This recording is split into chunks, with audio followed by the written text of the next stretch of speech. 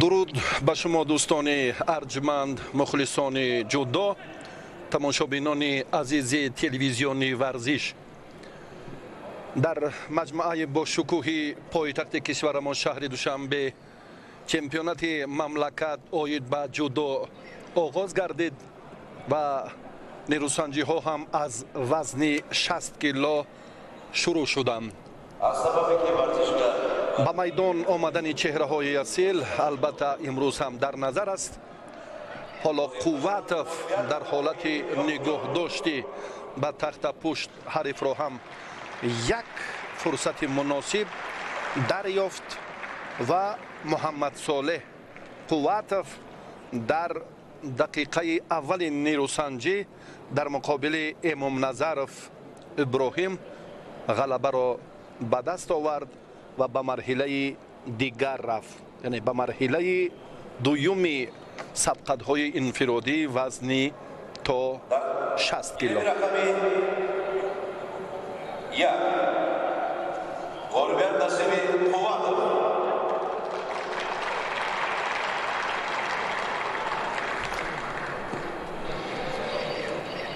чемпионати имсола албатта бо шукӯҳ ва шаҳомати хоса баргузор мегардад. мо фурсат дорем лаҳзаи муносиб, ҳолатҳои хуби ба амал омадаро, яъне дар маҷмӯъ ҳолати хуби ба амал омадаро якҷо тамошо кунем, ки дар фурсати асекоми рақибро ҳам Муҳаммад Солеҳ дарёфт ва ҳатто фишоре дод, ки ҳарифаш ҳам таслим шуд.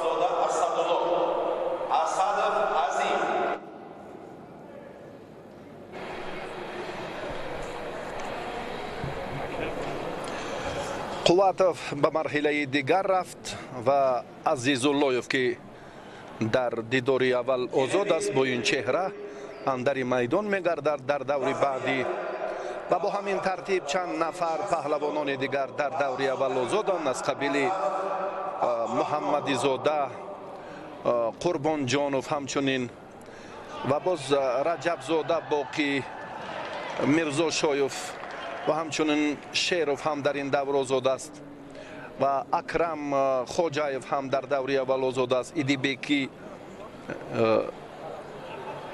Амиршоҳ аз шаҳри Душанбе ва боз чанд нафароне, ки ҳоло боз ба майдон акнун тибқи тақвими он суратмаҷлис Талабзода бо ҳамроҳии Назаров ба майдон бояд даъват гарданд. Суҳайли Иззатов, довари дараҷаи ҷумҳуриявӣ аз шаҳри Кӯлоҳ, имрӯз ҳам ҳайати мукаммали доварон дар ин чемпионат ҳакамӣ мекунанд аз тамоми манотиқи кишвар ва акнун бисёр ҳам паҳлавононро зарур аст, ки дар ин маврид зуд ба майдон оянд ва фурсати таваққуф дар нерӯсанҷии паҳлавонон ба миён наояд.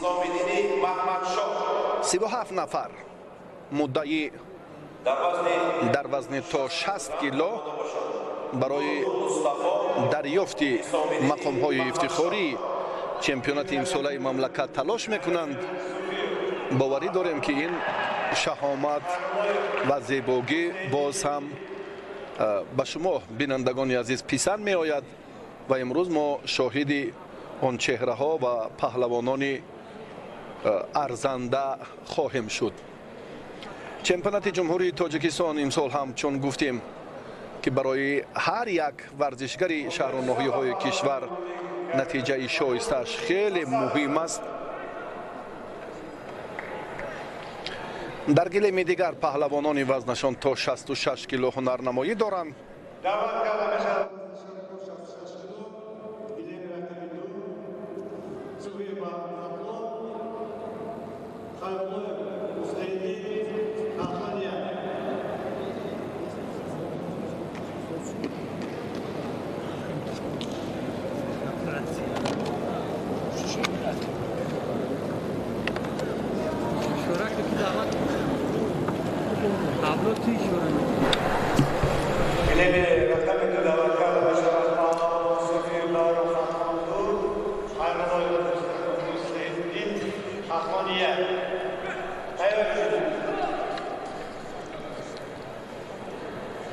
چهره‌هایی که چون گفتیم در قسمی اول آزاد بودند، اینها هم 1 2 3 4 5 6 7 8 9 10 نفر و بعدا اکنون جفتی که حالا معرفی می شوند، اینها طلبزاده حکمت از ولایت سوخت و نظرف عبدالرحمن از شهر دوشنبه می باشند. قوه و نیروی جوانانی که چندان شناخته نیستند، حالا هم در میدان آن طلبات و آن سطح و درجه که باید خوب هنرنمایی کنند، اندکی پسیوی برخی از چهره ها به نظر می رسد و فکر می کنم در مجموع جلب آنها، دعوت این چهره ها به جریان رقابت های چمپیونات این ساله به نفع کار خواهد بود.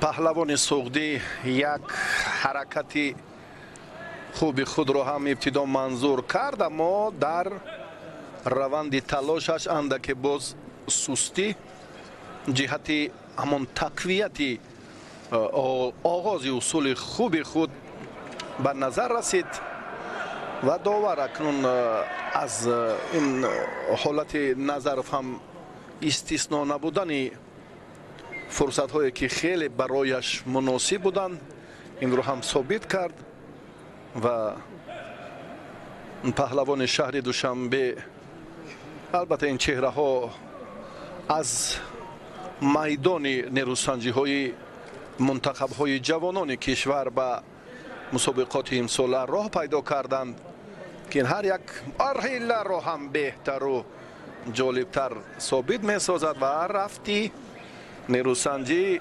ورزشگری سوختی در دقیقه اول خوب بود و بعدا دیدید که داور هم لکه به تصدیق این گفته ها شیدو را به پهلوان سوختی داد. مقصدناک صرف نمودن وقت بسیار هم مهم است در جودو،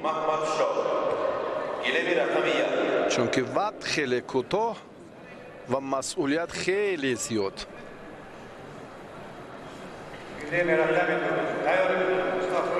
سهیل زعتف داور کلاب شهر اشاره میکند از راست از مرکز میدان باز نیروسنجی پهلوانان جریان گیرد.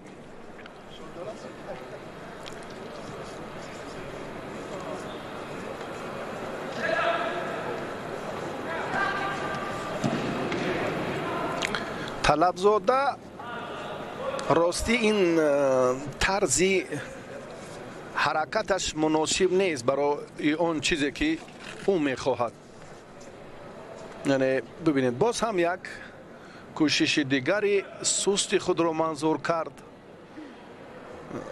کارش تا به نقطه ضروری رفتن نمی رسد، مطلبش البته عملی نمی گردد. این هم چند عنصر، چند عامل یا باز هم چند نقص و علت دیگری زمان تمرین انجام داده این چهره را ثابت می سازد و عبدالرحمن نظرف حالا هم عاجز مانده است در سلسله حمله های رقیب و در مجموع برای رفع همان مشکلاتی که برایش طلبزاده ایجاد میکند. به هر دو حالا امکان دست نداده است که موفق گردند و نظرف سست گوشتین میگیرد. اکنون داور هم او را سری وقت مجازات کرد.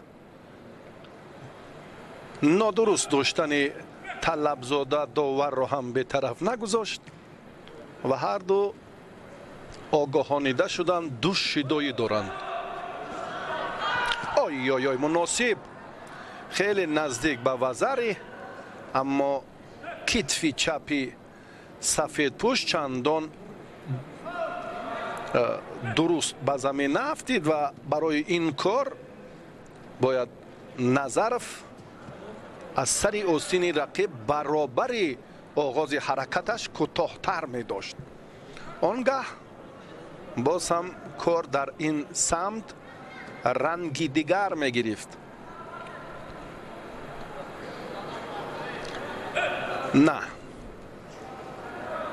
کسبیتی که ما می خواهیم در نیروسنجی این دو چهره الان نمایان نیست و اگر جهت دیگری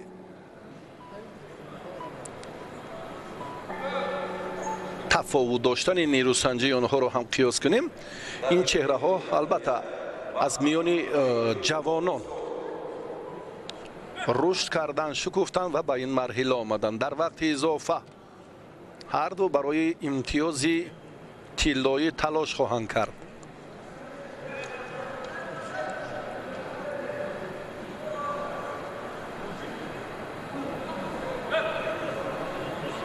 نظرف رجوع نمی کند برای دریافت فرصت مناسب در سه عنصر مهم گشتن جدا در پارتر یا کار در زمین. این علتش رو همگان خوبتر میدونیم و سر رفتیدنش هم باز خطری را ایجاد میکند. سهیلی چی نظر دارد به این حالتی به عمل آمده؟ سهیلی عزتف فکر میکنم داور، بله، داور تقاضا میکنه در این جریان که حالت تکراری به سر رفتیدن کبود پوش این مجازات است. این نظر بنده و خلاصه داور رو بیاید ببینیم که در رفت این سبقت بیاد. یک بار دیگر، بله، این خنساک مکی از میدان بیرون راندن بدون داشتن شیدو، حالا که این پهلوان دو شیدو داشت. بله، داور گفت تصدیق کرد و از میدان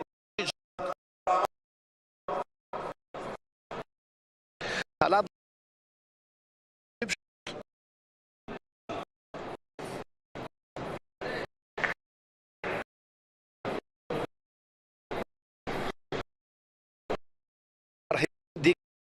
به سامان است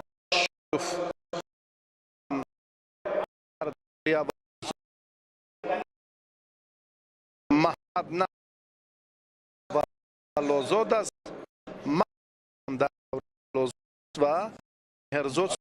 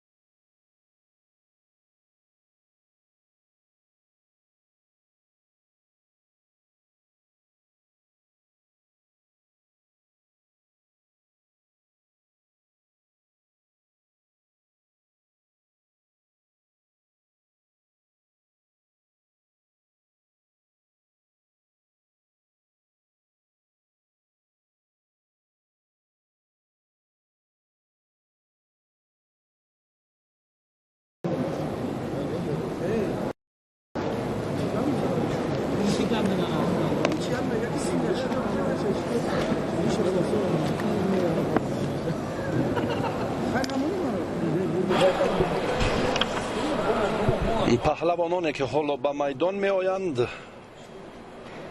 به معرفی نیاز دارند. از ابتدا هم گفتیم که ما چند تن از چهره هایی که اینجا معرفی شدند در دوره اول آزاد بودند و حالا اکنون نوروف مصطفی با خلعت سفید از شهر دوشنبه، اسلام الدین محمد شاه از رشت، از منطقه رشت، محمد رضا مقام فایرا گیرمی رقمیه آماده بیده اینم مقام 266 کیلو گیرمی رقم 2 سبادار انیس نوروف در این لحظه اندکی کوشش خود را میخواهد بهتر نشان دهد.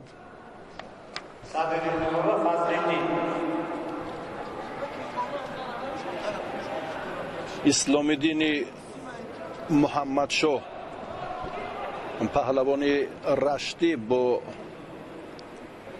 خلعت کبود است از ناحیه نورآباد، اگر اشتباه نکنم. بله چون زیادالله غیاسف را میبینیم که همچون ثانیه سنج الان در همان منطقه جای مشخص مربیان قرار دارد. و زری بسیار هم مشخص، حرکت مناسب، فرصت خوب رو هم نوروف دریافت.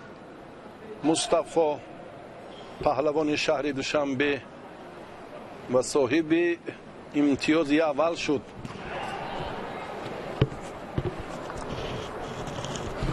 کار در زمین این هم جالبترین فرصت بود برای مصطفی نوروف، اما این امکانیت را از دست داد و اسلام الدین باشد در همین چهره کبودپوش. راستی اکنون در گوشین ملی در مسابقه های حدودی جماعت و دهاتی نورآباد موقع علاهیده داشته باشد، اما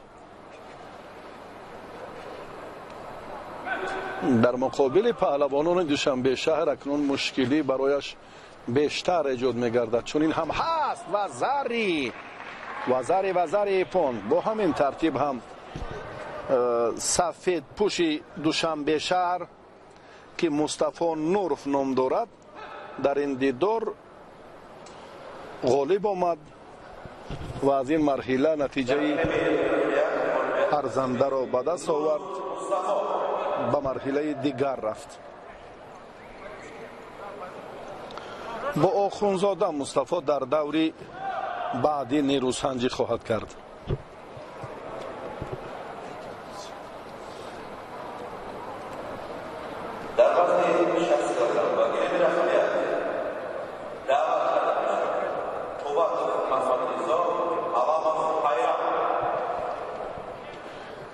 اکنون چند نفر پهلوانانی که حالا در دوره اول آزادند آنها معرفی نمیشوند تا مرحله که به میدان می آیند و قوتوف محمد رضا با پیرو علامف ورزشگری شهر و ناحیه های تابع مرکز اکنون به میدان خواهد آمد. امید رحمانوف داور جوان، امید تحت رهبری ناصر بازاروف طی چند سال تمرین کرد در چمپیونات آسیا در مسابقه های بین المللی مقام شایسته هم نداشته باشد، اما با جایزه های افتخاری شرفیاب شده است. داور جوان در میدان قوتوف را ما خوبتر میدانیم. محمد رضا، اکنون محمد صالح برادر او هم در دوره اول آزاد بود. قوتوف نادرست از دست حریف داشت، یعنی پنجش زیر آستین حریف ماند که به او شیدا دادند.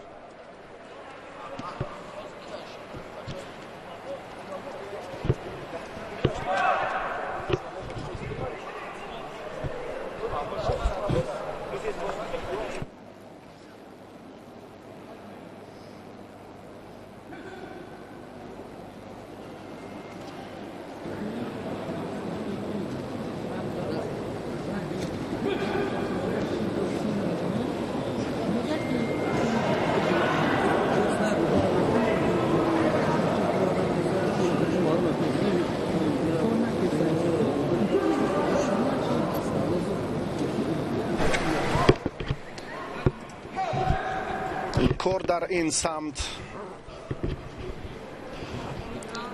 از جانب محمد رضا قوت باید بهتر انجام یابد.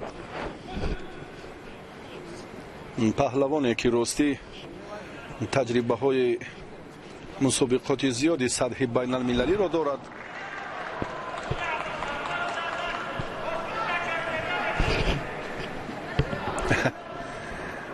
دست راستش را نشان میدهد که هنگام حمله حریفش دستی او را گزیده است یا حالت تصادفی به عمل آمد. پیروان سوارز در گوشتین جدا نیز هستند یا تصادفاً این حالت رخ داد. و علموف نزد دکتر می رود. این نزد دسته شهر و ناحیه های تابع مرکز است. در خصوصی دستاوردهای این چهره البته می سزد که باز هم سخنان زیاد گفت. بیاید بهتر از یک لحظه به همان فرصت مناسب خیلی هم مشخصا پرتافتی ورزشگری نامور کشور رسول باقیوف رو هم اینجا تکرار کرد، اما گردش دورگشتن یک حالتی خیلی سریعتی از جانب حریفش به آن باعث گردید که قوتوف از او امتیاز ستانیده نتواند. قوتوف هم نزد دکتر مسابقه آمد، باز برگشت به جای خود. مجازات شد، شیدای دویم را گرفت و برای او البته که همکنون خیلی خطرناک هم هست، چون ببینیم مقتدر باباجان پیوسته کوشش میکند که در همین گلدن اسکور یک امتیازی لازمه را به دست بیارد.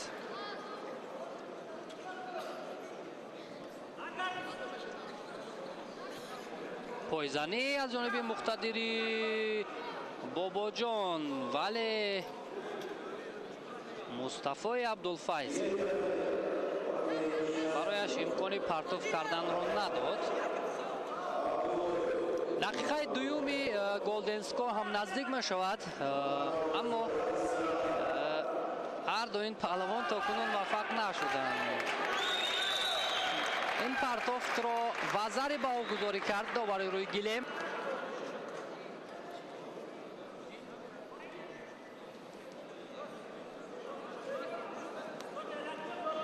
و اینجا اشاره می شود که باید به نوارهای تکراری یک لحظه توجه کنند، زیرا اینجا یک نوع ایست بود در اجرای اصول. یک بار دیگر حالت تکراری رو میبینیم. حرکت رفت، انا همین لحظه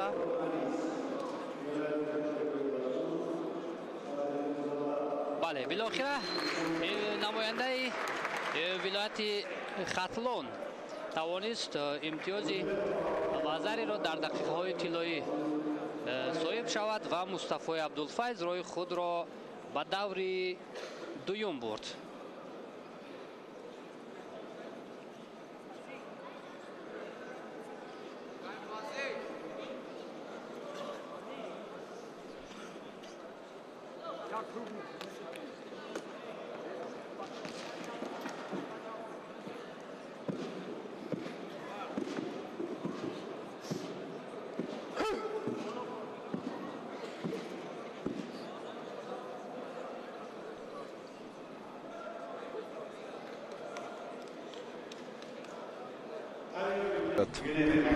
به میدان آیند و تلاش این چهره ها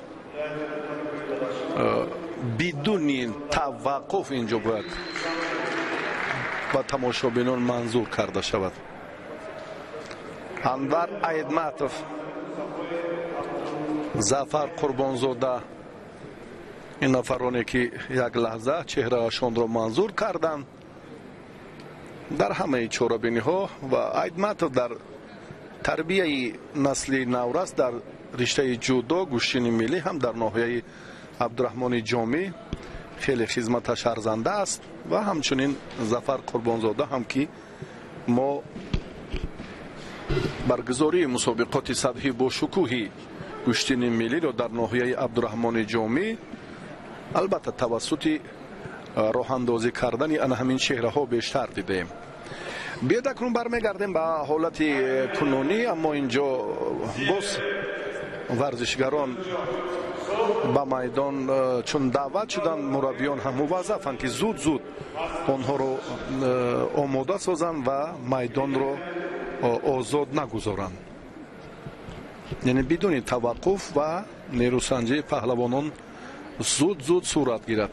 абдуллоев, муҳаммадулло, аксарияти паҳлавононе ки дар даври аввал ба майдон омаданд ба истиснои қувватуфо ва бархе аз он ду чеҳраи дигаре ки муаррифӣ кардем ростӣ он қадар ошно нестанд барои мо. ин аз он шаҳодат медиҳад ки акнун марҳилае боз кашф шуд, даврае омад ки паҳлавонони ҷавон андари майдон гарданд ва қувваозмоиҳои хешро ҳам инҷо боз тақвият диҳанд.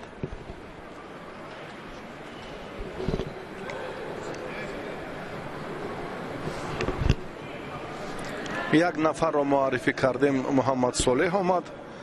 муҳаммад солеҳ баъди нерӯсанҷӣ, ин ҷуфте ки мо гуфтем охирин аст дар даври аввал, бояд ба майдон барояд. баъди муборизаи абдуллоев бо муҳаммад хоҷазода искандар.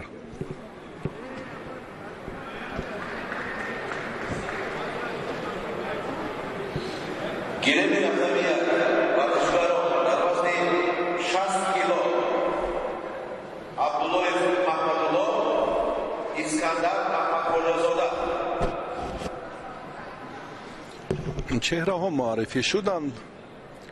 имрӯз албатта интизор мешавем ки боз афроде ки бештар талош кардааст, дар ду марҳилаи интихобӣ зафар ёфтааст, дар майдони имрӯза ҳам матонат ва нерӯи худро нишон дода метавонад.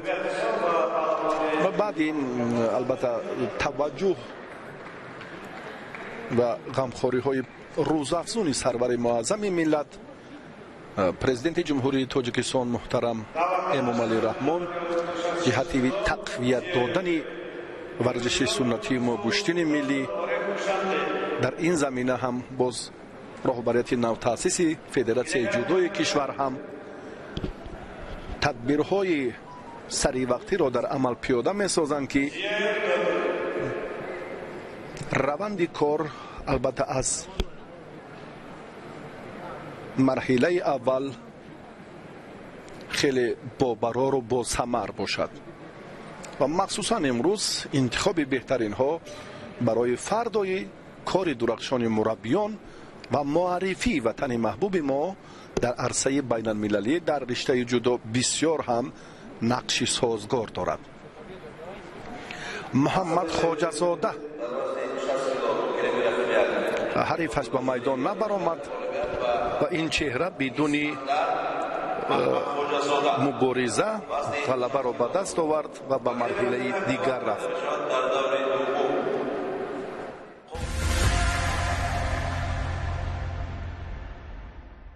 ба диққати ҳамаи дӯстдорони гӯшти шаҳдвори мурғ, Sanders Basket KFC дӯстдоштаи шумо бо гӯшти лазизи мурғин, стрипсҳо ва байтсҳо акнун дар шакли комбо бо картошкаи фри ва соус бо таби дили шумо. Sanders Basket комбо ҳамаги 40 сомонӣ танҳо дар KFC. сафед ба майдон мебарояд.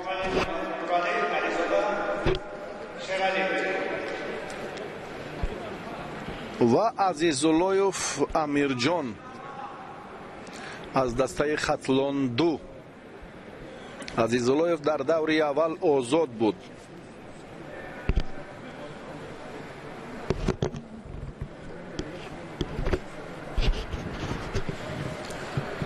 дастаи хатлон дуро имрӯз чанд мураббӣ омода намуд.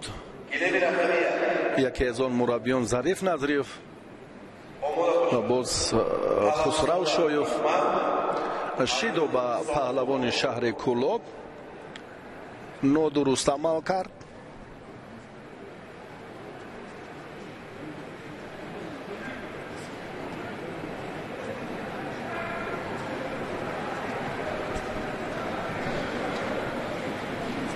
аз боло акнун Муҳаммад Солеҳ хубтар дошт. имконияти муносиб пайдо кардан натавонист. амалро андаке нодуруст иҷро кард ростӣ, чун Қувватов Муҳаммад Ризо бародараш андаке пештар ба истифодаи ҳамин усул эътибор дод, аммо Муҳаммад Солеҳ андаке инҷо ба саҳлангорӣ роҳ дод. ба ҳар нав хуб аст, фишор меорад, ҳарифаш муҷозот мегардад, ин ба нафъи кори уст. Муҳаммад Солеҳ медонад ки 37 нафар муддаӣ имрӯз дар суратмаҷлиси ин вазн қарор дорад. барояш албатта даври 1, 2, 3, 4, 5, 6 рақобатро ин паҳлавон ба комёбӣ анҷом диҳад, он гаҳ метавонад ки дар ҳамин вазн тоҷикистонро дар арсаи ҷаҳонӣ муаррифӣ созад. ҳоло ин дуюмин даври нерӯсанҷии паҳлавони сафедпӯш аст. акнун варзишгари Кӯлобшаҳр инҷо ҳам Амирҷон Азизуллоев аз таҷрибаи ҳарифаш намеҳаросад. ба ҳар нав таҷриба нақши созгор дорад, аммо боз ҷиҳати равонӣ бояд паҳлавонон омодаи хуб бошанд. яъне равоншинос бояд бо инҳо бештар кор барад. баробари оне ки мураббӣ инҷо таваҷҷӯҳ мекунад, мураббӣ дар омодагии ҳамаҷонибаи ҷисмонӣ ва боз ҳам паҳлӯҳои мушаххас, аммо равоншинос нақши созгор.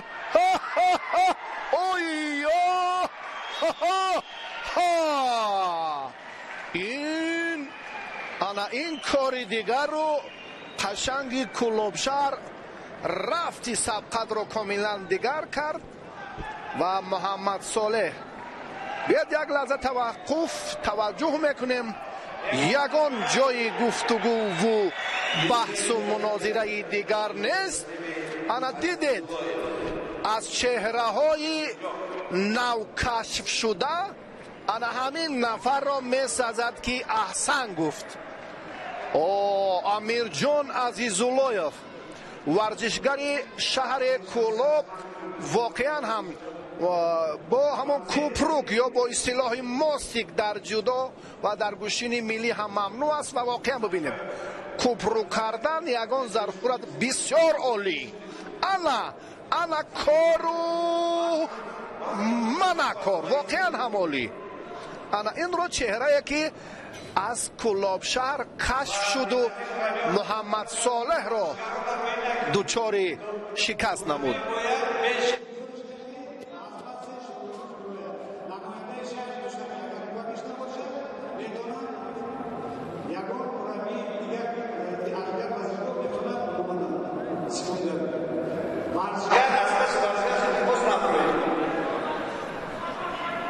Қурбонҷонов ва Маҳмадизода ҳоло дар майдонанд. ростӣ он қадар тавзеҳе ки роҷеъ ба маҳорати Муҳаммад Солеҳ Қувватов додему марҳилаҳои баъдии ӯро ҳам шумурдем, комилан кор ранги дигар гирифт. ҳар чиро интизор шудан мумкин аст. Қурбонҷонов варзишгари хилъати сафед дошта, далер ном дорад. аз клуби Вастан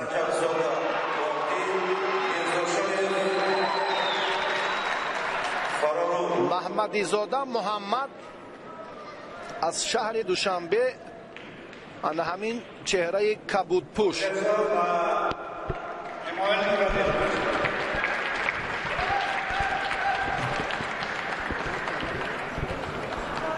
جفت دعوت کردن شد بوکیه یا کجا لطفش به بلشان محمد محمد دوشنبه بوکیه محمد دعوت کردن شد. بسیار هم سید رحمان بیکوف با دقت این پرتاف را اعتبار داد. شبهه دارد برای امتیاز دادن. بیاید یک جای این حالت رو ببینیم. 60 کیلو گیره رقمیت آماده باشد. رجب زاده باقی میرزا شویف فرارو خیلی نزدیک امکان پذیر و زری. اکنون این دقیقا اگر در گران پری و گران سلام بیشتر این حالت های بحث رو هم ما مشاهده میکردیم که داوران سطحی بین المللی بهای مناسب میدادن. بله همین طور هم باید باشد. وزری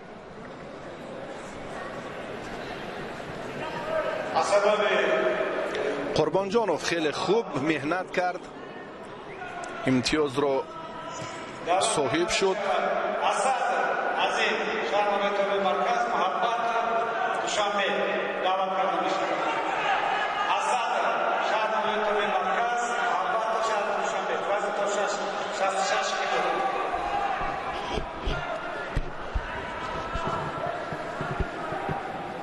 بله من شبهه دارم که چرا در جریان رقابت این حرکت انا کنون درست شد.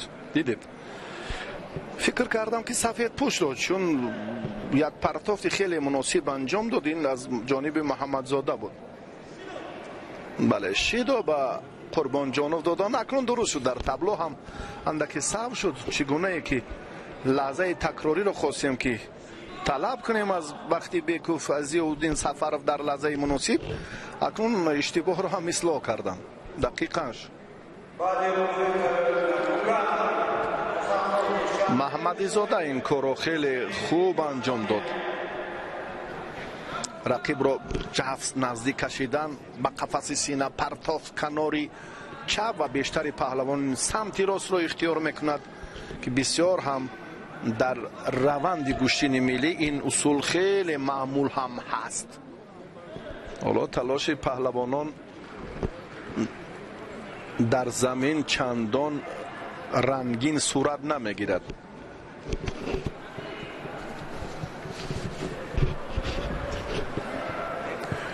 سبب این رو هم البته ما و شما خوبتر میدونیم. در گزارش های قبلی هم جوانانی که امروز هم چون عادت همیشه در گوشتین ملی رغبت خاصه و پیوسته که دارند و برای عادت کردن آنها در با همون سلاح پرت یا کار در زمین بیشتر باید موظف باشند. مربیان چقدر که در حالت راست بودن زحمت میکنند، تلاش میورزند، همون قدر دیگر هم در پرت باید نمونه باشند. شیدا دویمین شیدا با قربان جانوف، ورزشگری که باز از سری آستین حریف نادرست داشت. سید رحمان بیکوف این رو هم خیلی ماهرانه مشاهده کرد. از وقتی اساسی نیروسنجی پهلوانان 3 دقیقه اکنون پشت سر شد.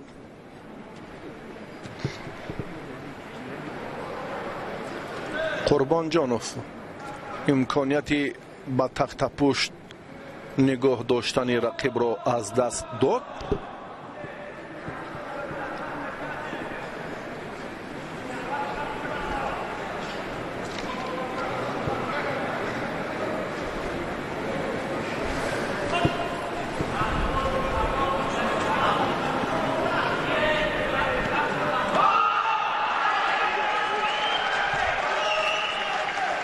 بسیار احسن با مربی، با پهلوان جوانی که خوب خود را نشان داد. جسارتی شایسته کرد و با همین ترتیب اکنون این چهره هم محمدزاده از دوری دوم نتیجه بهتر را هم صاحب شد و به مرحله دیگر رفت.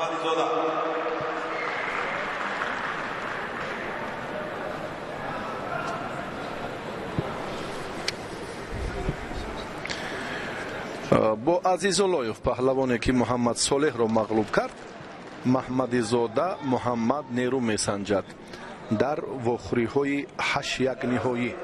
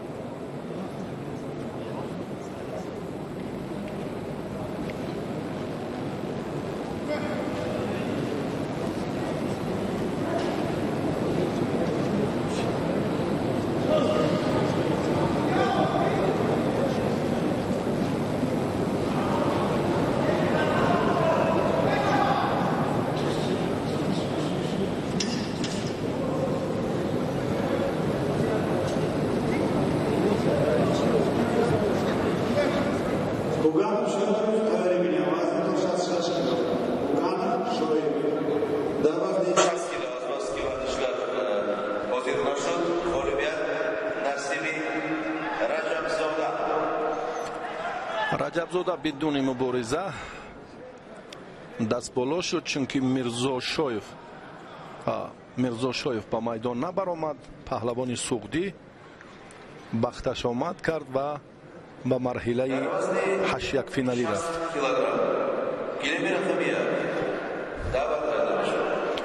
шеров умар, хоҷаев, акбар паҳлавонон дар нерӯсанҷиҳои 1-16 ниҳоӣ қарор доранд. ба маълумоти тамошобинони муҳтарами телевизиони варзиш мерасонем ки дар суратмаҷлиси вазни 60 кило 37 нафар муддаӣ барои зинаҳои ифтихорӣ талош мекунанд. ин муваффақият аст. яъне теъдоди зиёди довталабони унвонҳои шоистаи чемпионати имсола. аз ин бармеояд ки марҳилаҳои аввалу дуввум дар шаҳру ноҳияҳо ва вилоятҳои кишвар хуб анҷом ёфтанд ва бидуни муболиға ҷудо ин навъи дӯстдоштаи мардуми тоҷик аст. сарчашмаи мӯътамади инро ҳам мо агар ба гӯштини ҷудо нисбат диҳем иштибоҳ ҳам нест, чунки таърихи 5000 солаи гӯштини миллии мо, нуфузи байналмилалӣ гирифтани гӯштини миллии гӯштингирӣ ин шоистатарин ва бузургтарин дастоварди варзиши мардуми тамаддунофар ва шарафманди тоҷикистон маҳсуб меёбад ки дар ин ҷода ғамхориҳои рӯзафзуни сарвари муаззами миллат президенти ҷумҳурии тоҷикистон муҳтарам эмомалӣ раҳмон беназир аст. ва дар шаҳри цюрихи швейтсария қайди ном шудани ин федератсия гуфтаҳои моро дигарбора ҳам собит месозад.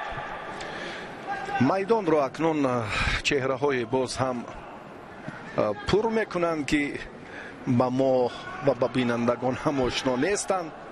яке аз инҳо азизуллоев паҳлавони кӯлобшаҳр ки баъди албатта ӯ дертар ба майдон меояд, чунки як давр пеш муҳаммад солеҳро дучори шикаст кард. паҳлавони шаҳри душанбе ҳоло бар нуқтаи хеле мушкилу заиф қарор дорад.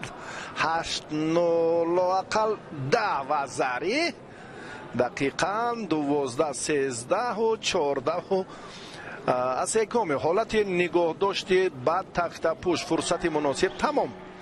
корро шеров ба анҷом расонид. хеле хуб. акнун паҳлавонони мо ҳам бояд ин унсурҳо, ин омилҳои муҳими ҷудоро ҳам пешаи кори худ кунанд дар майдон. аввалин ғалаба дар муборизаи имрӯза тавассути истифодаи ҳамон усулҳои кор дар замин. довар аз ноҳияи ванҷаст аслиддин бачабеков.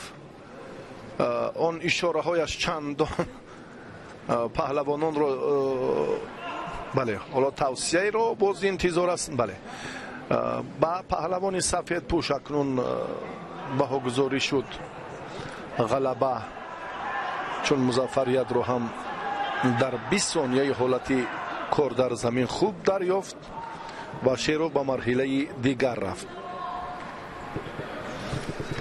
теъдоди доварон имрӯз хеле зиёд аз тамоми минтақаҳои кишвар, аз шаҳри турсунзода, аз вилояти мухтори кӯҳистони бадахшон, аз шаҳри кӯлоб, бухтар, вилояти суғд ва аъзам мисаев.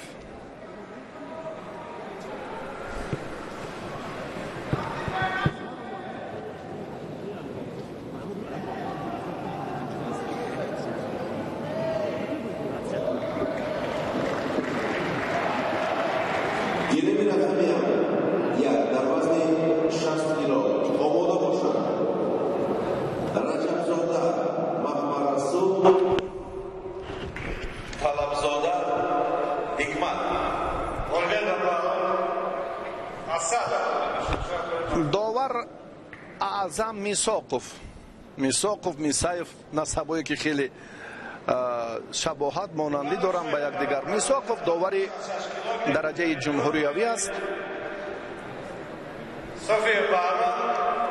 доварон зуд иваз мешаванд. ин ба рафти нерӯсанҷӣ ба шаффоф сурат гирифтани қуввозмоии паҳлавонон боз ҳам мусоидат мекунад. имконияти муносиб барои ба ҳолати хубу натавонист. ҳаракати идибеки амиршоҳ аз шаҳри душанбе андаке сустар буд. дар ин ҷараён бояд бо суръат ва бо боварӣ акнун ҳарифро ба тахтапӯш нигоҳ медошт. андаке фориғболӣ кард.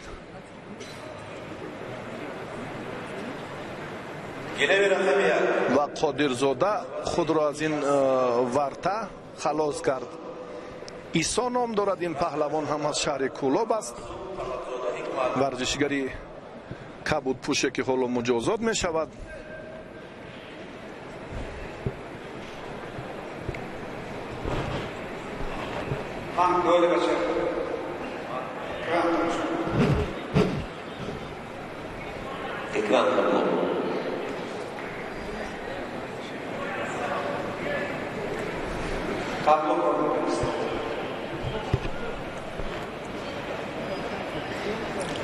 дар ин ҷараён исо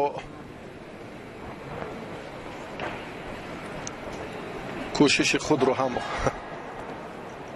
хуб анҷом додан натавонист ва зуд идибек ба истифодаи усули сари китф руҷӯъ кард. имкон пайдо намуд ки як ҳаракати муносибро ҳам анҷом диҳад, аммо баҳогузорӣ нашуд. кӯшиши варзишгарон хеле хуб аст. албатта бетараф набудан аз ҳарду ҷониб ҳам ҳамлаҳо пай дар пай ба мушоҳида мерасад. яъне пассив нестанд инҳо. исо барои нодуруст доштанаш аз сари ёсини ҳариф шидо гирифт ва дар маҷмӯъ талоши паҳлавонон инҷо каме касбият мехоҳад. суратафзои хуб аст, аммо мушаххасан иҷрои амалҳо дар ин ҷо бояд мавриди назар бошад. шидои дуюм ба исо дода шуд.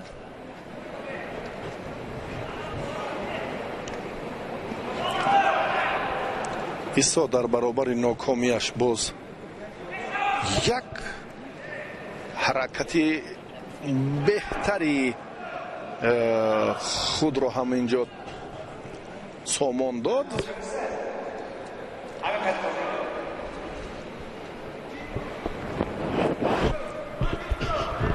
با پهلوان شهری دوشنبه ایدیبک هم برای اندک ضعیف گوشتین گرفتنش داورشی داد. هر دو نتیجه بهتر ندارن، هر دو دفعه مجازات شدن، هر دو هم کوشش دارن. راستی مشکلی در آن است که پهلوان در میدان بی‌طرف می ایستد یا سست هنرنمایی میکند. این خوف و خطر دارد و این بی‌مسئولیتی را نشان میدهد. اما ما در قوه سنجی پهلوانانی راستی قشنگی میدان امروزه این را ندیدیم. حالا بسیار با یک مسئولیت، جدیت تلاش دارند، کوششی بیشتری آنها مسئولیتشان را نشان میدهد. باید چنین باشد. در یک سال یک بار چمپیونات تاجیکستان داده میشد و زری را اکنون سفید پوشی دوشنبه شهر گرفت. ایدیبک بسیار هم در این مورد از حالت مناسبی عکسی عمل خوب استفاده کرد. هر دو هم در یک لحظه در یک حالت خوب بودن، اما حرکتی آخرینی پهلوان سفید پوش بسیار هم بله درست است، بسیار هم خوب و سری وقتی بود. برای معرفی داور اینجا یک لحظه توقف کرد.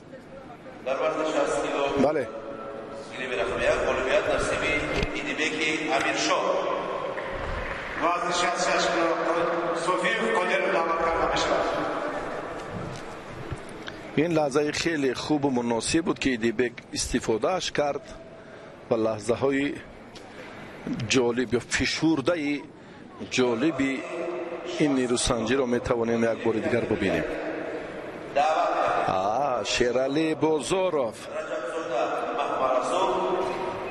مشاهده کردیم که شیرالی بازاروف تبسم دارد، خوشحالانه شاگرد را از میدان بیرون کرد. ایدیبک امیرشاه را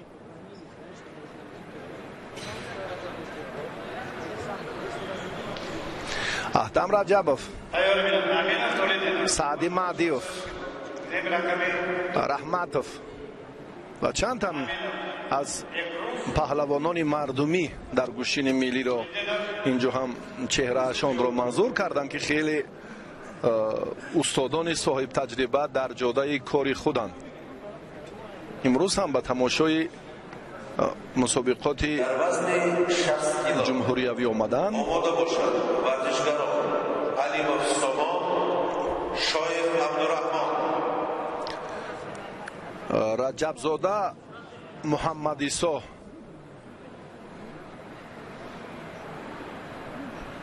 از منطقه باختر از دسته خطلان یک است و طلب زاده حکمت پهلوان سعودی در دیداری اول عبدالرحمن نظرف را مغلوب کرد و حالا در مرحله 1/16 نهایی قرار دارد.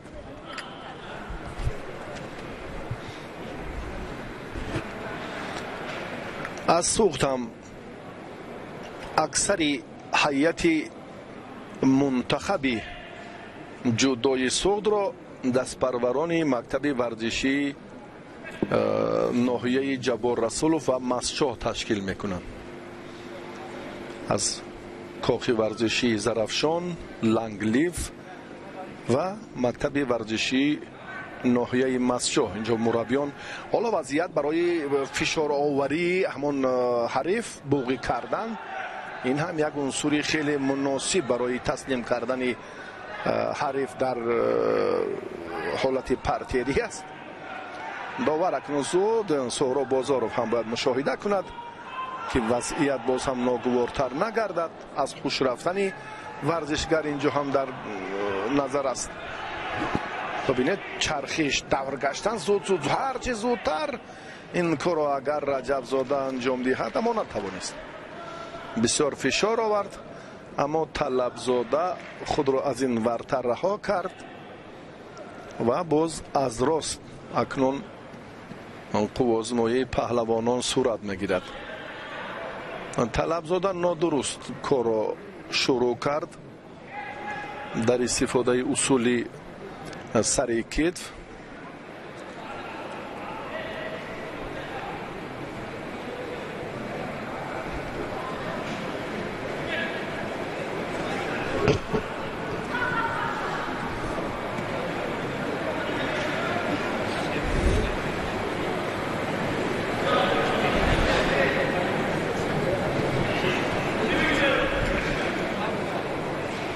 حرکت در زمین برای رجبزاده مناسب نبود. راستی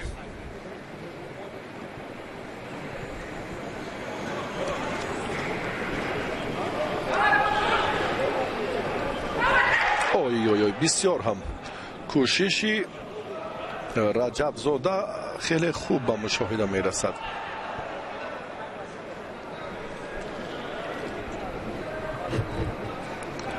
بعدیانی که باز هم به زمین می افتند، اینجا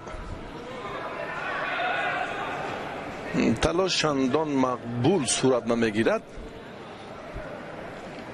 در قیاس با قوه آزمایی حالت راست بودن.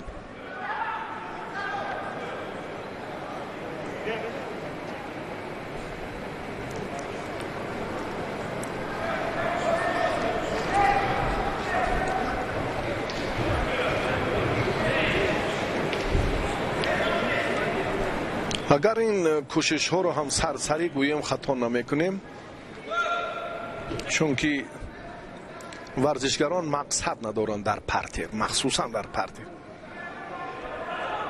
این طور شکل دیگر توکل کرده یک کاری را ساماندی هم گویان خود را همین طور وانمود می سازند. اصلا استفاده سه عنصر اساسی در پرتر از قیافه این چهره ها معلوم است که برایشان اندکی بیگانه است. این حرکت ها بسیار هم صورت افزایی را تقاضا میکند، یعنی کسبیت بلند را. بهتر است اکنون کار را در حالت راست بودن باز هم مفصل تر شرح دهیم. وقتی آن رسیده است که مکتب جودوی کشور را در پرتر تقویت دهیم، مربیان صاحب اختصاص و با تجربه را جهت عملی کردن همین سه عامل در پرتر بیشتر جلب سازیم، چون که تقاضای زمان است. در یک حالتی راست بودن کار انجام نمی‌یابد و بگذار انجام نیابد، اما وقتی که ورزشگر به پرتر میافتد وضعش تباهتر می شود. اگر استفاده اصول پرتری را هم اگر خوب برخوردار نباشیم، لااقل دفاعش را ما باید خوبتر و عالیتر و شایسته دانیم. از این برمیاد که این راه برگشت نیست. خواه نخواه با تقاضای زمان هم قدم زمان بودن از ما هم طلب میکند که ما در این روند کار باید به همین سمت‌های اساسی اعتباری اولین درجه دهیم.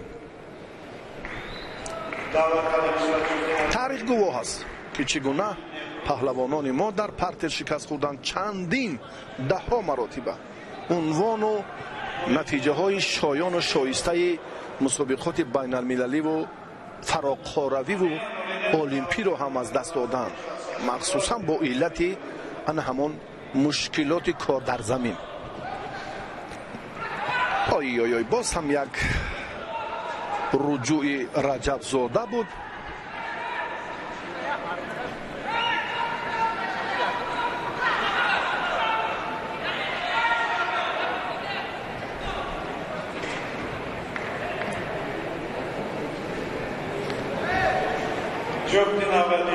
روند مبارزه امروزه اکنون дар вақти изофа аз паҳлавонон дигар чӣ тақозо мекунад? Чун гуфтем дар мавриди мушкилот ҳоло ҳам боз Раҷабзода як лаҳзаи хубро оғоз мекунад, аммо барои дарёфти имтиёз чунин амалҳо чандон мувофиқ нестанд. вақт хеле тӯл кашид, ҳарду ҳам хаста, ҳарду ҳам бемадор шуданд. идомаи майдондорӣ баробариро нишон медиҳад. паҳлавони хатлону суғд, варзишгари сафедпӯш аз бохтар аст.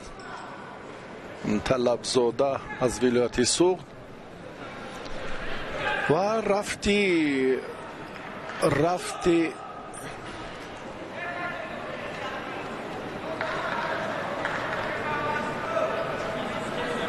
мусобиқоти ҳарду паҳлавон тақвият мехоҳад.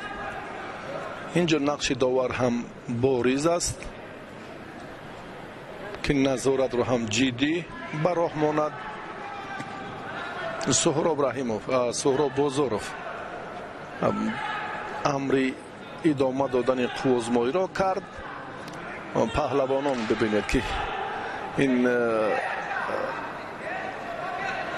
талабзода ҳам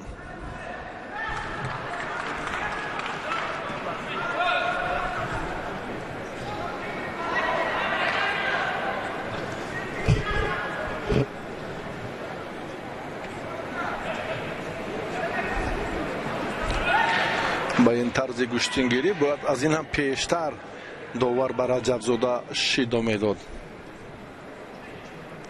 тӯлонитарин сабқат дар рӯзи аввали чемпионати ҷумҳурии Тоҷикистон махсусан дар ҳамин вазн миёни Раҷабзода ва Талабзода сурат гирифта истодааст. дар маҷмӯъ дақиқаи ҳафтуми талоши паҳлавонон хеле ҳам наздикӣ дошт ба матлаби ниҳоии Раҷабзода. ҳатто довар ҳам ба ин шубҳа дорад. агар аз канори дигар аз нимаи китфи рости ҳариф мо ҳолати такрорро бубинем, метавонем гуфтаҳои худро тақвият диҳем. биёед як бори дигар бубинем. хеле наздикӣ дорад, имконпазир аст ва ин ба салоҳияти худи довар вобастагӣ дорад. махсусан дар ҷаҳони ҷудои имрӯза бале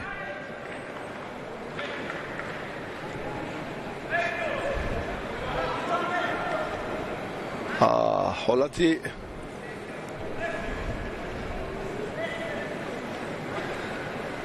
баҳсбарангез ба миён омад. ҳоло хулосаи мушаххас нест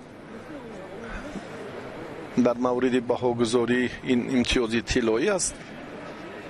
баробари маърифӣ шудан аллакай ғолиб ҳам мушаххас мегардад дар дақиқаи сеюми вақти илова.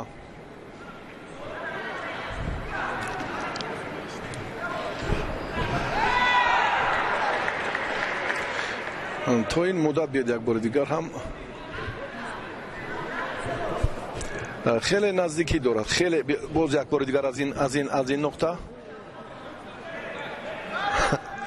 бисёр дар шубҳа мондам рости. вазари ниҳоятан ҳамин кор ранги дигар гирифт. хеле на ба ҳамон андаке такрори панҷуми коргардонҳои мо ин назарро боз ҳам мушаххас карданд. Раҷабзода дар ин дидор акнун комёб шуд. ба марҳилаи дигар бо Идибек майдондорӣ мекунад. дар марҳилаи ҳаштякниҳоии ҳамин вазн Алимов Сомон ва Шоюв Абдураҳмон ҳарду ин паҳлавон ҳам дар даври аввал озод буданд. و حالا برای علاموف چرا در صورت مجلس علیبوف نویستند؟ راستی این چهره نسبش علاموف است. سفید پوشه که اصلا زاده شهر وحدتند. این سلاله را ما خوبتر میدانیم. علیشیر، منوچهر، علاموف ها، خسرو علاموف خیلی پهلوانی نامور، پهلوانی فعلی کشور، و منوچهر و علیشیر این پهلوانان سابقی جمهوری که حالا اکنون با تقاضای زمان کار و فعالیت خود را در دیگر سمت ادامه میدهند. سامان علاموف در قهرمانی آسیا هم جایزه دار هست. این مدال برنجی و باز هم جایزه های شایسته مسابقات دیگر را هم دارد در مسابقه های دیگری بین المللی. و در مجموع می سزد گفت ما یک قصه خیلی دور و دراز از جماعت کدوچی ناحیه واسه داریم راجع به متانت یعنی همین سفید پوشی در میدان بوده خیلی طولانی است. اکنون وقتی قصه کردن نیست. حالا اکنون علاموف این کار را چگونه سامان میدهد که خود سامان نام دارد. و اکنون از شایف هم راستی ما چندان خبردار نیستیم از مهارت والای این پهلوان. از دسته شهر و ناحیه های تابع مرکز است. کبود پوشی در میدان بوده. علاموف بیشتر کوشش میکند که با پوشناکی حریف را هوا دهد. علاموف را حالا رقیبش در حالت همان استحکام دریافت یا حالت نگاه داشتی به تخت پشت که وقتی مشخص خود را دارد. 8 9 10 و زری را شایف مال خود کرد. اکنون 15 16 خیلی وقت هم زود سپری شد با همین ترتیب. اکنون علاموف با علم از میدان بیرون می شود چون که در دیدار نخستین خود کامیاب نشد، دچار شکست گردید و از ادامه راه مبارزه ها محروم شد.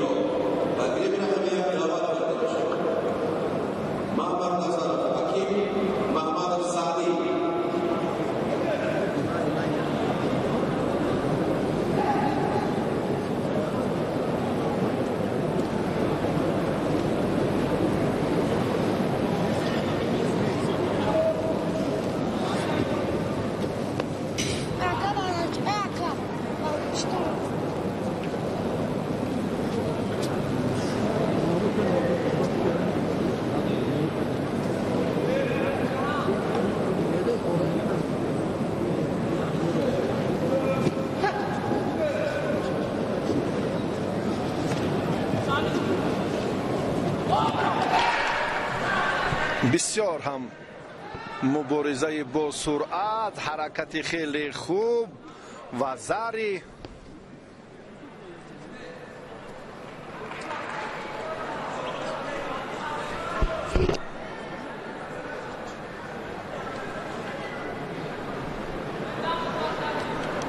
محمد نظرف با محمدов حالا در میدانند. نسب ها خیلی مانندند. نیروی ورزشگری کبودپوش خیلی هم خوب به نظر می رسد. محمدوف سعدی ورزشگری شهری دوشنبه.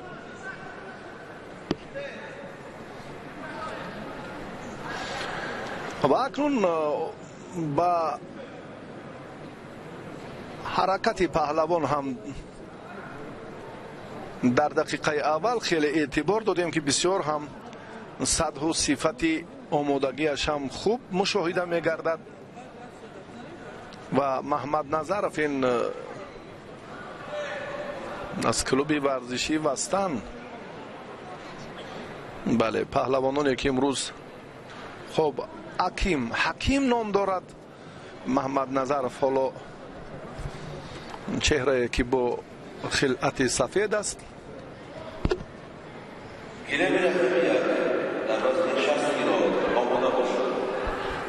محمد نظرف حکیم، محمد سعدی.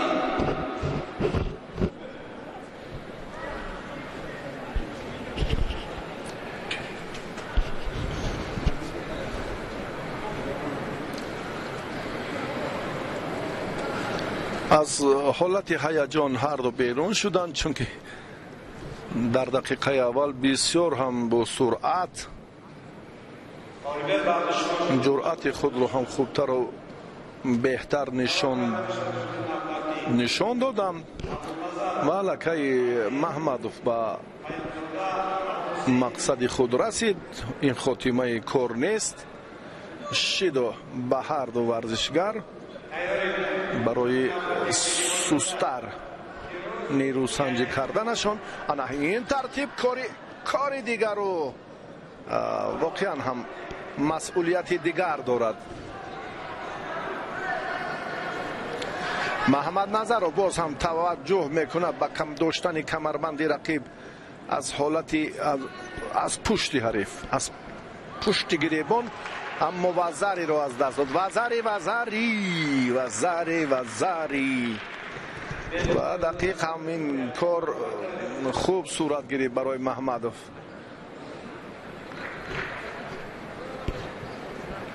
چهره با دو وزری صاحب مظفریت شد و به مرحله دیگر رفت. محمدوف سعدی به دور دیگر رفت از ولایت مختار کوهستان بدخشان، ورزشگری که ناکام شد.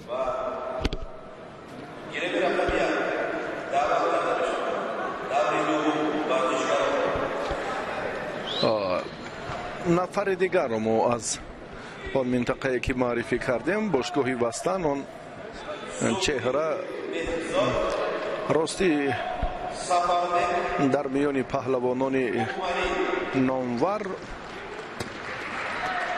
محبوبیت ندارد. اینجا هم کلوب ها علاقه در علاهیدگی باید که مشخصا نمایندگی خود را از منطقه های کشور اینجا سفربر کنند و اکثر آن افرادی که در وستن تمرین میکنند راستی از ولایت مختار کوهستان بدخشان نیز هستند، چون که ما مربیان اونجا رو بیشتر میدونیم.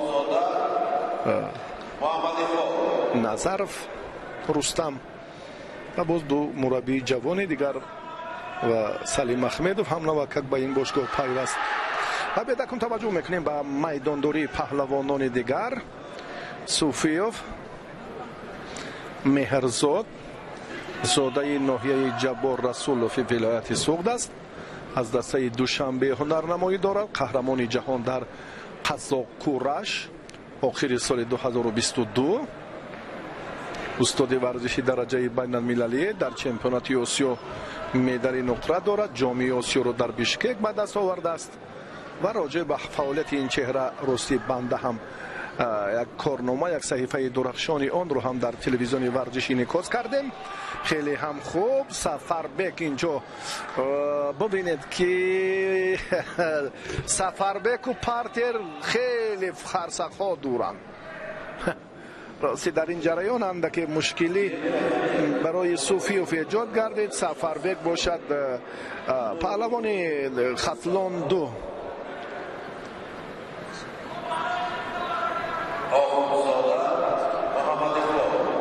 حکومت سفربک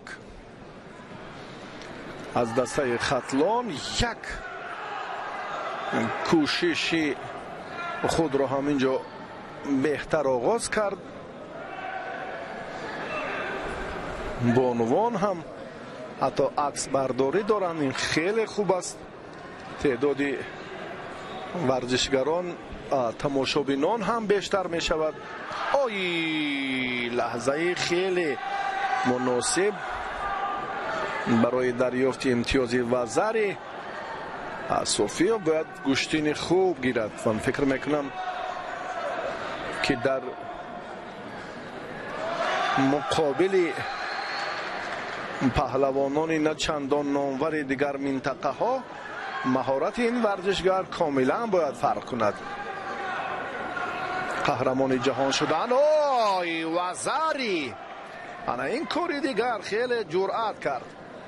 پرتاب باز هم به کنار دیگر حالت نگاهداشت تختپوش را خوب پیدا کرد و تمام. دیگر سفربک تسلیم شد. و صوفیوف ما از این چهره خیلی امیدوارهای زیاد داریم. براستی در همین وزن سرشناس، نمونه و افتخارمندانه به پیش می رود.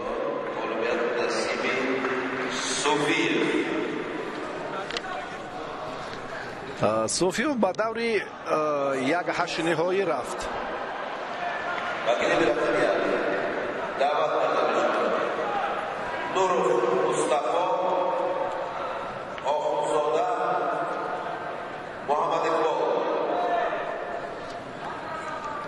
محمد اقبال آخونزاده سوخت و نوروف مصطفی که پیشتر اسلام الدین محمد ایسا را دچار شکست کرده بود به میدان میبرایند.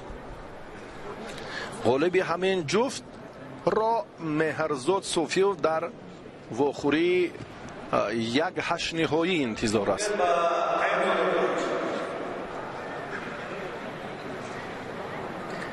آماده باشد. گیری رقمی در وزن 60 کیلو نوریدو کریموف مسلم بک خبرов کومل. اینجا بازده یکی کار کرده میشود. گیری رقمی 66 کیلو تیاری. نوروف دیداری اول را خیلی خوب شروع کرد. اسلام الدین محمد شاه پهلوان رشتی رو در مبارزه اولش ناکام نمود و آخونزاده در دور اول آزاد بود. پهلوان سعودی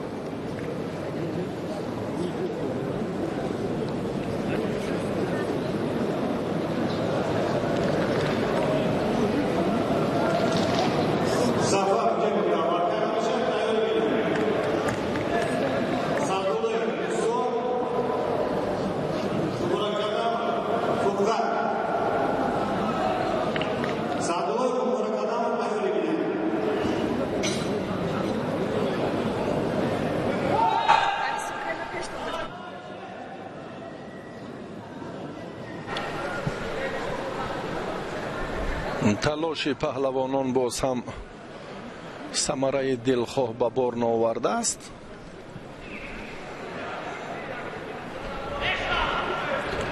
آخونزاده پهلوان سعودی و نوروف هم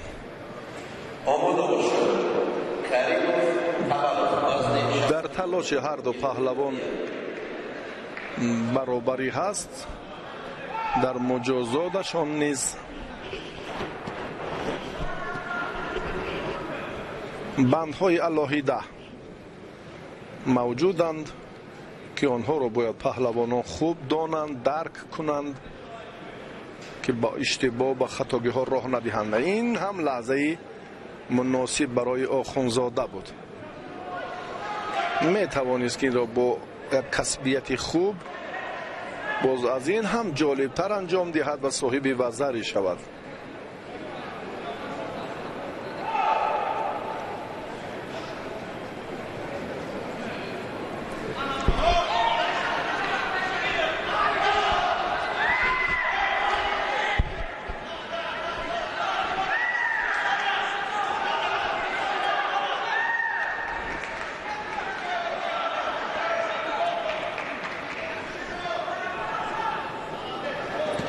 бисёр ҳолати хуби амалҳои партери мавҷуданд.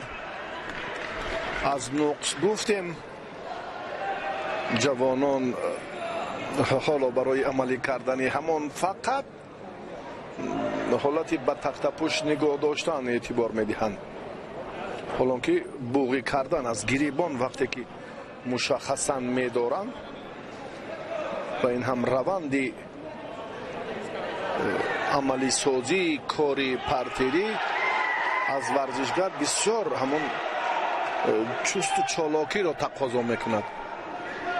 бисёр бо суръат бояд ин корро хотима диҳад,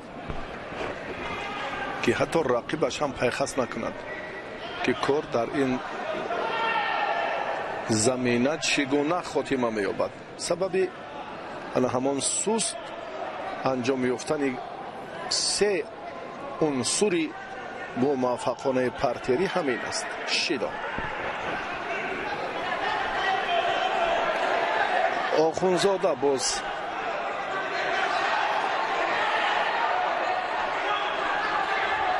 рафти сабқадро ҳам таҳти назорати худ гирифта истодааст, аммо комёб намешавад. дақиқаи охирини вақти асосӣ барои Нуруф андаке мушкилтар шуд, чунки аз ин пештар ҳам қуввозмоияш хеле тӯл кашид. ҳарчанд ғалаба кард, аммо як давр нисбат ба рақибаш боз ҳам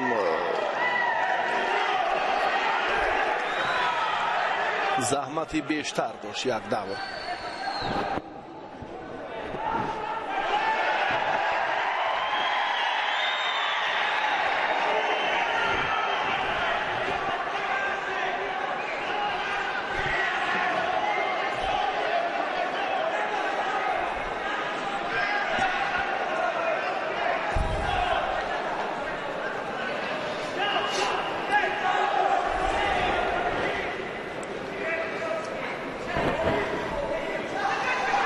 довар аз шаҳри Турсунзода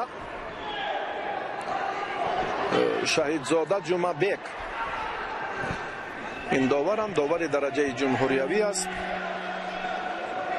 як ҷиҳати фарқкунандаи чемпионати имсола ҳамин аст ки комиссияи мушаххас ҷиҳати баҳогузорӣ кори худро бурда истоданд. доварони тамоми минтақаи Тоҷикистон инҷо ҳам даъват шуданд бо баргузории семинар машварати пеш аз оғози чемпионат. ва зари ист набуд. аз ин ҳолати бале такрор тақозо мешавад. довар ба ин шубҳа надорад, фикри худро бидуни наворҳои такрорӣ тасдиқ кардааст, баҳогузорӣ накард. шояд унҷа ки дар ҳолати дидан ки таваққуф буд ё бидуни ист. ба ин нуқта бармегардем. ҳоло рафти майдондориро дар ба даст овардани имтиёзи тиллоӣ боз ҳам тавзеҳ медиҳем. Нуров корро дар ин лаҳзаҳо чандон хуб анҷом намедиҳад. тақдири рақобат бо ҳамон иштибоҳу мушкилот шояд ҳалли худро ёбад, чунки ҳар ду боз ҳам муҷозот шуданд, ду шидоӣ доранд.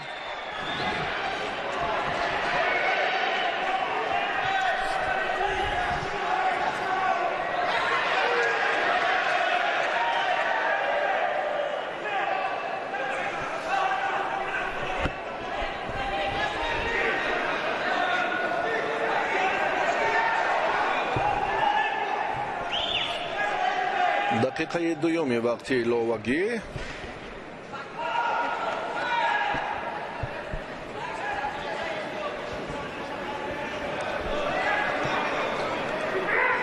آخونزاده امکان باز هم دستی چپی رقیب را جانب خود برکشیدن نتوانست. پرتافتش نتیجه به بار نآورد.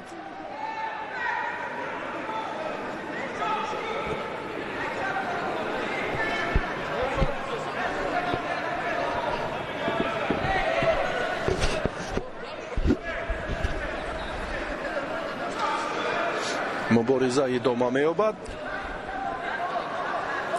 گوشتین پهلوانان خیلی سرعت دیگر گرفت. انا همین ترتیب حرکت لازم است. یک بار ایستاد این مته امر داور که از میدان بیرون شدند هر دو. مربی پهلوان سفید پوشت نوروف حالا منظور این در مکتب تمایلی ورزشی سالیان طولانی به حیث مربی بود. آی آی آی آی این واقعا هم هیجان آور و احساسی بودن پهلوان سفید پوست رو هم نشان داد.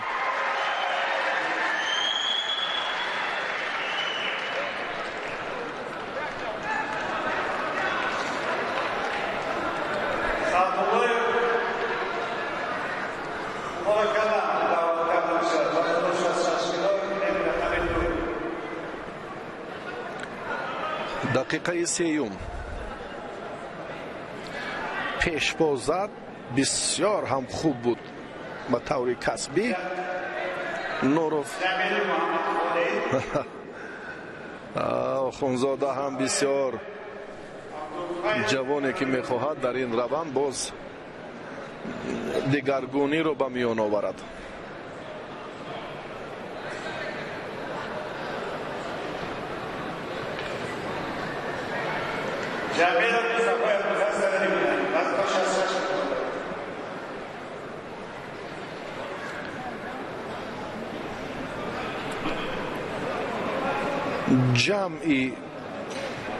جمعی مبارزه پهلوانان رو اینجا به نظر گرفت. یعنی هجوم ها رو اونگاه قیاس می شود که کی افضل تر است. پهلوانی کبود پوشنده که پشت خود را با اون سمت روانه کرد که برای حریف نابود بود. گاه چنین لحظه ها به عمل که می آیند پهلوانی صاحب تجربه میداند که انا همین حالت دو حرکت مناسب رو برای در پرتر پیدا کردن حریف به وجود می آورد. همین طور هم شد. اکنون سلسله شیداها به ناکامی پهلوانی سوغدی زمینه گذاشت و بازیگر شهر دوشنبه در این دیدار نوروف صاحب غلبه نوبتی شد و به دوری 1/8 نهایی رفت.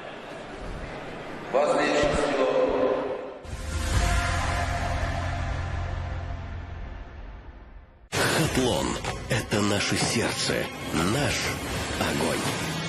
Напишем свою историю вместе с Париматч.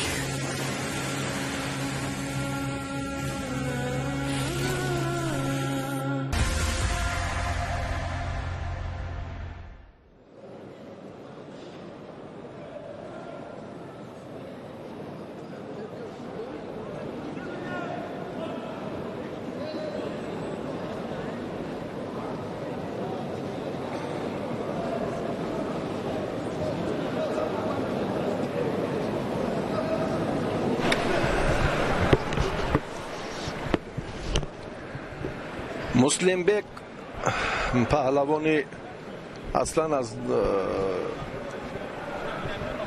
قبادیان قمسنگیر فیض‌الدین امیرشاهیف این چهره را حالا همچون ثانیه سنج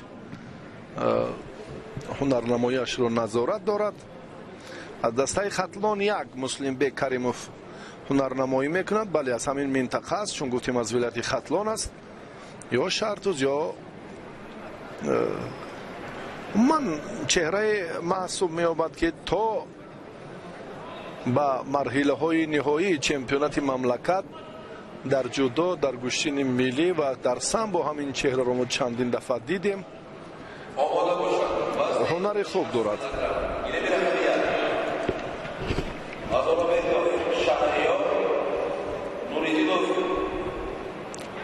комил табаров ин варзишгари душанбешаҳр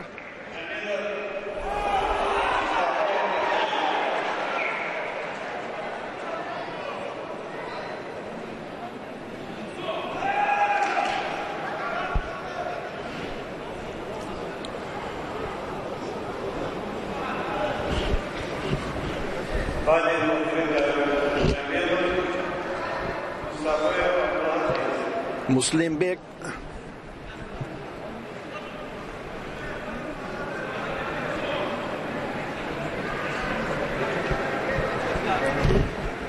дар муборизаи майдонҳои гӯштини суннатӣ ҳам ҷавони боҳунар аст.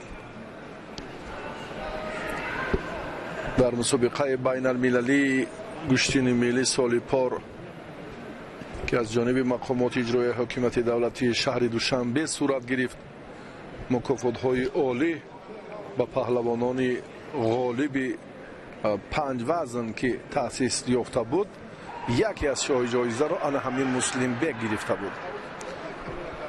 дар муқобили суфиёв ҳунарнамоӣ кард меҳрзод ва дастболо шуду соҳиби ҷоизаи олӣ гардид. имрӯз бошад акнун то дар дақиқаи сеюм ҳам чандон аз худ касбият ва маҳорати беҳтар нишон надода истодааст.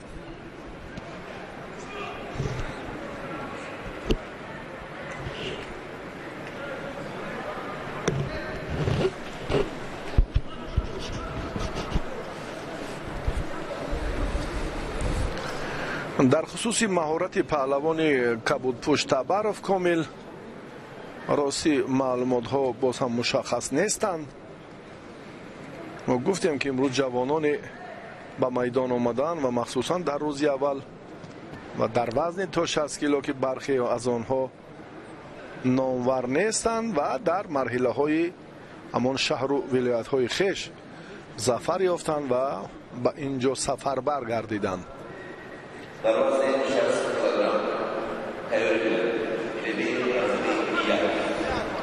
акнун табаров инҷо дубора огоҳонида шуд.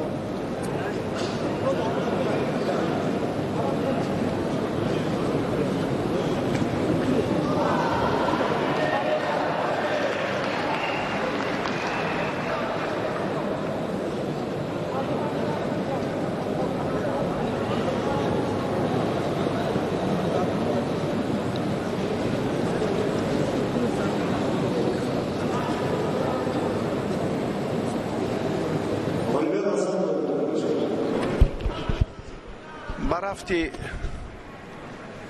майдондории паҳлавонон акнун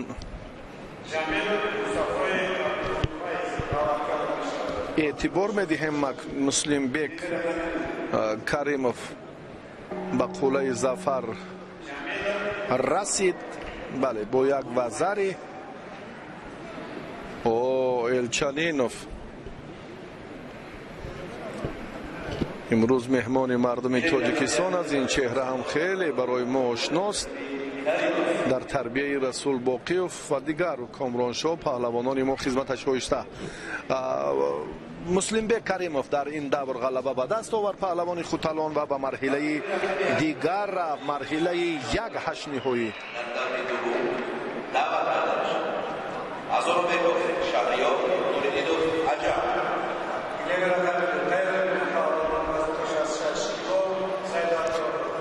زمانایف و باز چند پهلوانان دیگر رو همینجا از تمام منطقه تاجیکستان ما استادان ورزیده از ناحیه فیض‌آباد از شهر کولاب اون چهره هایی که منظور کردن البته با چمپیونات امسال مملکت اومدن. بسیار شهامتش 108 بلند، مخلصان سرشمار، فضای خیلی جالب و متنتنی ایدی جودو در تاجیکستان. توجه به رقابت دیگر به ازورابکوف شهریار نوریدینوف علم از شهر و ناحیه های تابع مرکز. ازورابکوف از ولایت مختار کوهستان بدخشان. الان این چهره وزری بها گذاری شد. نه داور توقف کرد و فکر میکنم این لحظه ای که اکنون با فکر داور هم اعتبار دهیم و نظر خود را هم مشخص گوییم، هم اینو هم آن نواری تکراری را از کارگردان ها خواهش میکنیم که یک لحظه منظور کنم و ما مشخصا در برابر اصلدین بچه‌بکوف داور جوان ناحیه ونج این غلبه این ایپون حتی رحمت به پدرت با صمیمیت و شایسته ترین حالتی که بود با فیروز بختیبک و با ضیاءالدین سفروف جهان سپاس بسیار فرصت رو مناسب کردند و ما هم پیش دستی کردیم و بگذار همین لحظه که واقعا هم چنین بود. اصلدین بچه‌بکوف این رو چگونه وزری بها گذاری میکرد دقیقا و مشخص ایپون بود. از ایپون هم اگر آن چیز بالاتر و افضلتر و والاتر باشد با همون حزل های سرابشای فروخشا همان خواهد بود. واقعا هم عالی بود. جالب ترین پرتاب در اصول در روز اولی میدان داری خیلی عالی.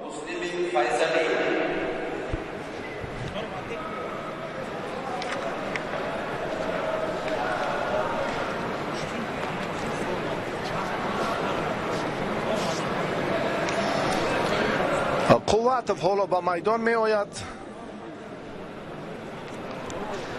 بله برادرش محمد صالح از پهلوان کوراب شهر عزیزاللهف شکست خورد. بسیاری ها گمان داشتند که برادران به مرحله نهایی می آیند. هنگام واخوری در درآمدگاه صبح امروز بررسی من همین اندیشه را هم بیان داشتم و هر دو تبسم کردند و گفتند که میدان از دلیر است. اما وقتی برادرش آمد نکرد، محمد صالح ناکام شد و محمد رضا قواتف میدانداری را نیروسنجی را در این وزن ادامه میدهد. بنابر سببی به میدان نبرآمدن حریفش مسلمی فیضلی از دسته ختلان دو قواتف به مرحله 1/8 نهایی رفت.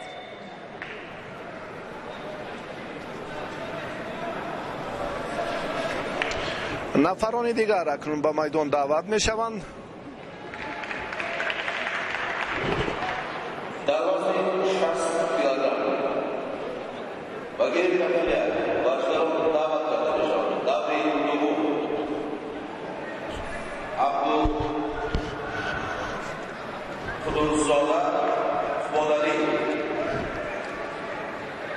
عبدالقدوس‌زاده از سوغد است. این نسب ها بیشتر خاص به همان مردم ناحیه جبار رسولوف هم. عبدالقدوس‌زاده از سوغد و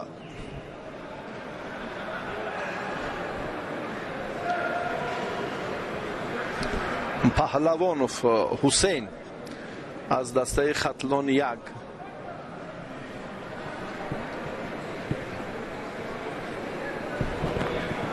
اگر ورزشگری سوغدی باز به میدان نآید ба монанди маърифи муҳаммадризо қувват ва лакай пайдо шуд.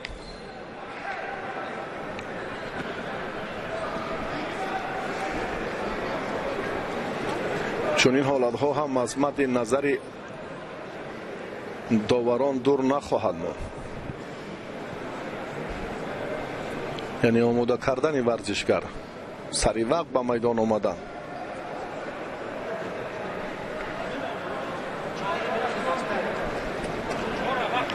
мисоқов аъзамҷон, довар аз шаҳри душанбе.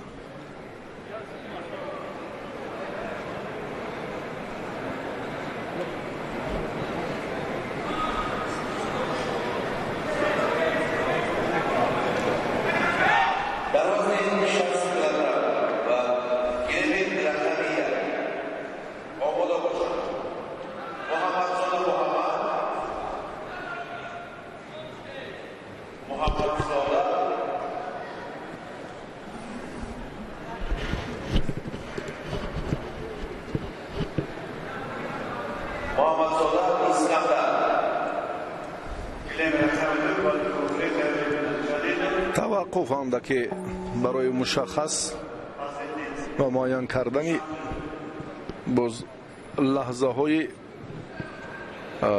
андаке баҳсбарангез, муайян кардани боз ҳам кори имрӯзаи доварон, чун комиссияи махсусе ки таҳти назорат ҳамаи рақобатҳоро қарор медиҳанд, имрӯз ҳам барои шаффоф ва одилона сурат гирифтани мусобиқоти имрӯза замина мегузорад. аз собиқадорон касеро мушоҳида накардем. ҷавононе буданд ки ба гӯштин гирӣ рабти камтар доштанд ва онҳо ҳамчун мухлис дар ҳамаи майдонҳои ой гӯштини суннатӣ. ой лаҳза! ана ин тартиби нерӯсанҷии варзишгар хеле ҳам дилҳоро ба ваҷҳ овард. ҳолати такрори бедуни гуфтугӯ. на танҳо мисоқов, инҷо чандин нафароне ки буданд аллакай мутаваҷҷеҳ нашуданд. ҳаракат аз ҷониби паҳлавони кабудпӯш паҳлавонов буд. ба сар рафтиданро мо дар назар дорем. бале, дақиқан ҳам ҳаст. ба сар рафтид. довар чӣ назар дорад? мушаххас ин аз навори такрорӣ комилан мушоҳида мегардад ки хансоки маке варзишгаре ки ба сар меафтад аз майдон хориҷ мегардад. бибинем довар чӣ хулосагирӣ мекунад. ташаккур. чунин ҳам ҳаст. мо довар нестем, лекин ҳаққи шарҳи ин лаҳзаинаро барои тамошобинон дорем. воқеан ҳам чунин буд.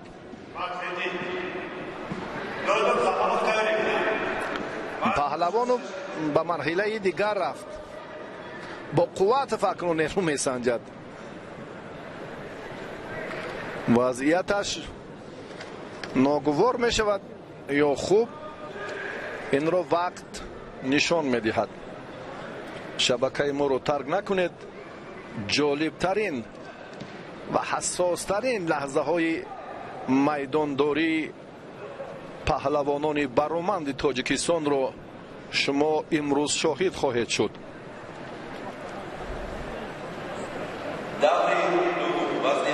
муҳаммадзода искандар, муҳаммадзода муҳаммад ҳоло ба майдон мебароянд. искандар дар майдон аст ва муҳаммад ҳоло ба майдон набаромадааст.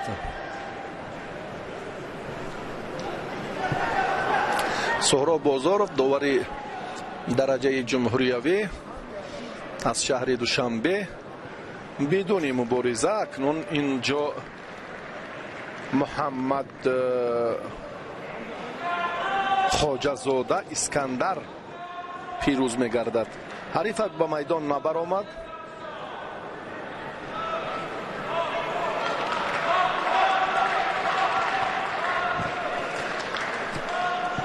ورزشگران دیگرро جفتی آخرینی مرحله 1/16 نهایی رو ما تماشا میکنیم. اودینایف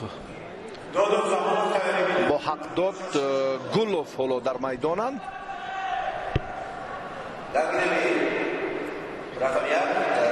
اودینایف از شهر کولوب است.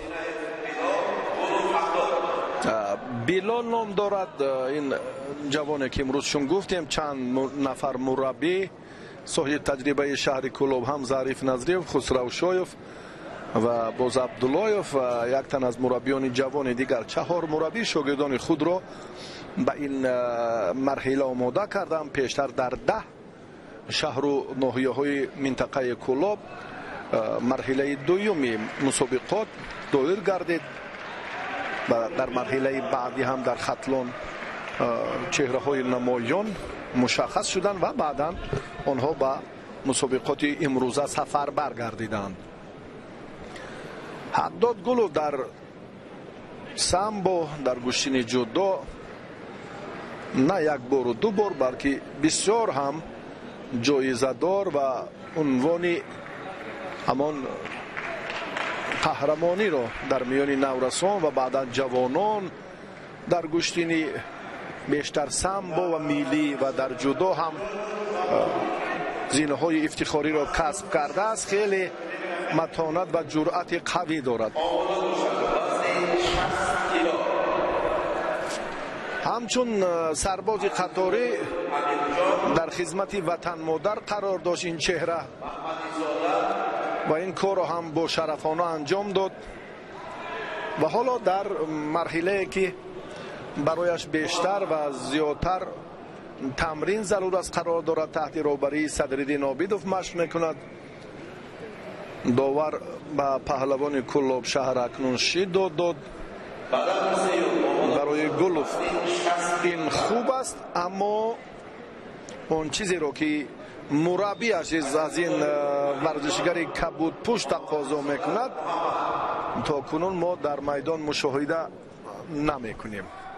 اما فعالتر است، حرکت‌هایش و جمله‌هایش بیشترند. ورزشگری کبود پوشی شهر دوشنبه رو اصلا زاده شهر حصار است و ما هم یاد داریم که زمان تحت رهبری علی شیر باقیف این چهره مشق ورزی میکرد در کلوبی ورزشی اویتسین شهری حصار.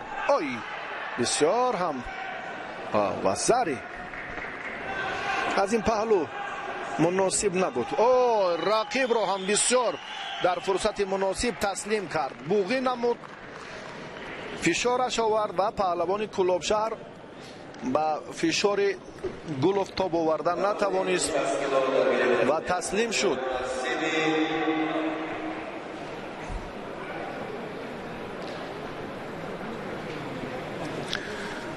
حق داد گلوف به مرحله دیگر را به مرحله 8-1 نهایی. این آخرین سبقت 1/16 نهایی بود که میان گلوف صورت گرفت با بیلال و حق داد ظفر یافت. بعد چند لحظه اکنون ما رقابت های مرحله 1/8 نهایی را با هم تماشا خواهیم کرد.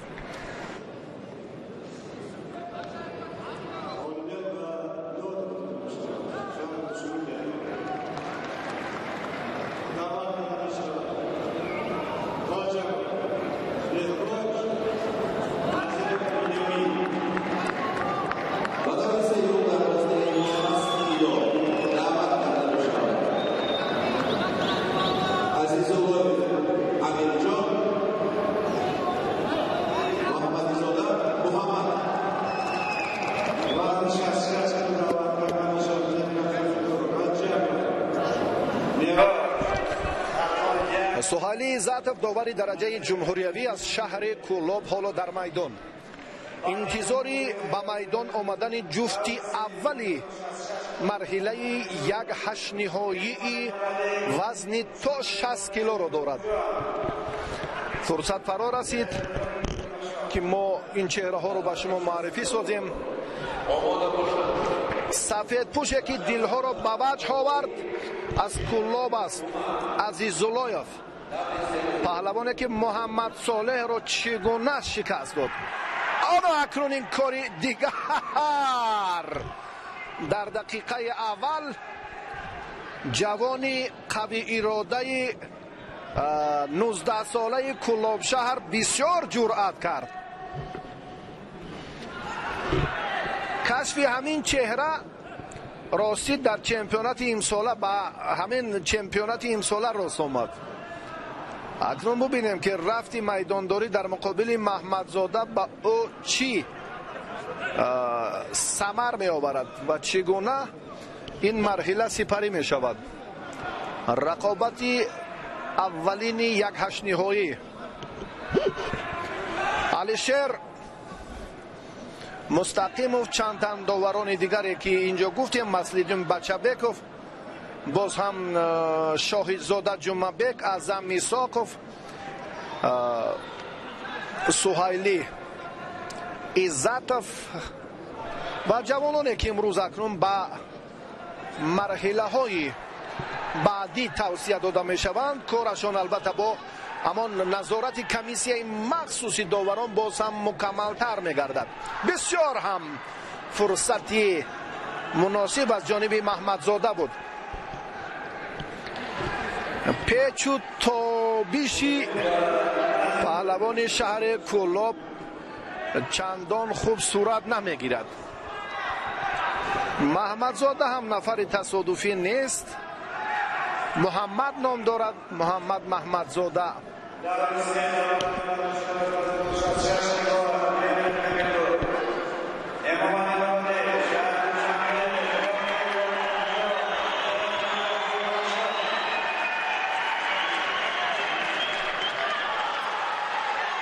ایپون محمد محمدزاده همون چهره که ما در چمپیونات آسیا میان جوانان دیده بودیم. بله انا همون چهره است، به خاطر آمد.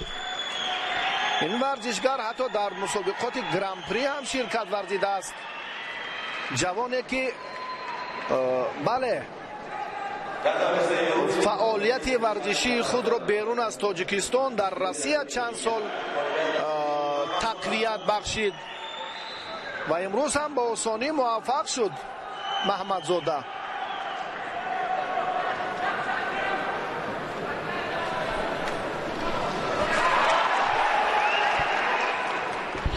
به مرحله دیگر رفت. بیاید یک بار دیگر ببینیم که پهلوان جوان شهر کلاب چگونه به اشتباه راه می‌دهد. محمد صالح را بسیار خوب شکست داد، اما محمد او را مغلوب کرد. در باره علیشیر مستقیموف اندکی پیشتر گفتیم داورانی که امروز زود به میدان میبرایند. بعد از دو نیروسنجی الکی داور عوض می شود.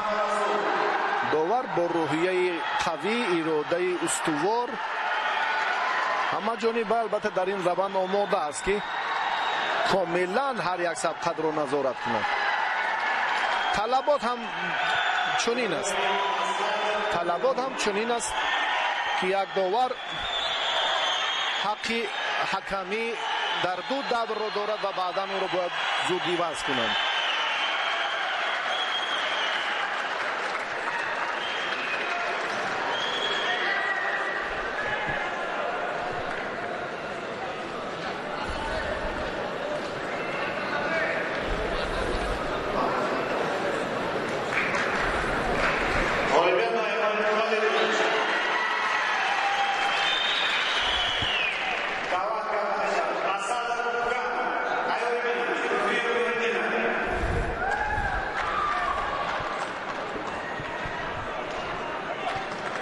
شیروف در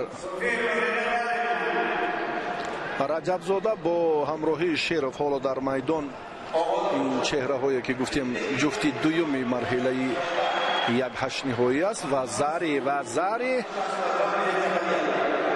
شیروف با آسانی پهلوان سعودی را دچار شکست کرد.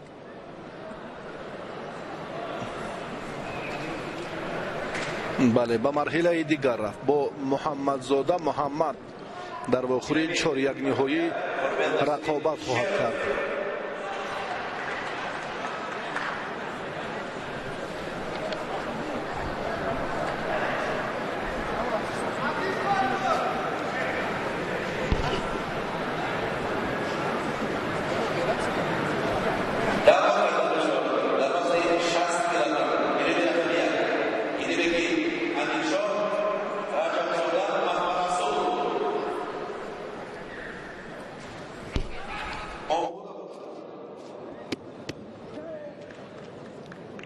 Shoaib Abdurrahman Mahmadov Saadi وزن 60 کیلو.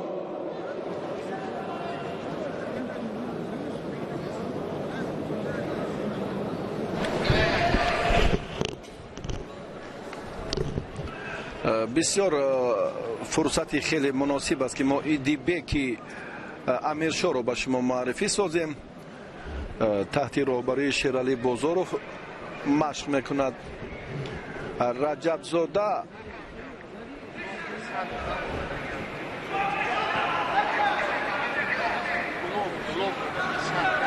محمد رسول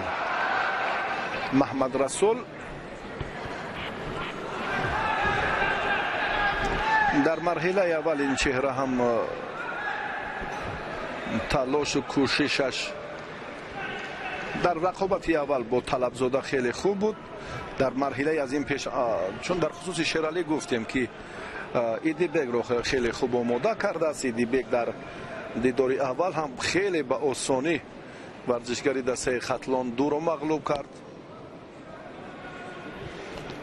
و حالا در مرحله یک هشت نهایی هر دو ورزشگر قرار دارند.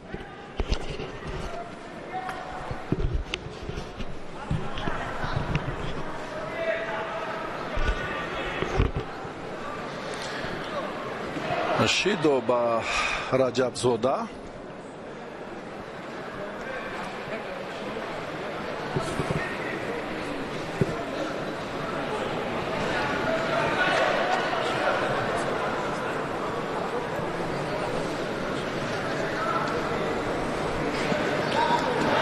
وزاری امید رحمانوف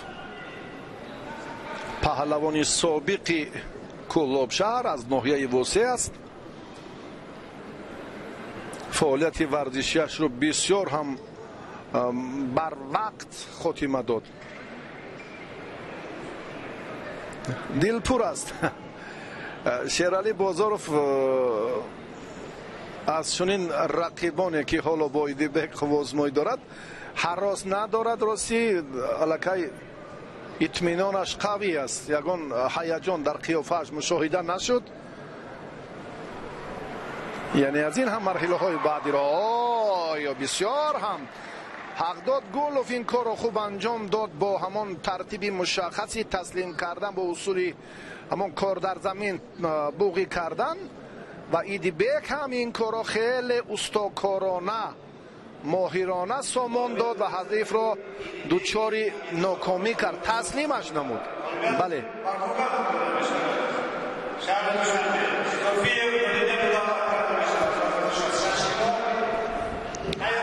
شاید با همراهی محمدov حالا با میدان میبرایند. در وزن 60 در سوم و گرفت شاید محمد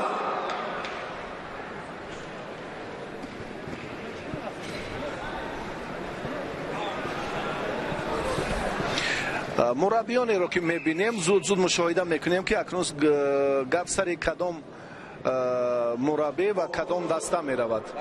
این چهره را اعظم رسولov مشق میدهد. اعظم از شهر حصار. این چهره را رؤوف حکومتov که الان مربیان اکنون جای خود رو هم زود اشغال کردند. بله شایف عبدالرحمن از شهر حصار از دسته شهر و ناحیه های تابع مرکز. شایف در دوره اول آزاد بود. سامان علمov را شایف در دیدار دوم دوچاری ناکامی کرد و به مرحله یک هشت نهایی آمد.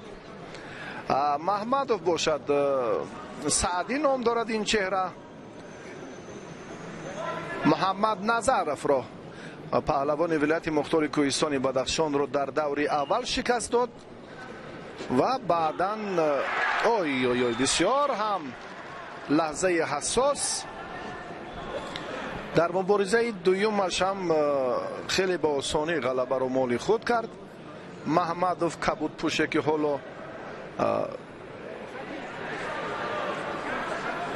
زود برای انا همان داشتن سری آستین چپی رقیب توجه کرد و بیشتر رؤوف حکومتov توصیه میدهد در روند مبارزه با کبود پوشی در میدان بوده که بله سرعتی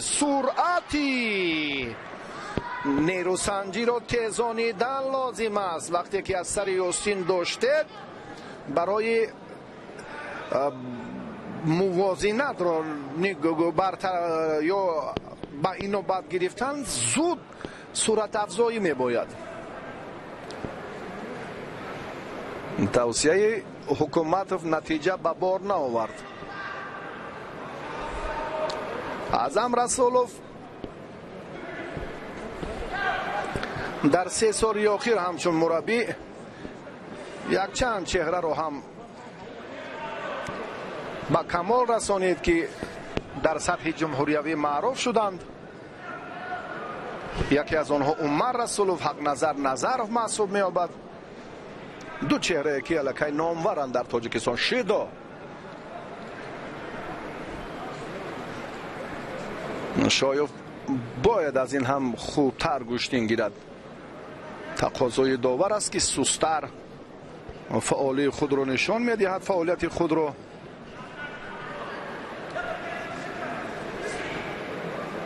شهید زاده جمعبک داوری درجه جمهوریوی از شهری ترسنزاده الان در میدان حکمی دارد.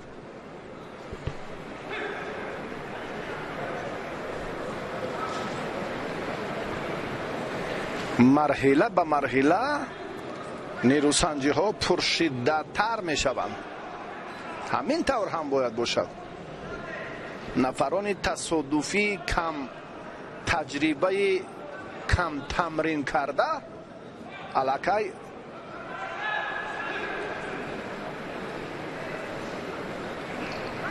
با مسابقات خیر و خوش میکنند. بهرام زمانایف، بهرام این داوری که در سم بود تا چند سال در کلوب شهر همچون پهلوان مردمی پیشتر در تنتنه های نوروز شهرتی الهیده داشت. مظفر زمانایف و فیروز زمانایف، این نفرانی که سهمشان در جودوی کشور در تربیه نسل نوروز هم خیلی زیاد است. اما این چهره های ورزشی و مخلصان امروز در این مجموعه باشکوه جمع آمدن و تنتنه ایدی گوشین جودو را تماشا داریم.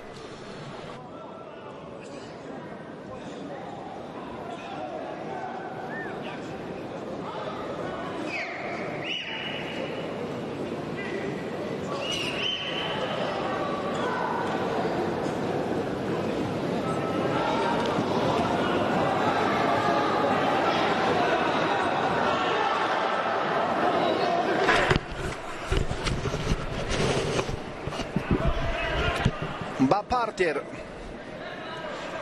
چندان شایف اعتبار نداد.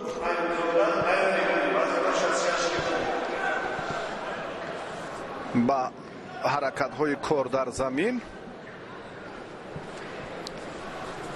بیشتر روندی سبقت تقاضا میکند. بله اکنون داور هم مجبور شد که شیدای دویم رو به شایف دهد، چون که حمله های پهلوان کبودپوش اندک زیاد بودند. پسیوی شایف به نظر رسید.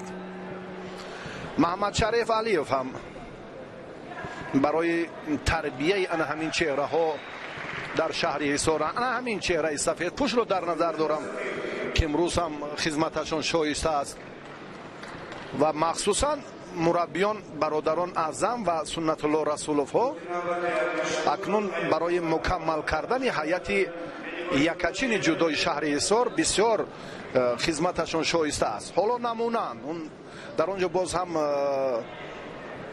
طالبوف کریم جان، بله یک مربی دیگر هم و اون کس بیشتر نسل نورس، اون سین و سال نورسان و جوانان رو بیشتر تعلیم میدهد و در چمپیونات مملکت هم در جودو، در گوشین ملی، در سامبو هم بیشتر نامورند.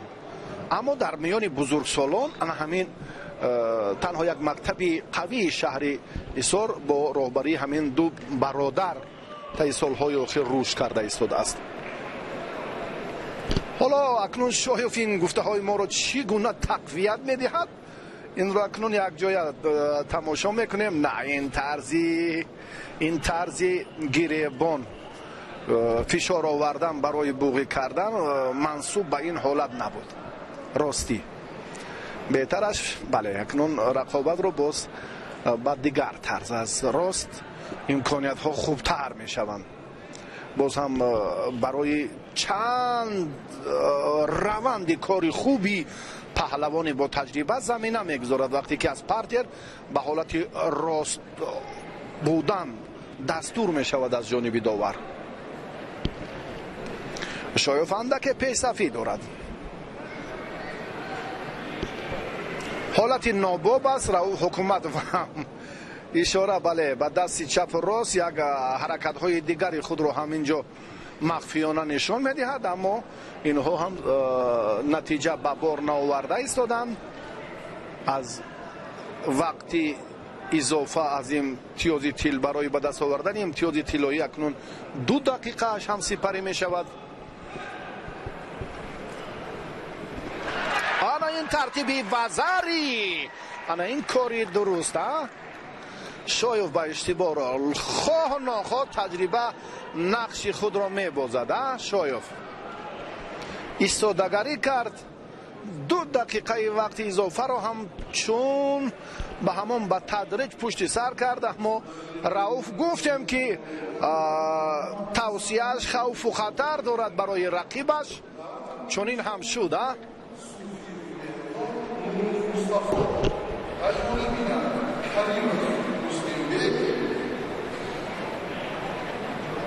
و با همین ترتیب اکنون محمدов به مرحله دیگر رفت به مرحله 4-1 نهایی. حالا صوفی با همراهی نوروف به میدان می آیند.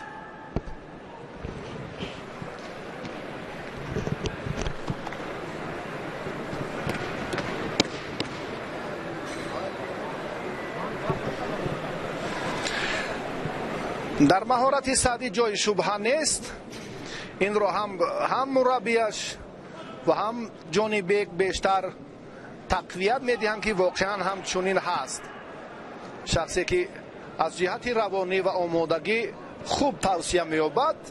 اینجا هم ملکه ثمرناکی کاری هم مربی و هم افرادی که در این سمت مسئول و دستگیری بیشتر دارن خوب به مشاهده میرسد. بیاد اکنون به پهلوانان دیگر متوجه میکنیم به صوفی و نوروف. میرزاد رو ما گفتیم و چهره هایی که بانوانه که اندک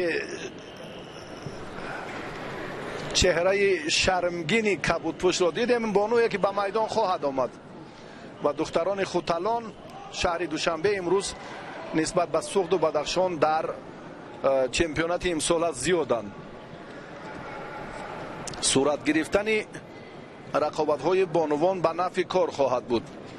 ما دسته منتخب مکمل خود را باید تأسیس دهیم. هم در میان مردان و در میان مردان این معمولی است، در میان بانوان هم تقویت کار مربیان در این سمت بسیار مهم و ضرور و اول درجه است. طفلی که در نهادش نورسی که باز محبت جدا دارد که به این کاخ محتشم آمده است. صوفی و از خود متانت یا هنرنمایی بهتر نشان نداده ایستاده است راستی. و در خصوص مهارت نوروف گفتیم که اسماعیل محمدیسا را در دیدار اول شکست داد و آخونزاده یک تن از پهلوان سوختی را در مرحله دوم. صوفیوف در دور اول آزاد بود و سفربکی حکمت را در دیدار دوم دچار ناکامی کرد.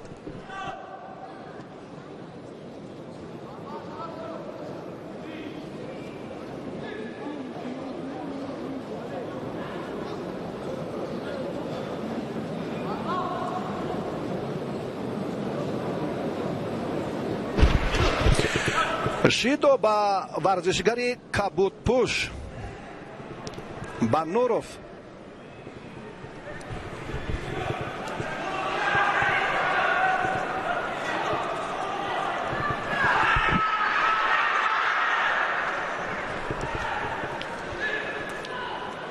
قهرمان جهان فارغ بالی کرده ایستاده است. براستی در روند تلاش ورزشگری سفیدپوست چنین خطاگی ها نابخشیدنی است.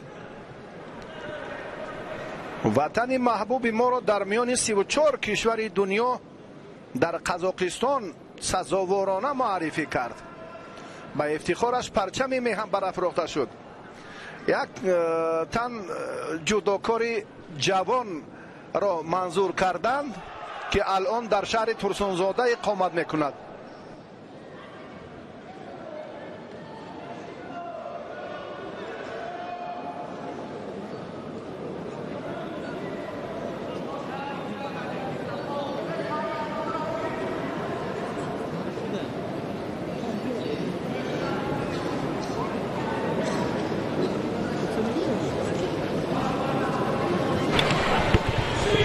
صوفیوف اکنون در هیجانش این گفته ها را تقویت بخشیدنش در کار. قهرمان جهان نه این کاری دیگر چی طور گوشین گرفتنش در این لحظه اکنون معلوم نبود تا اون فرصتی که الکی باز هم در روند گفتگوها باز هم اعتراضات زیاد نشود. خیلی خوب خود را اصلاح کرد. صوفیوف از این دور نتیجه دلخواه را مال خود کرد و به مرحله بعدی رفت. به رقابت‌های 4-1 نهایی پهلوان سفیدپوش با هنر راه خود را هموار کرد.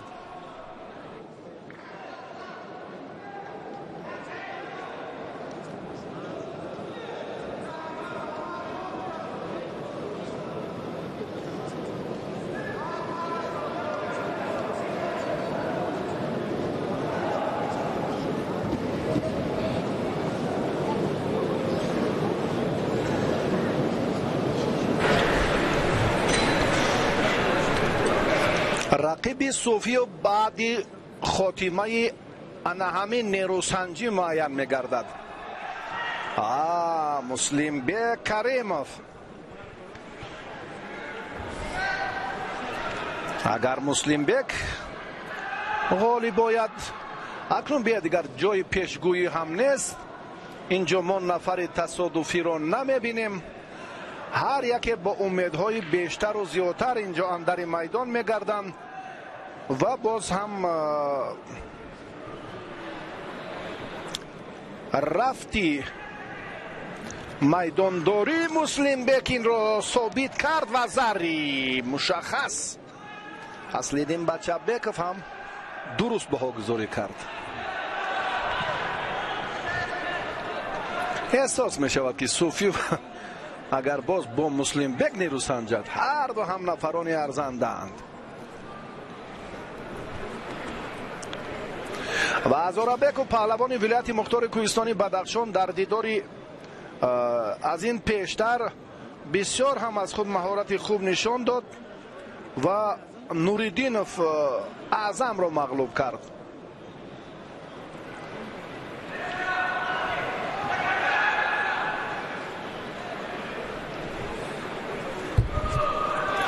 برای ما هم عجیب است که چهره های نو با کمال رسند پیدا گردند. بله امروز جوانانی را که چون گفتیم اکنون همان ذخیره آمادگیشان تا همان مرحله دوم کافی بود و خلاص.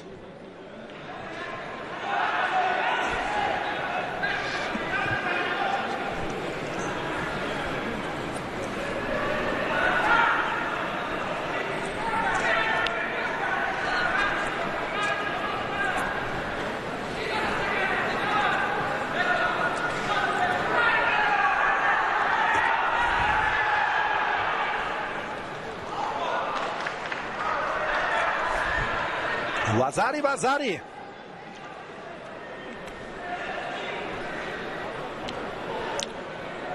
مسلم بیک در تلاش بعدیش هم ظفر یافت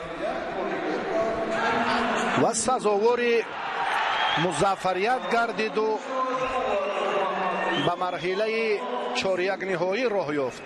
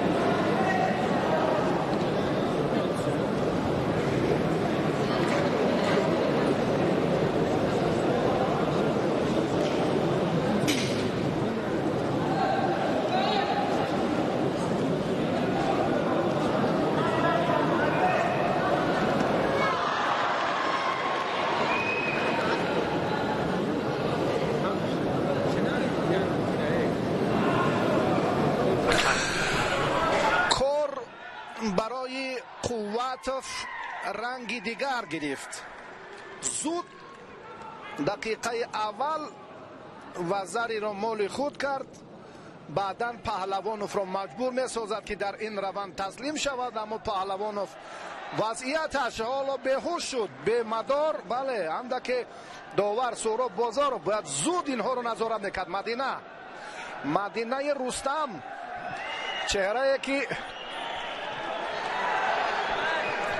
نامور از در میان مخلصان جودو.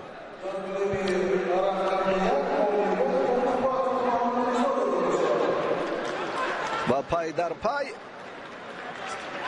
بله نشان دادن این لحظه ها بسیار هم هیجان و بیشتر. ببینید وضعیت پهلوان رو که خیلی ناگوار بود، حالتش در این فرصت ها چندان خوب نیست. از خوش رفت پهلوانوف. قواتوف در این دیدار غلبه به دست آورد.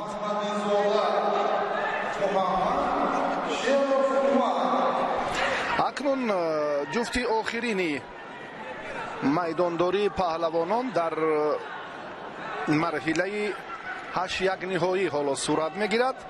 محمد خواجه زاده با حقداد گلوف به میدان می آید.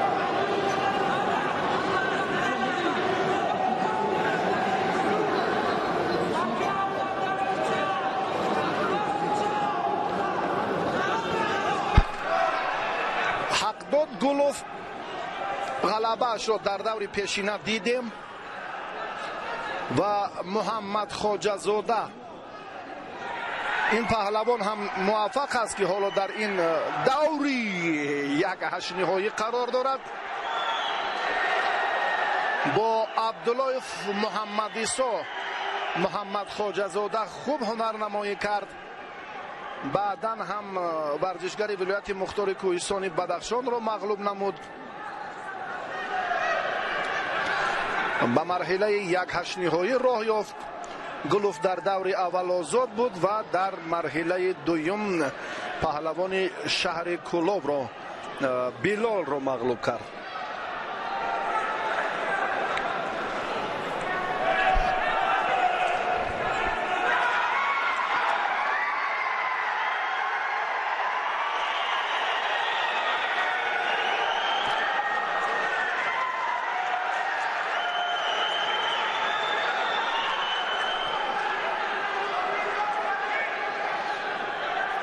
محمد خواجه زاده از اون تجربه که هقداد گلوف دارد این چهره چندان برخوردار نیست، ولی به هر نوع در ادامه میدان حالا بسیار هم فرصت مناسب دارد که پرتافت انجام دهد. این امتیاز نیست در گوشین جدا، چون که حرکت پهلوان سفید پوش بود.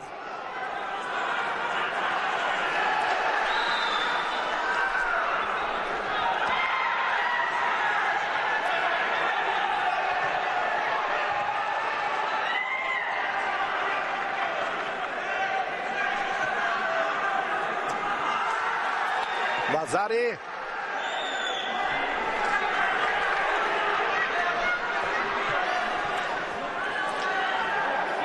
داور سهیلی عزتوف با این عمل آخرین اندک شبهه دارد.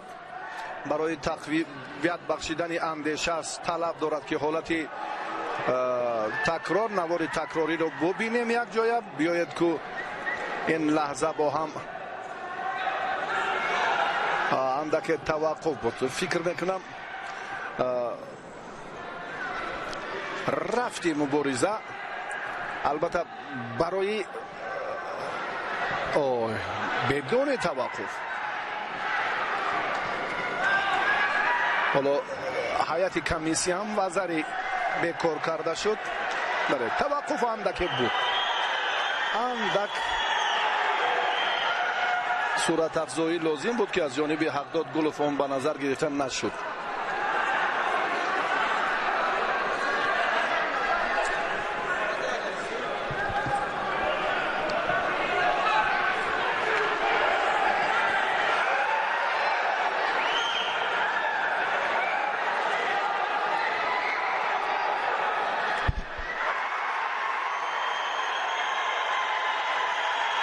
ورزشگری کبابپور بسیار هم جرأت خوب کرد.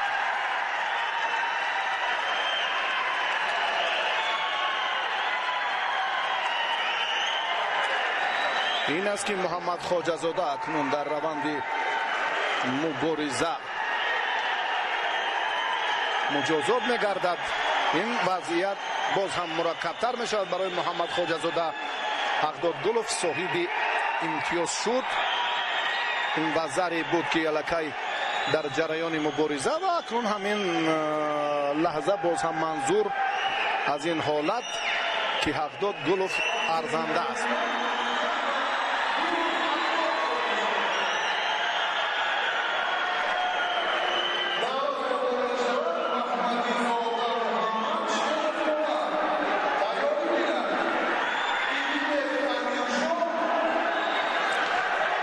محمدی زاده با شرف حالا بعد چند فرصت به میدان می آیند. رقابت های 4-1 نهایی وزن 60 کیلو.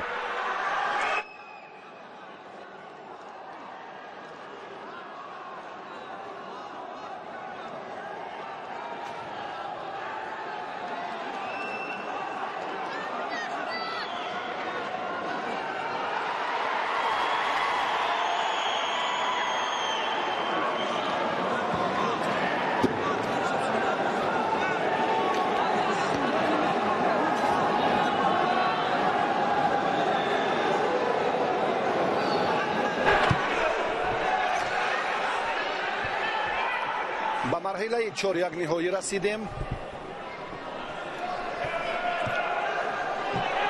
پهلوانان در یک حالت خیلی مشکل، امکان پذیر است برای هر دو یک ترتیبی میدان داری.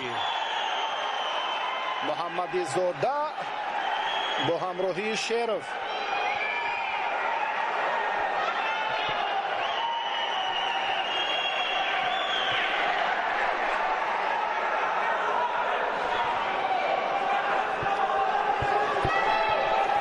محمدی زاده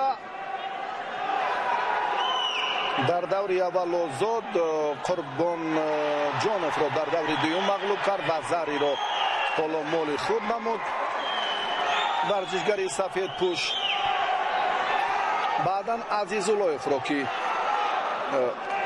عزیزاللهیف محمد صالح قوتوف را مغلوب کرد дар муқобили маҳмадизода тоб овардан натавонист ва ин чеҳра ба ин марҳила баромад. шеров ҳам дар даври аввал озод буд. хоҷаев акбарро дар даври дуюм мағлуб кард. раҷабзодаро ҳам шикаст дод ва ба охирӣ чорякниҳоӣ омад. бо ҳамин тартиб ҳарду паҳлавон роҳи худро то ин лаҳза ҳамвор карданд. ҳолати нигоҳдошти ба тахтапуш вазъиятро зуд маҳмадизода бартараф кард.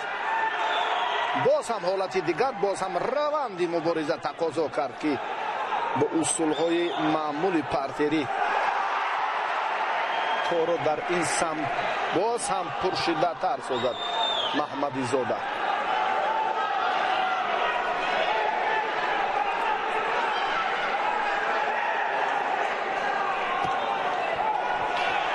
мусобиқот акнун дар талоши паҳлавонон бисёр дигаргонуро ба миён овард. шидо ба маҳмадизода,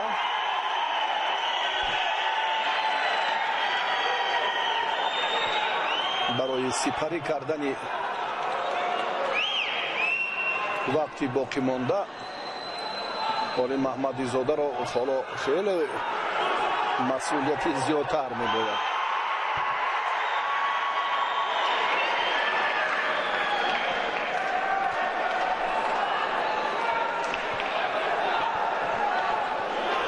шеров ҳам паҳлавони хуб аст. оҳиста оҳиста ба марҳилаи чорякниҳоӣ ҳам хеле мо даври аввалро нав вақт шурӯъ кардем.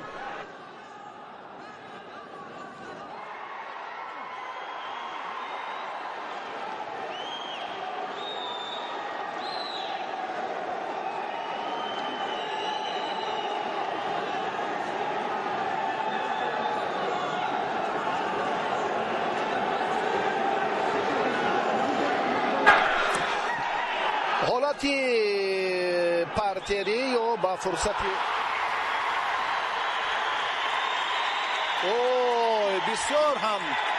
бисёр ҳам садои ҳаёҳӯи мухлисон зиёд шуд. яктан паҳлавони номвар ҷебов ки дар гилеми аввал ҳунарнамоӣ мекард бо фирӯз мелибой дар ин партов ҳам бисёр шоиста буд, бисёр шоиста. шеров тоб овардан натавонист ва маҳмадизода муҳаммад дар ин гилем ҳам соҳиби пирӯзии даври аввали чемпионат шуд. даври аввали марҳилаи чорякниҳоии чемпионат гардид ва ба рақобатҳои ниманиҳоӣ роҳ хат гирифт.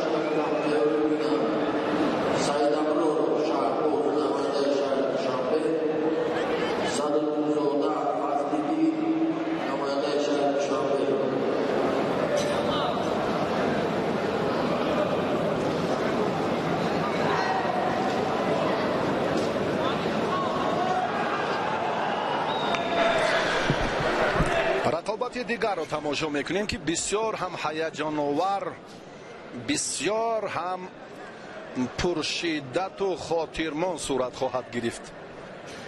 дар саргаҳи музаффарияти ин ду чеҳра ду тан мураббии ҷавони муваффақи кишвар қарор доранд. шералӣ бозору ва рауф ҳукумат. агар касе мушоҳида карда тавонист, бисёр ҳам лаҳзаи ҷолиб буд. ҳар ду рӯбарӯи якдигар қарор доштанд, бо ҳамон самимияти хоси ҷудо эҳтиром гузоштанд ва ҷои худро ишғол карданд.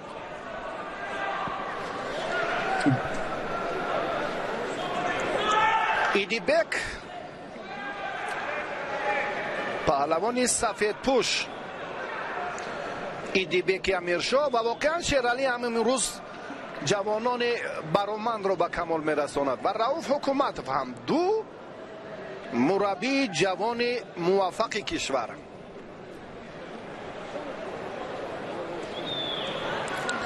سعدی محمدوف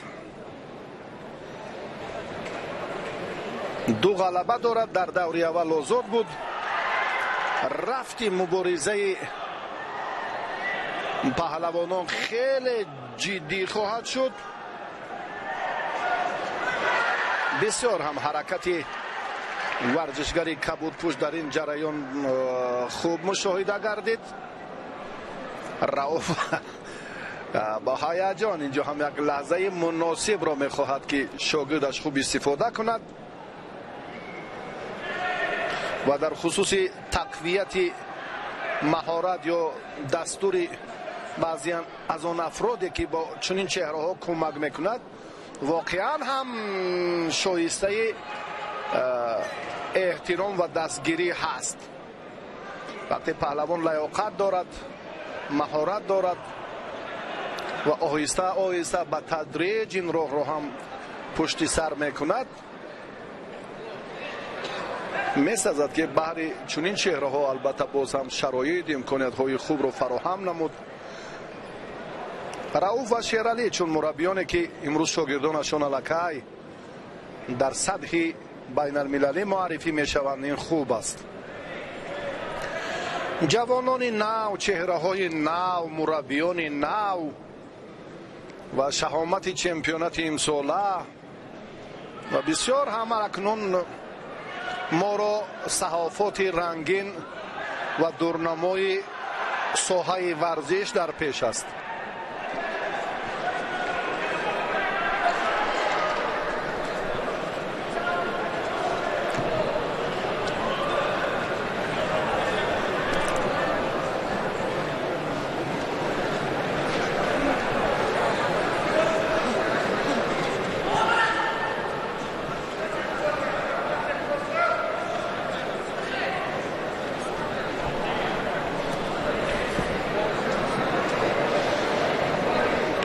حرکت پهلوانان اکنون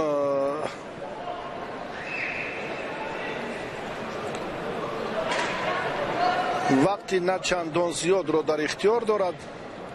ایدیبک اندکی به سهلنگاری راه داد که این برای دریافت امتیاز اولی سعدی محمدوف زمینه گذاشت.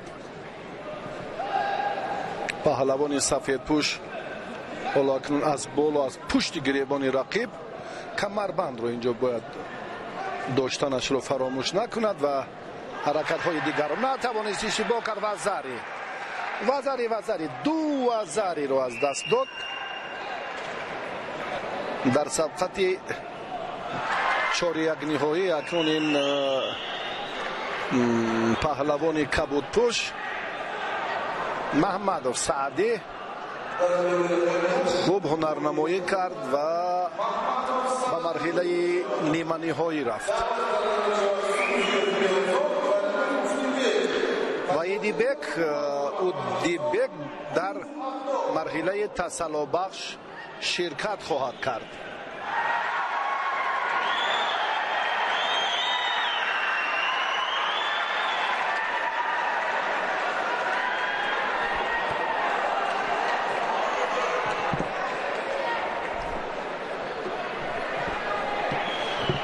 سیومین نیروسنجی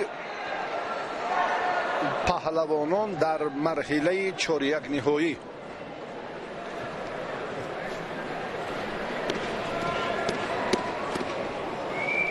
فینالی برمحل گویم اندک اشتباه نیز هست، چون که محمدزاده، قواتوف، گلوف حالا در زینه های پایان در مقام های دیگر قرار دارند. باید بیادکم با هم تماشا کنیم که قصد ناکامی برای دریافت تحفه رئیس شهر دوشنبه که 130,000 سومانی را در بر میگرفت، حالا قصد ناکامی را صوفیوف در مقابل مسلمبک کریموف ستانیده میتواند یا نه؟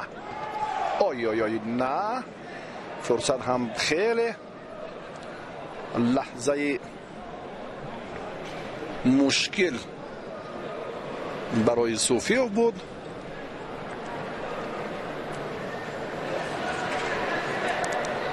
هر دو نامورند، اما صوفیوف عنوان قهرمان جهان را در قزاق‌کورش به دست آورد. آخر سال 2022 جام آسیا را هم در بیشکک صاحب شده بود. حالا یک رجوع دیگر کرد و همون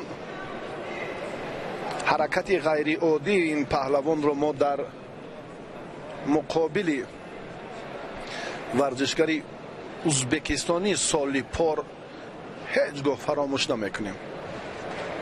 با یک حرکت غیر عادی و خاص با همون گوشین سنتی که همون انگیزه های زیادی مردم، باز هم همون صفات شایسته مردم که چنان پرتافت کرد که زمین جنبید.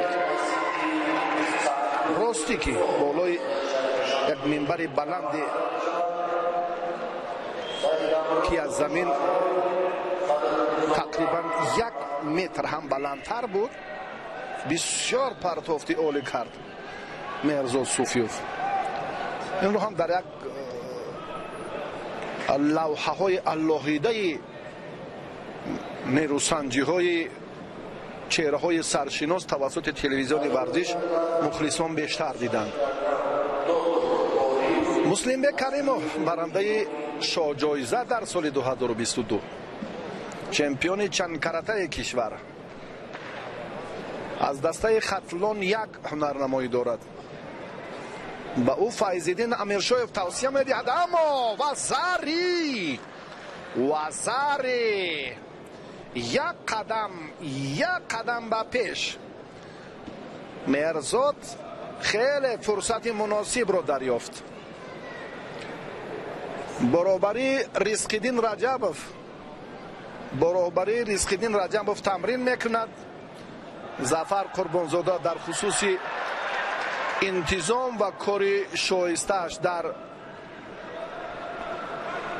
کاخ محتشم کان گرد چند دفعه هم نواربرداری کرده بودیم که مشق‌های اللهیده روزهای سه‌شنبه و جمعه را با دعوت اکثر پهلوانان خودتلان و شهر و ناحیه‌های تابع مرکز دایر کردند.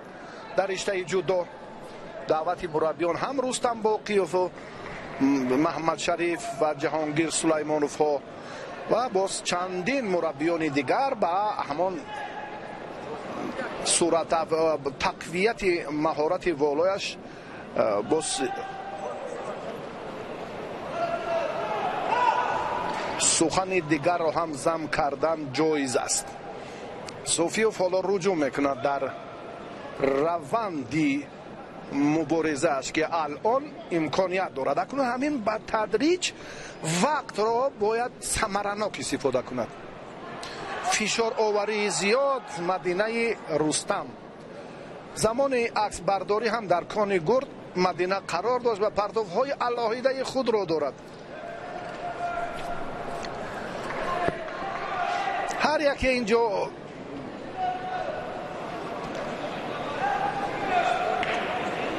پیش نظر می آید همه نفران ورزشی هم بانوان، هم سابقه داران، هم مخلصانی اشدی و هم کمیته انتظام و در مجموع امروز همین تنتنه جودو و ایدی حقیقی ورزشی. احتم رجبوف، الچنینوف، چون گفتیم که در جودوی ما هم خدمتش خیلی زیاد است.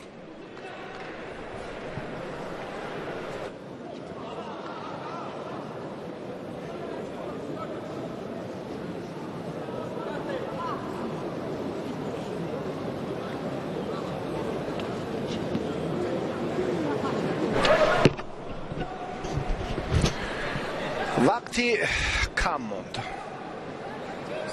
احتیاطکارانه اکنون صوفیوف باید مبارزه برد. مسلم بک کریموف برعکس میخواهد زودتر با نتیجه سبقت باز هم دیگرگونی وارد سازد. 19 ثانیه دیگر.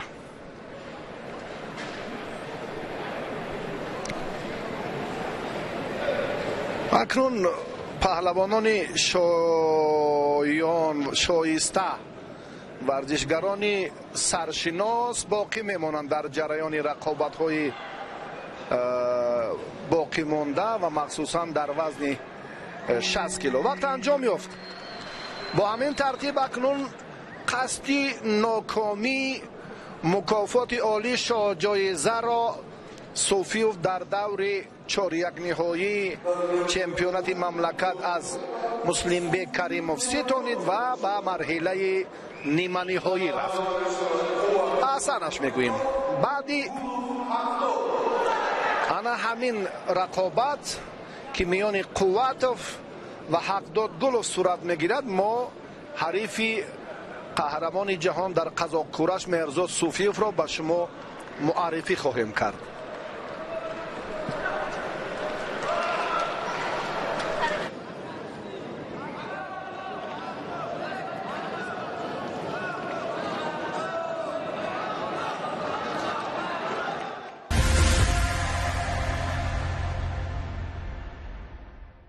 кортҳои виза аз ҳуммо, кортҳои баландмақоми виза голд ва виза платинум, хизматрасонии VIP дар тамоми ҷаҳон, интиқоли маблағҳо дар 200 давлат, идоракунии маблағҳо дар барномаи мобилӣ, бефоиз нақд намудани маблағҳо, тахфифҳо ва пешниҳоди муфид. бартарии асосии кортҳои мо кешбек барои ҳамаи пардохтҳо дар посттерминалҳо тавассути опсия зуд, қулай ва бехатар.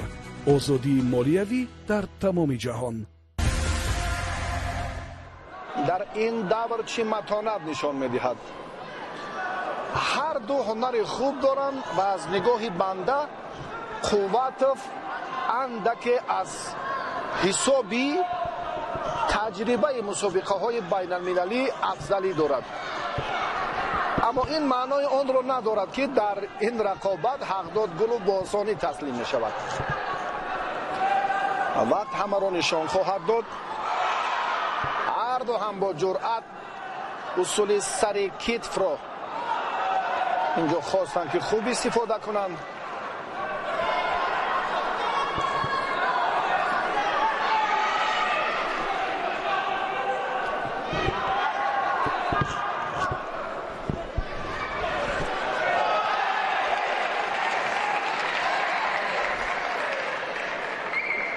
صدرالدین عابدوف طی چند سال حقداد گلوف را به چمپیونات کشور میان جوانان در رشته سمب آماده کرده بود و این چهره هم توانست که به سگانه بهترین در صدر جدول مقام های افتخاری جای خود را معین سازد. و محمد رضا قواتوف در کاخ ورزشی کانی گرد تحت رهبری خال محمد جان محمد طالبوف ها مشورزی میکند.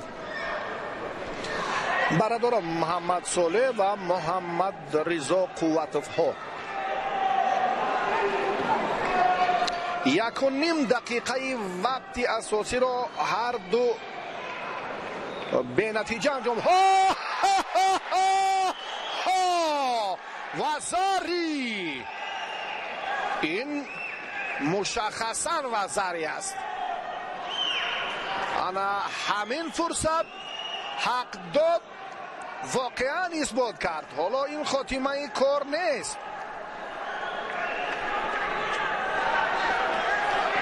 آسیب دادن دست برای محمد رضا قواتوف میسر نگردید.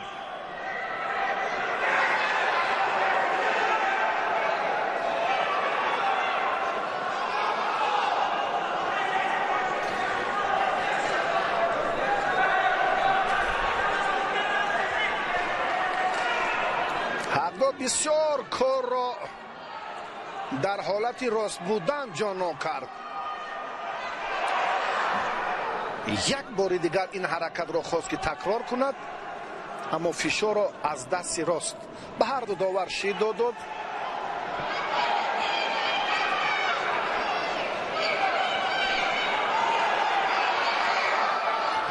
اهتیاد همین لحظه باز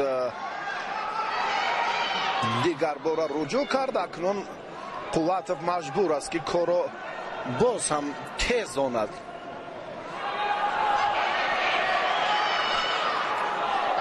هفتاد باید احتیاطکار باشد که دوشیدو گرفته است.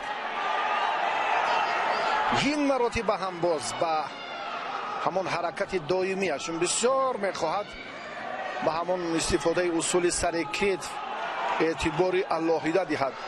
این پرتافتی نتوانست. کوششش در روند پرتافت پشتنوکی به نتیجه.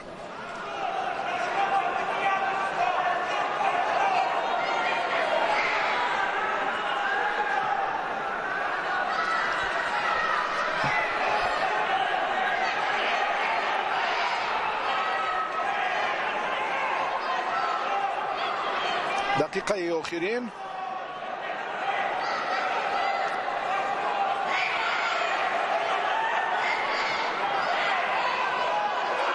گلوف هم یک بار دیگر رجوع کرد، اما محمد رضا قوتov چرا یک اشاره میکند اعتراض دارد یا چی گفتنی دارد؟ این حرکت یگان امتیاز نیست در جودو. کاملا باید یک لحظه توقف میکنیم. داور به این نقطه هم اعتبار داد. با نظر مشخص بیاید یک بار ببینیم. فکر میکنم نیست اینجا یگان امتیاز. نظر من است این حرکت حق داد بود. حرکت حق داد کاملا در اینجا به نظر رسید و چرا نقطه نظر خود داوران بله یگان امتیاز هم نبود. این رو هم مشخص کردن و اکنون باز هم رفتی سبقت خیلی کم موند. وقتی مشخص 29 ثانیه دیگر گلوف اکنون بسیار هم برای دفاع کردن رجوع میکند. امکان پذیر است. وضعیت رو باز هم نمیخواهد از دست دهد. باز هم حالت پرتری نگاه داشتن برایش خیلی مساعده است. گلوف نتوانست. 11 ثانیه دیگر محمد صالح شکست خورد و محمد رضا باز هم در جریان مبارزه.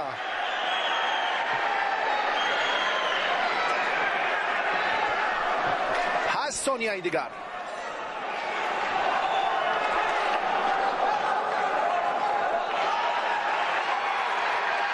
احتیاط کار باید باشد و اکنون قوت مبارزه میبرد که نتیجه را نتوانست برابر نتوانست و با همین ترتیب حق داد. گلوف از این واخوری نتیجه خوب را مال خود کرد و به مرحله نیمه نهایی رفت.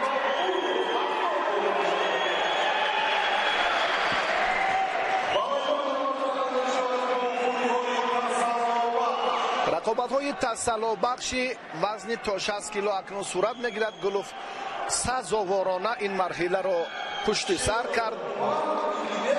خیلی خوب و با دور نیمه نهایی را و با صوفیوف در واخوری نیمه نهایی میدانداری خواهد کرد.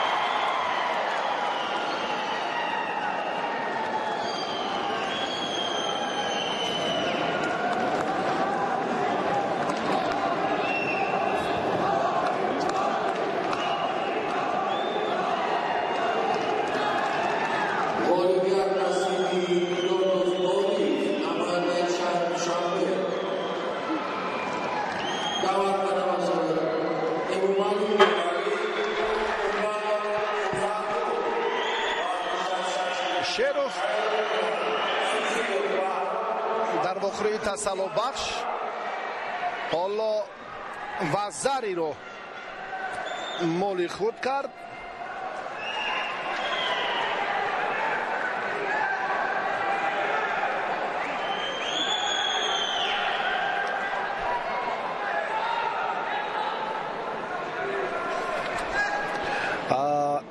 идибек вардишгаре ки дар дидори дуввуми тасаллубахш дидори чорякниҳоӣ аз маҳмадов шикаст хӯрд. идибеки амиршоҳ ҳоло дар марҳилаи тасаллубахш қарор дорад ва шеров бошад муборизаро ҳам дар зергурӯҳи муқобили маҳмадизода хуб анҷом дода натавонист шеров умар ва аз ин давр ноком шуд ва ҳаққи муборизаро дар вохӯрии тасаллубахш пайдо кард. шидо баҳардо аслиддин бачабеков довари ҷавон аз ноҳияи ванҷ вилояти мухтори кӯҳистони бадахшон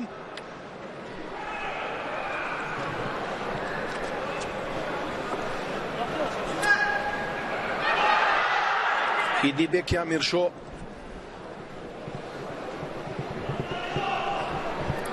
тақвияти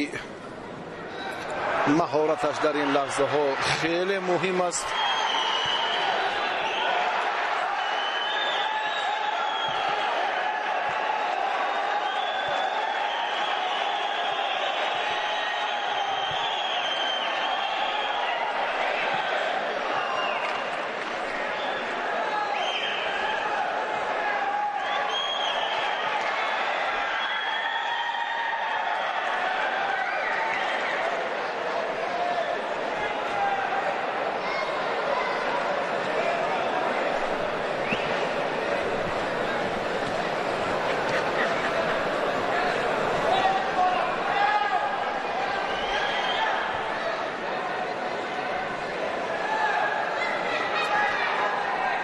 ҷаҳду талоши ҳарду варзишгар дар партер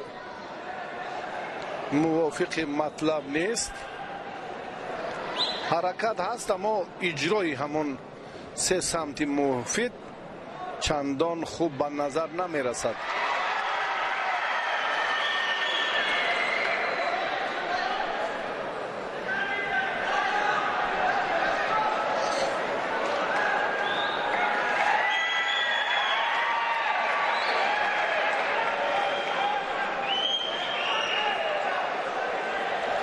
идибеки амиршоҳ дар истифодаи усул чандон песаф нест. ҳоло анакнун як кӯшиши дигараш ҳаракат дар парти баробари афридан бояд ки зуд иҷро гардад, зудтар.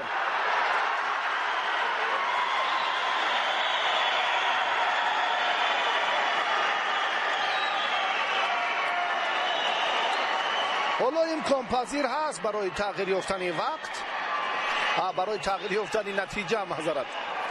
бале, дар вақте ки 1 дақиқаю 12-13 сонияи дигар ҳоло дар ихтиёр дорад.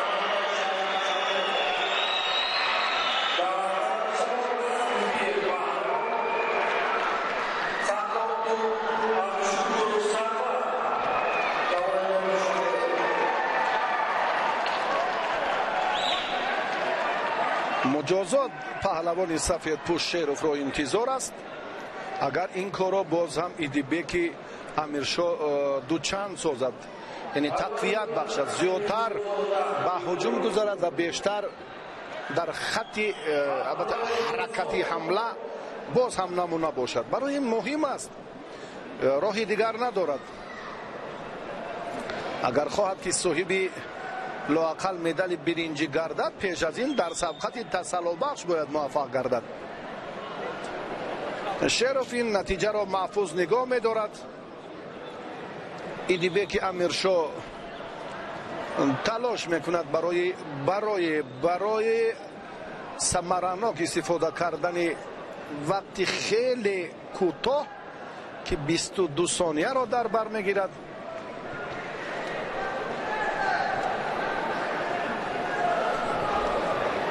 نوزده 18 وقت سپری میگردد. دیگر باره هم ایدیبک سستی و کم فعال بودن خود را در پارتر نشان میدهد. دفاع میکند این حالتی که باز هم مواجه ناکامی نگردد. بله وقت هم خیلی کم 3 ثانیه تقدیر رقابت رو تغییر داده نمیتواند. 2-1-0 انجام. وقت خاتمه یافت. در واخوری تسلا بخش شیروف غالب آمد.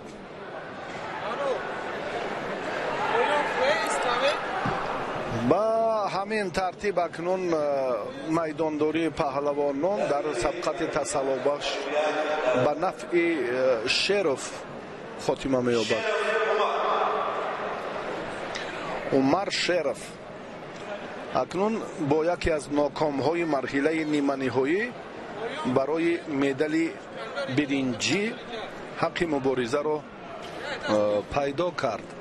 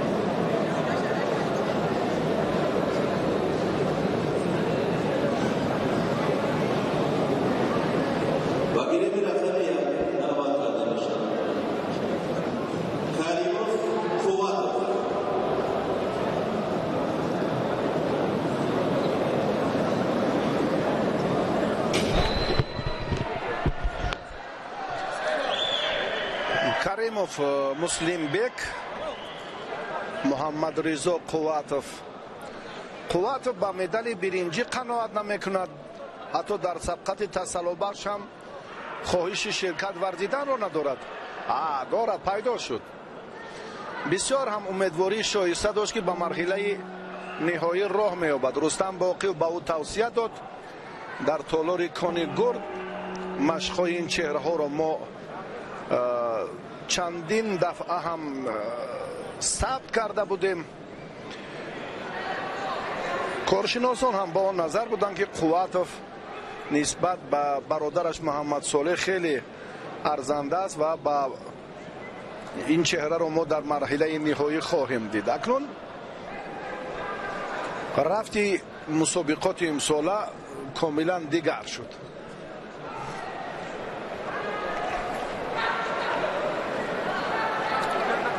муслимбек аз меҳрзод суфиев шикаст хӯрд дар сабқати 4-1 ниҳоӣ ва ҳақдодгулов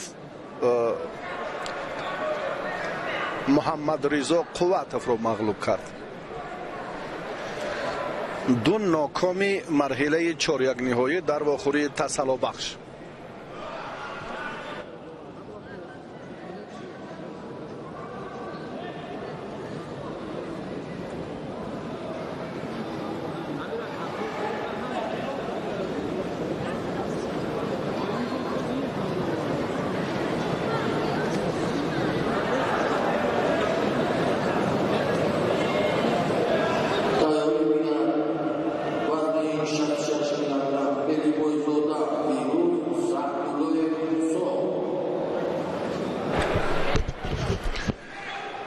рақобати тасаллубахши ҳарду паҳлавон чандон ҷолиб нест барои тамошобинон ҳам, аммо умедвориҳои мо зиёдтаранд ки мо аз ин ҳам касбияти воло ва маҳорати хубро хоҳем дид.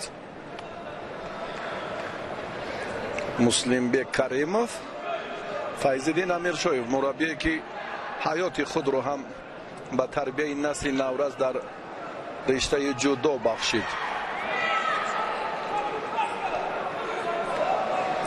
чунин фидоёни роҳи солимгардонӣ насли наврас хеле зиёданд.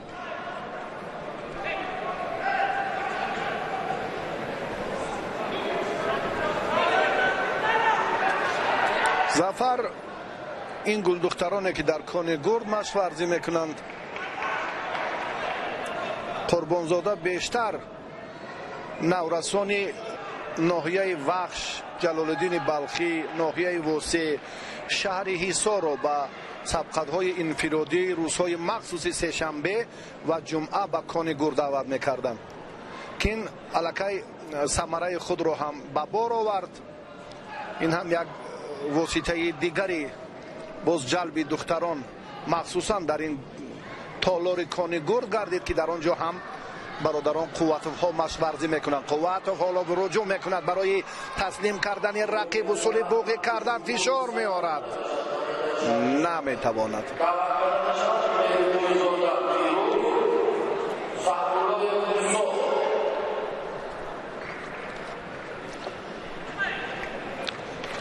баъд ин ду рақобати дигар боқӣ мемонад. марҳилаи нима ниҳоии вазни то 60 кило.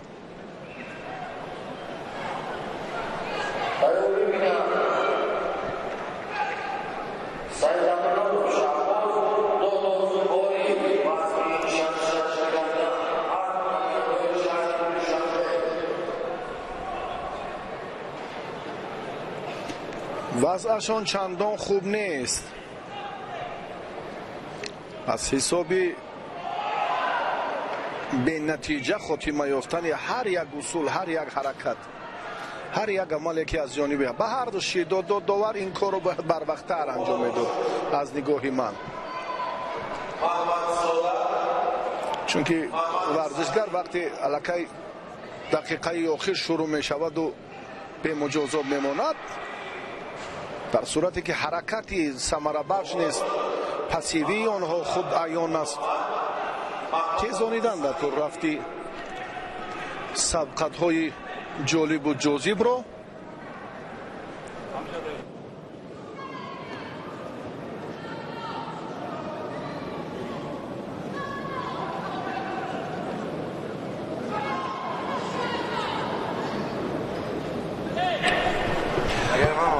акнун боз ҳам бале шидо ба муслимбек ҷуръат карданаш лозим аст. суратафзоии ин марҳила барои ҳарду зарур аст ва махсусан барои муслимбек каримов ки аллакай дар вартаи боз ҳам ногуворӣ қарор дорад. ай дасти рост, озод будани дасти рост монеа ба вуҷуд меорад бидуни шаку шубҳа, ва махсусан ҳангоми истифодаи усуле ки аз ҷониби муслимбек амалӣ карда шуд, натиҷаи хуб ба бор наовард, вақт анҷом ёфт.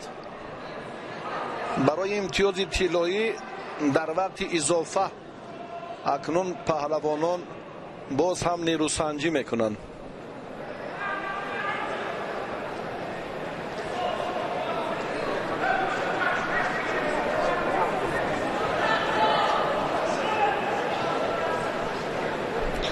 баъд ин ба марҳилаи дигар меравем, ба марҳилаи нимниҳоӣ.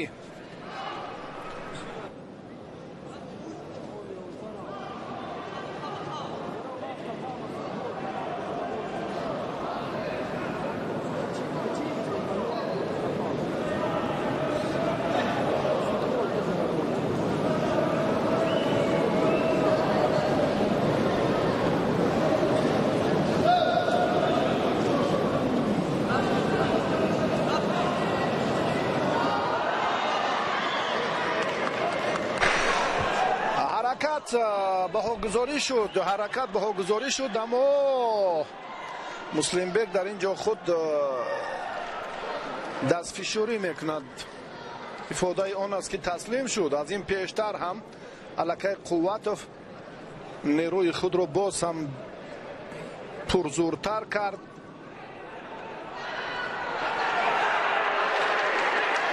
ва ҳарифро дучори нокомӣ намуд. бале, қувватов ба марҳилаи дигар рафт ва барои медали биринҷи ҳаққи муборизаро пайдо намуд.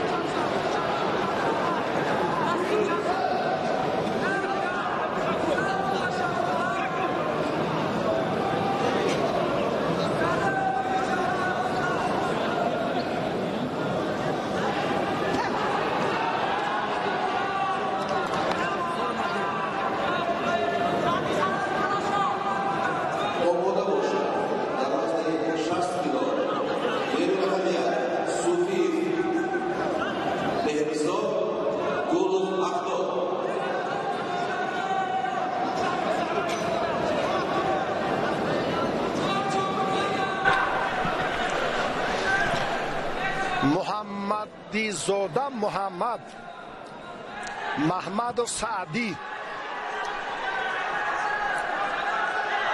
در واخوری نیمه نهایی هر دو پهلوان قرار دارند.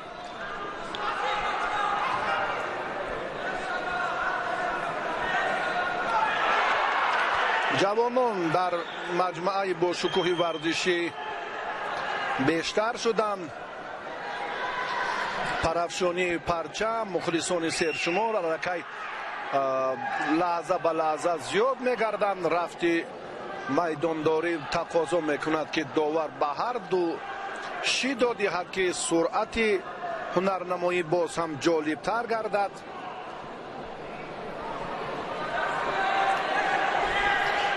این مرحله را هر دو چگونه طی کردند؟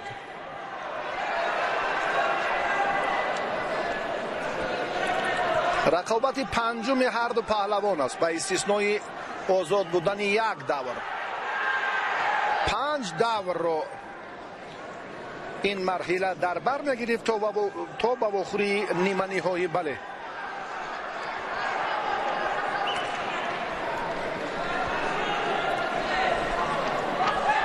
محمدی‌زاده محمد با لباس‌های ورزشی سفید است. بیننده ذکی خود احساس میکند الکی ضرورتی باز معرفی نیست.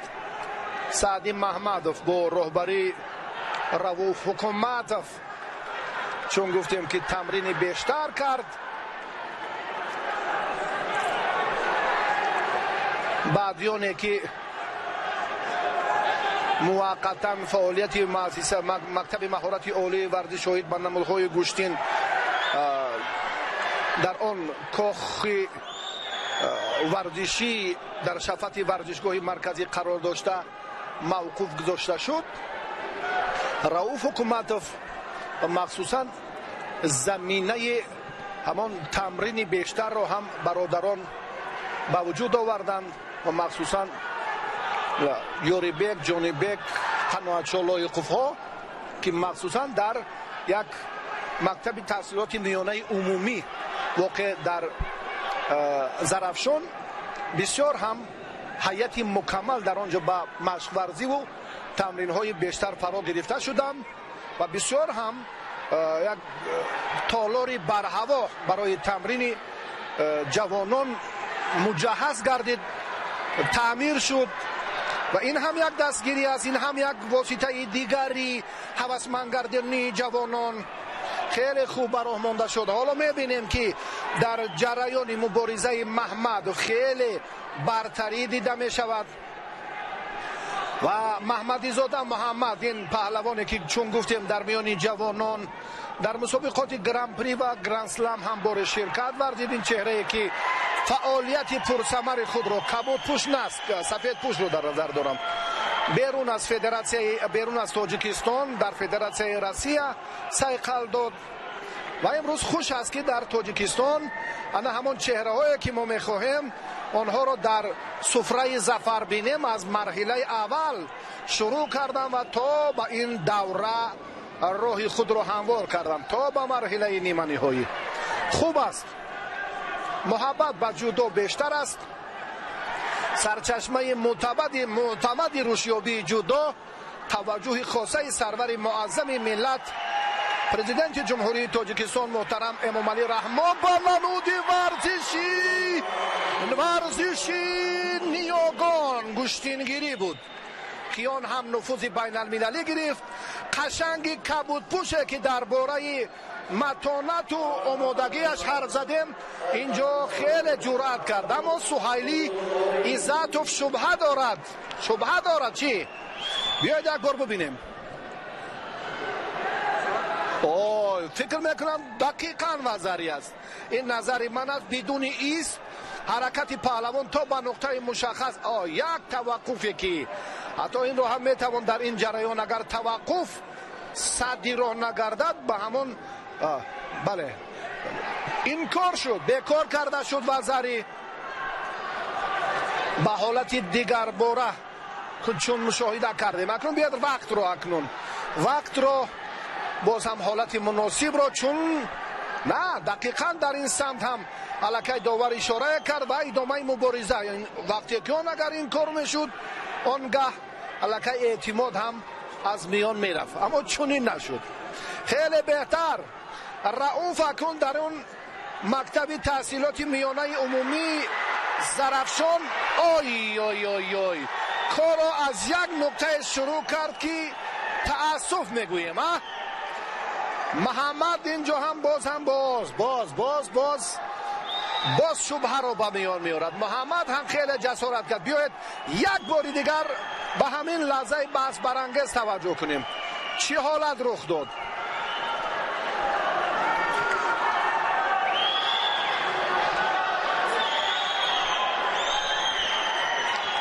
میتوان در این جریان که بله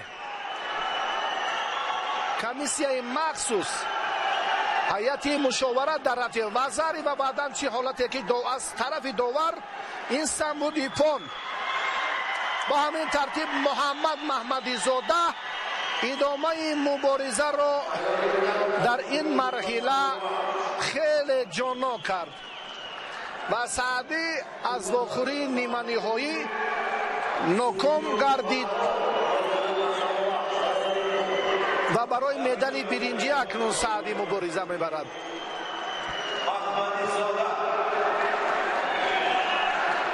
خیلی خوب مهنت کرد.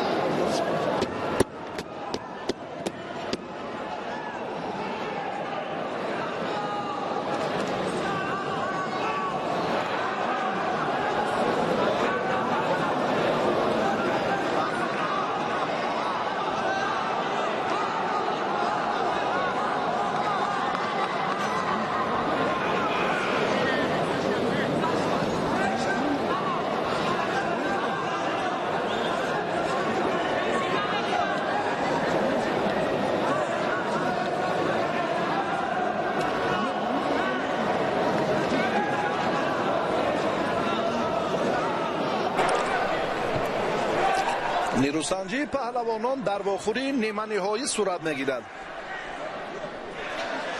محمد محمدی زاده از این مرحله نتیجه دلخواهش را مال خود کرد و به فینال رفت. مهرزاد صوفی و حقداد گلوف حالا در میدانند.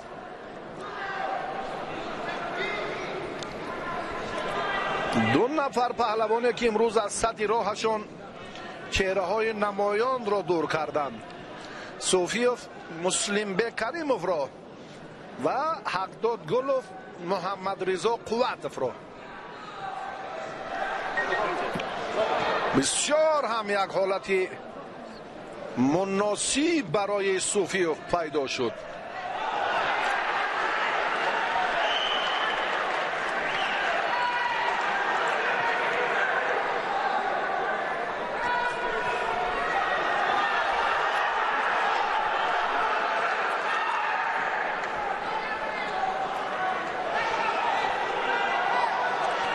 هر دو حراس دارن براستی. همدکه هم صوفیوف جرأت کرد داشتن سری آستین دستی راستی حقداد گلوف را به فراموشی برد. گلوف مجازات گردید برای اندک سوزگوشتین گرفتنش. علیشیر مستقیموف داور درجه جمهوریوی این دوری نیمه نهایی را حکمی دارد.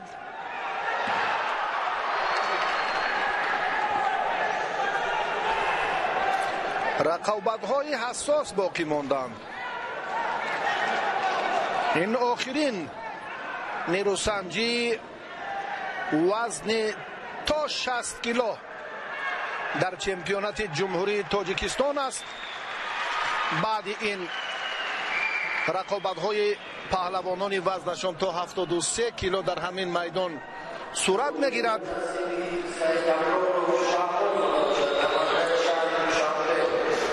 شیروف از سبقت تسلا بخش به مرحله دیگر برای مدال برنجی رفت.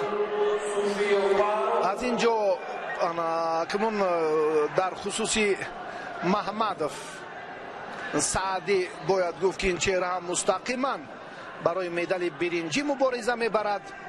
قوتوف هم در واخوری بعدی تسلا بخش دست بالا شد و غالبی نفر ناکامی همین جفت رو انتظار است.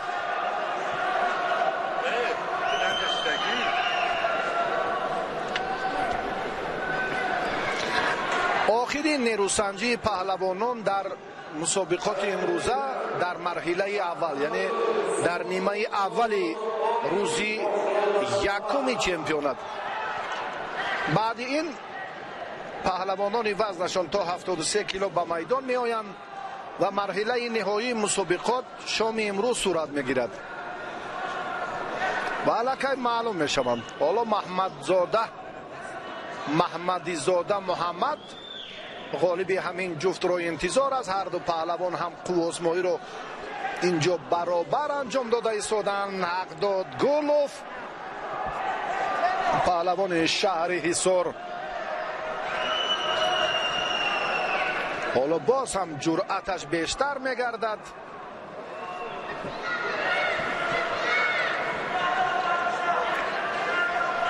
یک و نیم دقیقه دیگر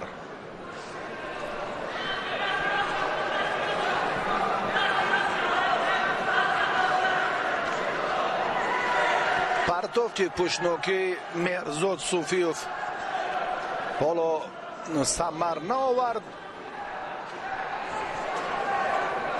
دیگر باره این کار هم مهرزاد تکرار کرد.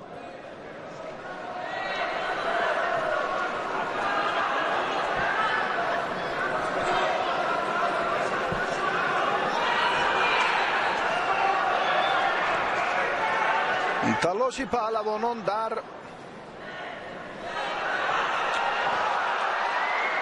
مرحله حساس نیمه نهایی خیلی خوب به نظر می رسد. با حقداد گلوف یادآور می شویم که صدرالدین عابدوف تمرین می دهد و مهرزاد صوفیوف تحت رهبری رزق‌الدین رجبوف تمرین می کند.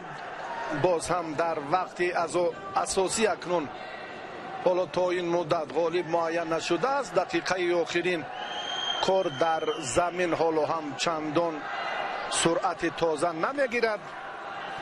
گلوف اکنون پریده جهد و تلاش های خود رو اینجا خوبتر میخواهد نشان دهد و صوفیوف هم همین اندیشه را به سر دارد.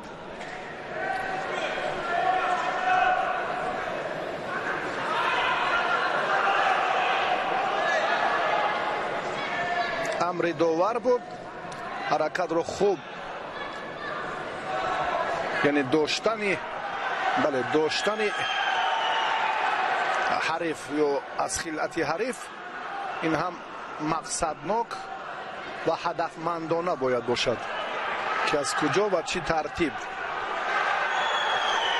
حرکت حقداد زیادتر شد.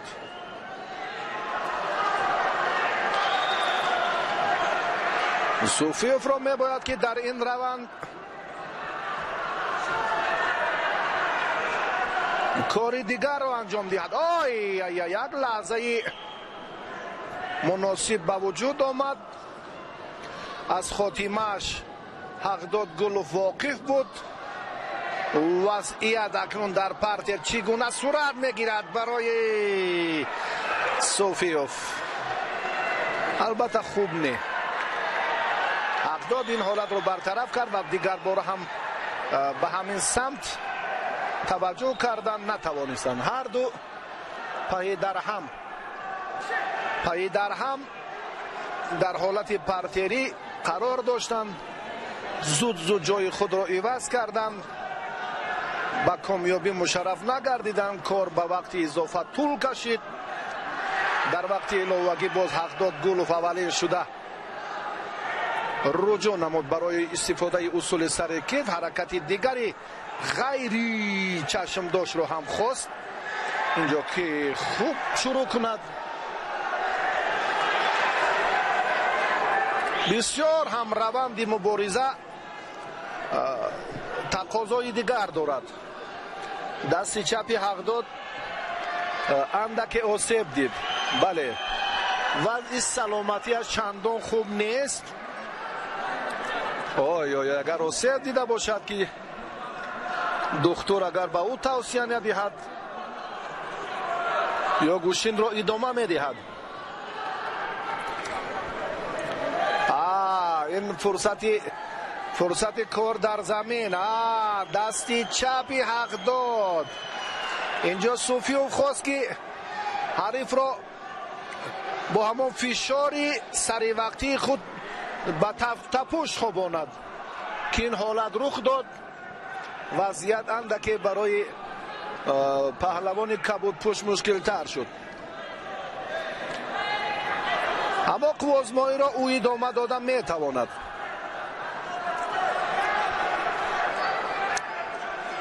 هر دو نفرانی ارزنده 5 دور است که هر دو پهلوان میدانداری دارند، مبارزه برده ایستادند. بسیار هم در میان 37 نفر مدعی خیلی افراد ارزنده را ما به شما معرفی داریم. تلاش پهلوانان در دقیقه اول وقت اضافه برای دریافت امتیاز طلایی حال هم ثمرآور نیست. صوفیوف جرأتش خیلی خوب نمایان شد اما امتیازش نیست.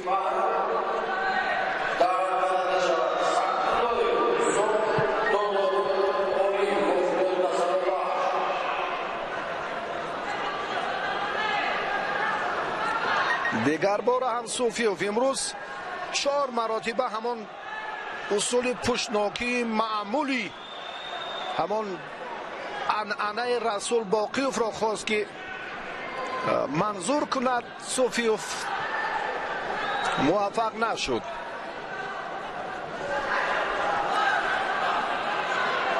انا همان قوه ذخیره قوی جسمانی در جریان مشق‌های با تدریجی همه ساله اینجا ثمر می‌آورد. در صف قوه‌های مسلح خدمت را نوکک انجام دادن هر دو و حقداد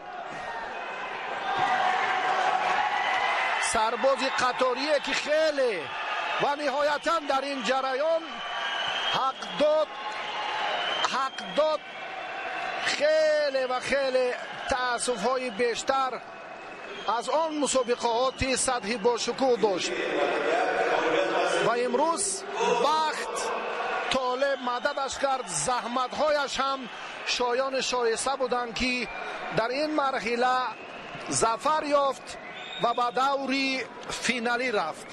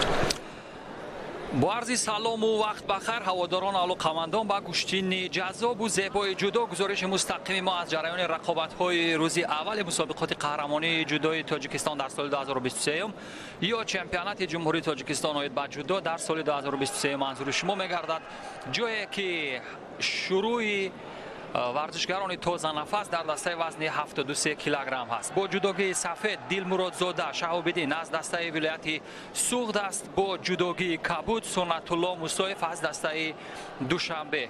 ду ҷудокоре ки дар саҳнаи рақобатҳои дохили ҷумҳуриявӣ шурӯи тозае доштанд. Мусоев дар ҳамон ибтидои рақобат як вазари ба даст овард ва як кори шоистае кард ва акнун тамошо кунем дар идома чӣ хоҳад шуд.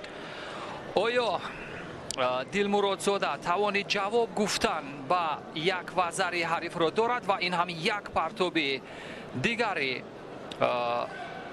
болои шона буд ва як пойзанӣ бо ҳамон усули маъмулии аши, вале муваффақ нашуд. Яъне техникаи пой ва ҳамчунин қудрати дастонашро майли истифода кардан дошт Мусоев, вале муваффақ нашуд, вагарна эҳтимол дошт ки дар ин рақобат дасти болоеро дошта бошад ва қабл аз анҷоми вақти асосӣ пирӯз шавад. Аммо фурсат ҳаст то поёни вақти асосӣ 2.5 дақиқа вақт ҳаст ва мавқеият барои як истифодаи ҳалоки маъмулӣ ва вазари авазати ипон барои Мусоев. Аммо довари марказ дар ин ҷо хомӯш аст. Вазари авазати ипон бояд бошад, дӯстони азиз. як зидди ҳамлаи бисёр ба мавриде буд. ба гӯши довар ҳайати доварон чӣ мегӯянд? Бале, вазари авазати ипон довар ба ҳар ҳол ҳамон лаҳзаи аввал инро надид. Ба ҳар ҳол шояд бубинад. наворҳои тадриҷиро хоҳиш мекунам ки як бори дигар рӯи тасвир бубинем. ин ҳам наворҳои сускарда шуда ба ҳамин шева бубинед. ин вазари аст, дӯстони азиз. суми гаеши истифодаи бисёр зидди ҳамлаи ба мавриде буд. дар ҳамин зидди ҳамла ва вазари авазати ипон бояд довари марказ инро, аммо на, доварон қазоват карданд ки он вазари нест. аммо ба ҳар ҳол мусобиқоти ҷумҳурии тоҷикистон дар соли 2023 бо ҳузури ду тан аз доварони дараҷаи байналмилалӣ сурат мегирад. доварони дараҷаи байналмилалӣ Евгений Рахлин аст аз Федератсияи Россия ва як довари дигар довари дараҷаи байналмилалӣ аз ҷумҳурии Узбекистон аст ки ҳардуи онҳо ба сифати нозир дар ин мусобиқот иштирок доранд ва назорату тамошо мекунанд ин мусобиқотро.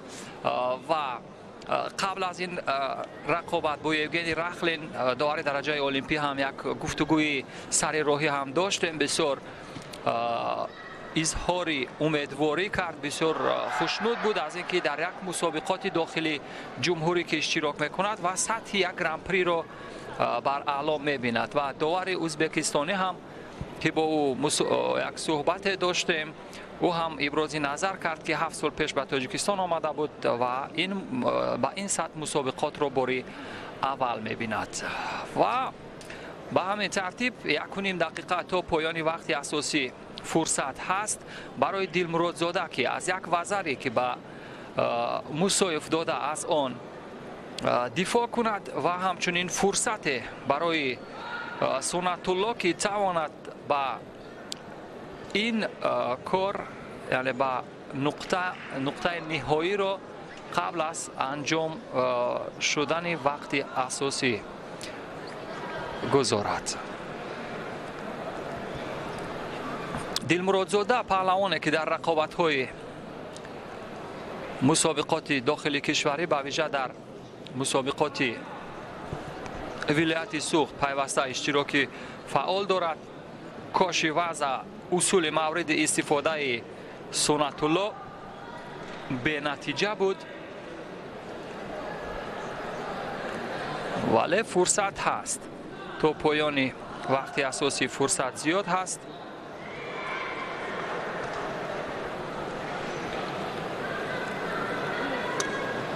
мавқеият ва боз ҳам зидди ҳамла. ин маротиба ҳам ҳамон шеваи суми гаеши ки мавриди истифода қарор гирифт то лаҳзаи поёнӣ. ولی موفقیت آمیز نبود. به هر نحوی که نباشد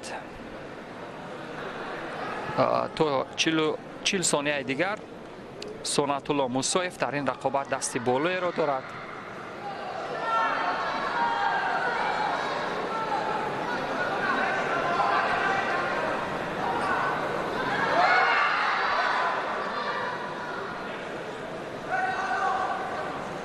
بسیار موقعیت خوبه برای همون اصول معمولی اوساتی از سوی دلمرادزاده است، ولی تا لحظه پایانی نمیتواند از اون استفاده کند.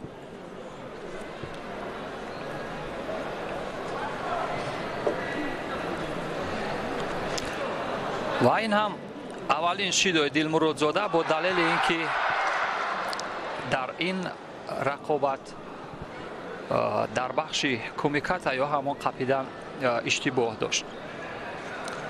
آخرین فرصت یا ثانیه ها و به همین ترتیب سنت الله موسویف در دور اولی رقابت بر حریفش دلمرادزاده شهاب‌الدین از دسته ولایت سوخت پیروز شد. به مرحله دوم رقابت ها می‌براید و سنت الله در دور دوم با علیشیر رحیمزاده از دسته ختلاندو رقابت خواهد کرد.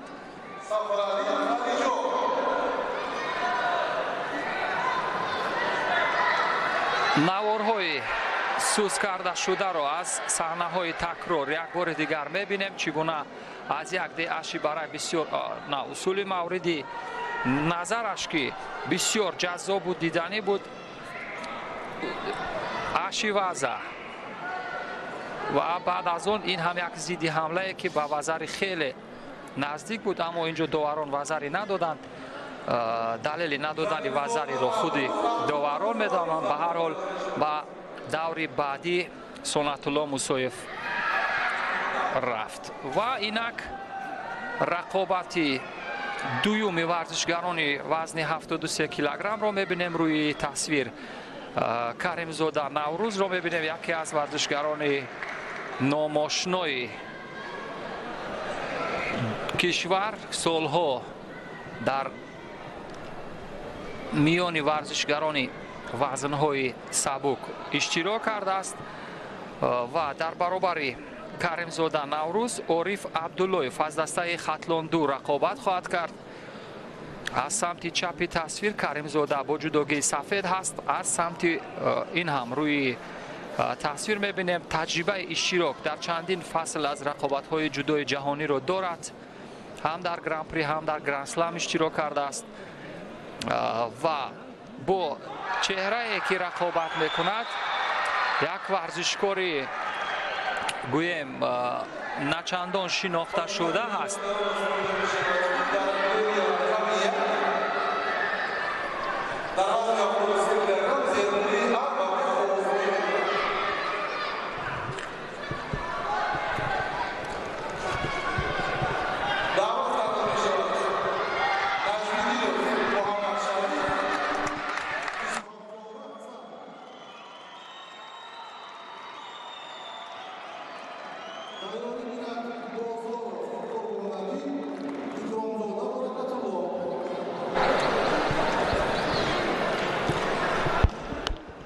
بزرگان پهلوانی کشور را میبینیم روی تصویر. محمدالله عبداللهیف، عزت خیراللهیف از زمره پهلوانانی که در صحنه رقابت‌های جهانی گوشتین ملی تاجیک را به جهانیان معرفی کردند و معرفی کردند کشور ما را در زمان سابق شوروی، هم در سامبو هم در جودو و هم در گوشتین ملی که سنت بسیار قدیمه تاجیکان به شمار می رفت و امروز هم گوشتین ملی ما سطح بین المللی گرفته است که این البته باعث افتخار ما هست.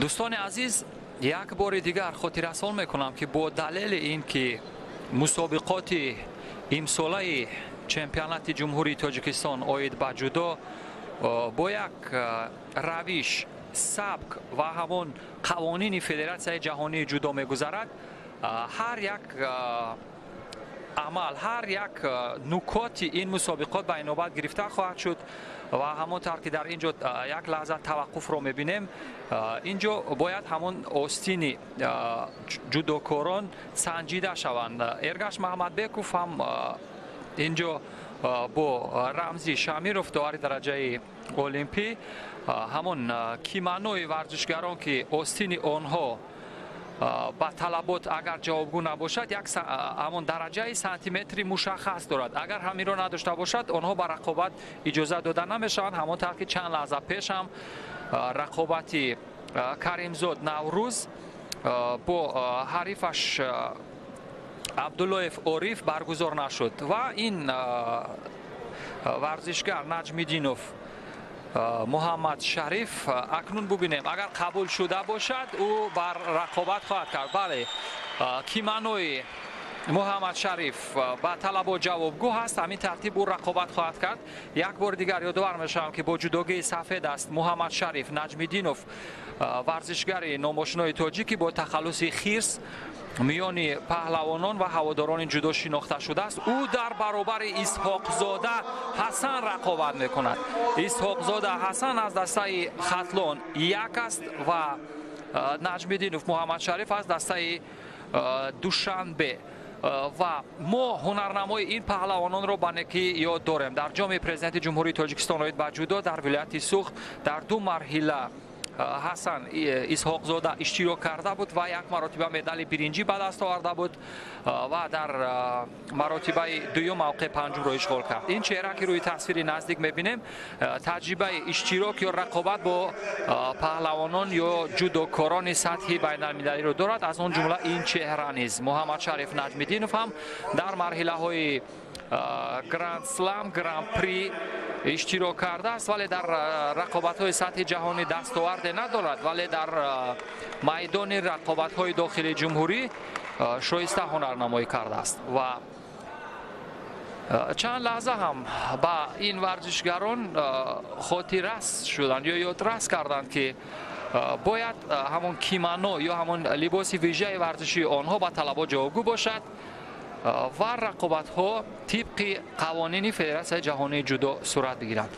و امروز که با سالن برگزاری مسابقات مجمع ورزشی قصر تنیس و ورزشی آبی شهر دوشنبه وارد می شدیم، واقعا بوی گراند پری یا بوی همون فصل های جودو جهانی به مشام می رسید. امروز یک سطح بسیار خوبی برگزاری مسابقات را مشاهده میکنیم.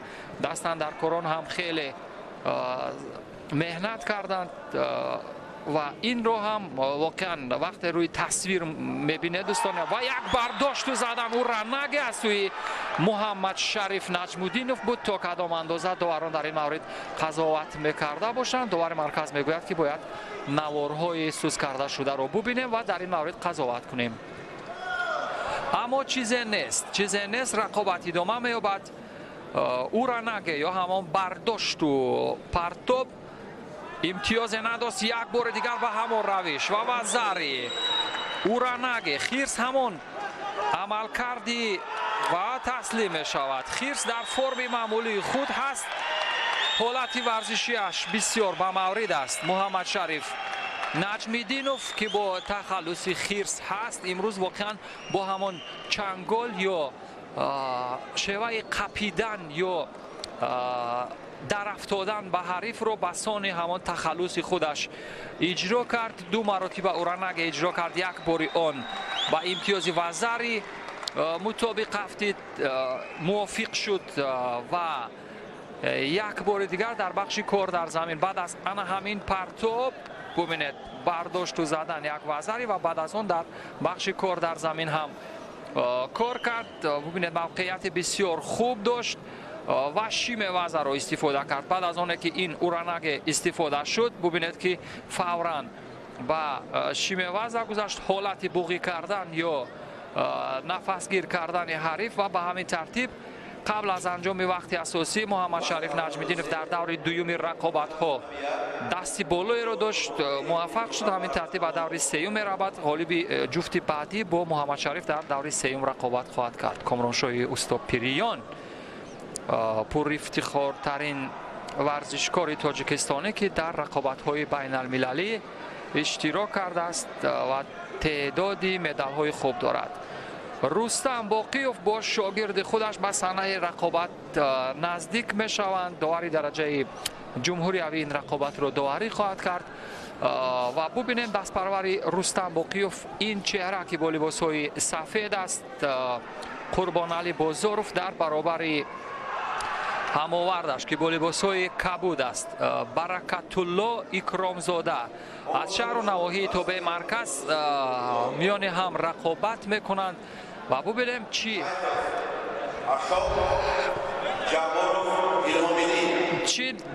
натоиҷе ба поён хоҳанд бурд.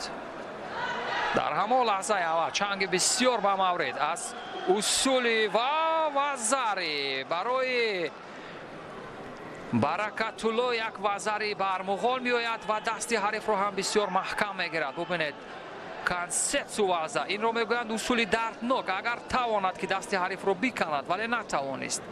дасти ҳарифро метавонист агар аз фишори маҳкам бигирад, вале дар бахши дифоъ аз ҳамлаи ҳариф бисёр хуб кор кард бозоров ва аз бахши саропо рақобат шурӯъ хоҳад шуд.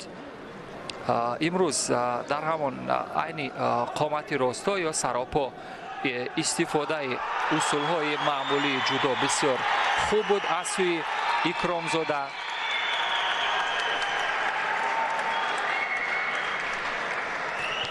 ва бо вуҷуди оне ки қурбоналӣ як маротибаи дигар вазаре ҳаст ё не. бубинед дар ин ҳол тасвирбардор бояд дар баробари ҳаракати ҳариф ҳаракат кунад, яъне тасвираш набояд аз ё варзишгар набояд аз тасвири ӯ берун шавад.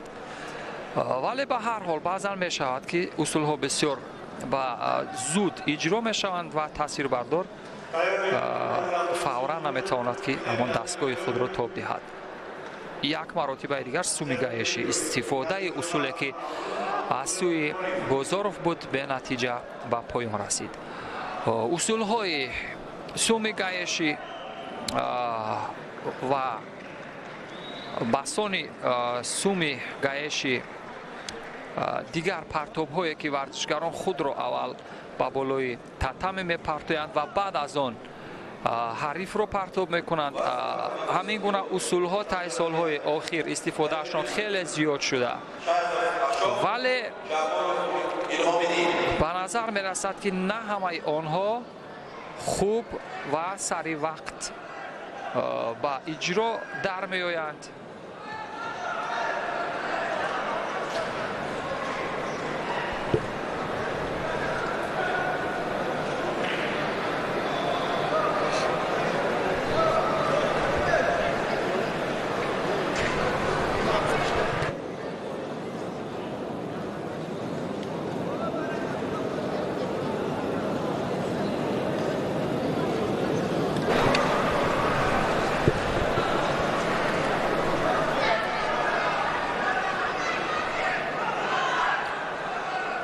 мавқеият барои бозоров, вале зидди ҳамла боз ҳам ҳамон равиши маъмулӣ сумигаеши, вале натиҷае ҳам дар пай надошт.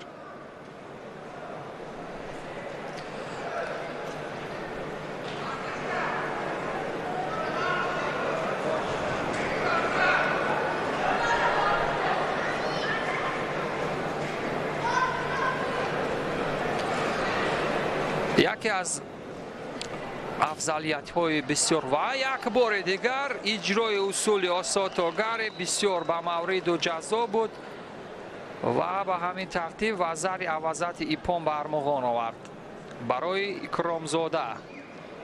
осотогари ولی از نوارهای سوز کرده شده خواهیم دید که چگونه این اتفاق افتید. و زری عوضات ایپون 2 امتیازی شایسته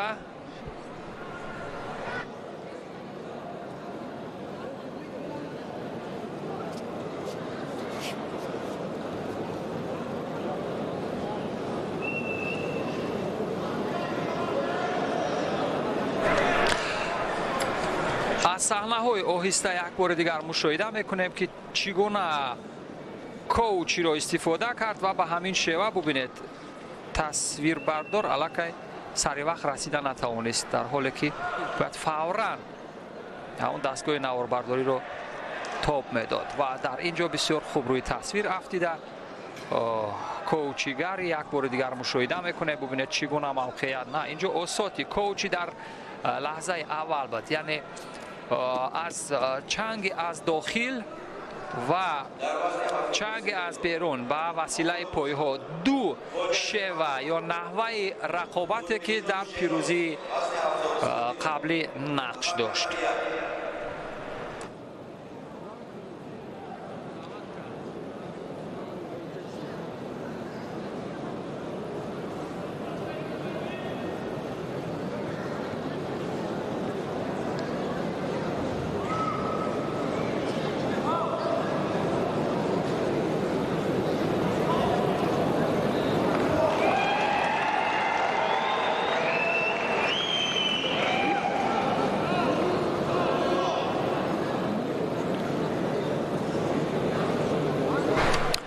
این هم نمای عمومی مجمع ورزشی قصر تنیس و ورزشی آبی شهر دوشنبه. ببینید چی یک فضای ایدانه دارد و چی یک شکوه و شهامت دارد. جذابیت گوشتین جودو را با شبکه تلویزیونی ورزش پیگیری کنید و بوی گران پری دوشنبه 2023 را از اینجا استشمار بفرمایید.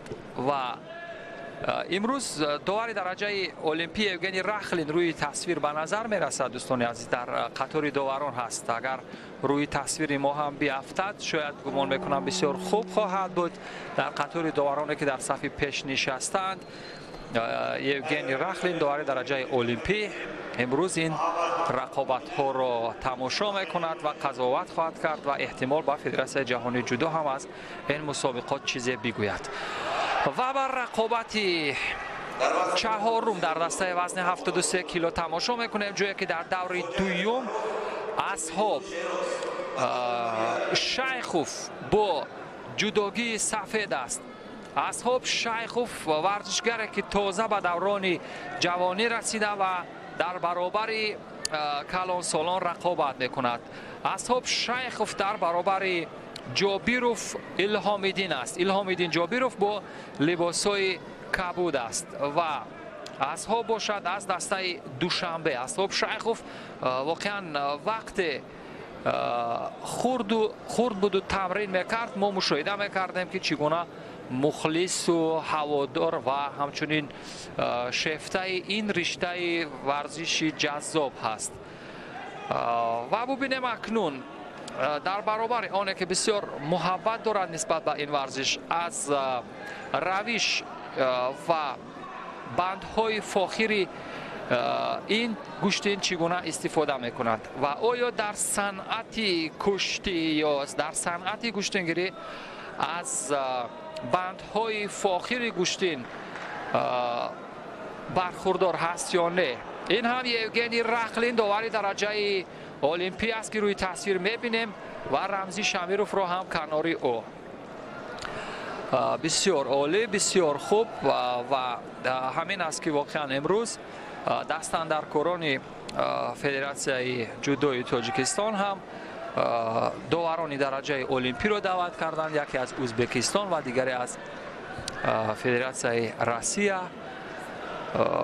و بسیار خوب هم هست که امروز با وسیله چمپیونات جمهوری تاجیکستان بوی گران پری را در دوشنبه استشمار میکنه و همین ترتیب شیخوف مغلوب می شود. دوستان عزیز او اولین قدم های خود را در میان کلان سالان در چمپیونات داخلی کشوری گذاشته بود و از این چهره مغلوب شد از جوبیروف ایلهام الدین با 3 کارد زرد و خانسوک مکی در دسته چالش برانگیز 73 کیلو اولین خانسوک مکی را مشاهده کرده. داوری درجه جمهوریوی و بالای تاتمی میبراید و رقابت نوبتی رو داوری خواهد کرد.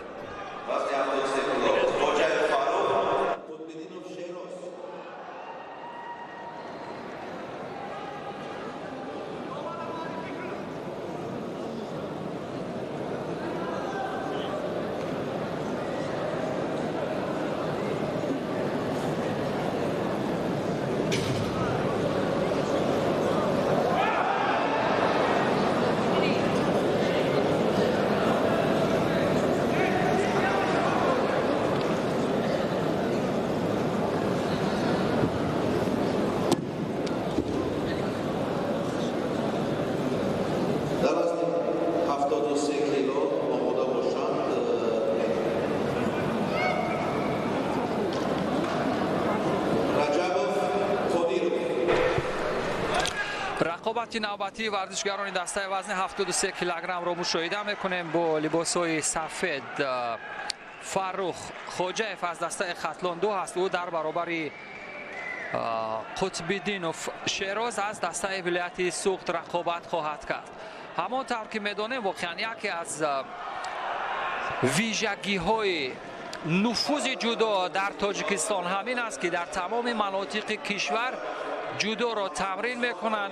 هواداران و علاقمندانش خیلی زیاد هستند. هزاران نورس و جوان به این رشته ورزش بسیار شوق و رغبت دارند و همین است که امروز ما چهره های تازه و صحنه رقابت ها وارد شده را مشاهده میکنیم و مثل این دو نوجوانی که در رقابت ها اشتراک دارند یا آنهایی که اگرچه پا به ایام جوانی گذاشتند یا قدم در ایام جوانی دارند در میان کلان سالان در چمپیونات تاجیکستان اشتراک میکنند.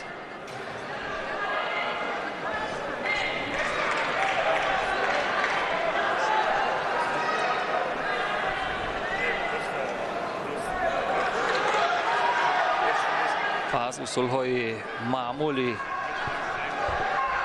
سراپا استفاده کردن برای خوجایف و یک بار دیگر از اوچی استفاده کرد ولی موفق نشد.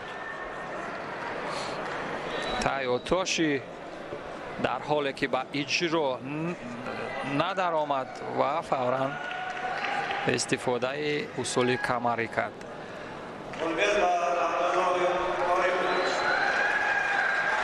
اکنون در جست نوبتی یا در نوبت دیگر ببینیم چگونه از این موقعیت استفاده میبرند و باز هم اما تایوتوشی مورد استفاده فرخ خوجایف هست.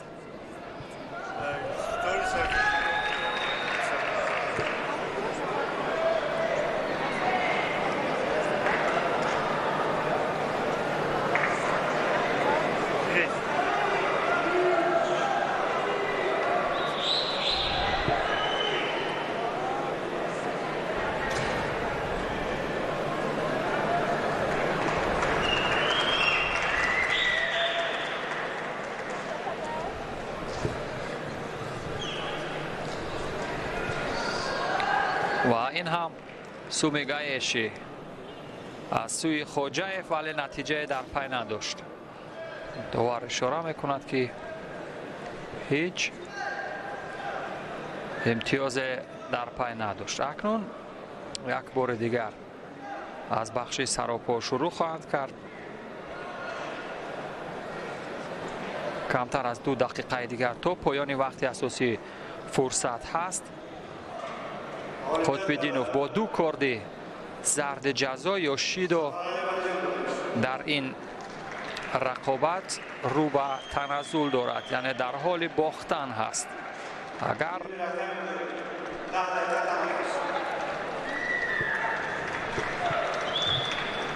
اگر تواند که تا لحظه پایانی استفاده اصول کند پس موفق خواهد شد و اگر در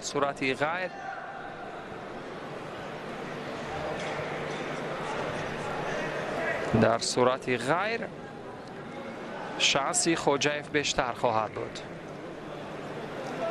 خوجایف فرخ با جودوگی سفید هست.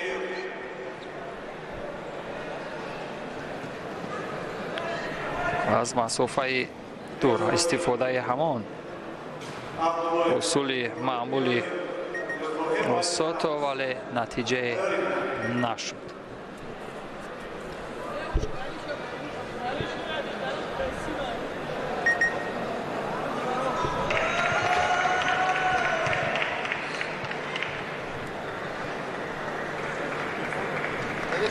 به همین ترتیب این هم دومین شانس و کمک بود که در این رقابت ها مشاهده فرمودیم. دوستان عزیز، فرخ خوجایف با دلیل اینکه حریفش 3 کرد زرد جزا گرفت او دستی بالایی رو داشت و به مرحله سیومی رقابت ها می رود، جایی که جابیروف الهامیدین از دسته نواحی رشت هنرنمایی خواهند کرد.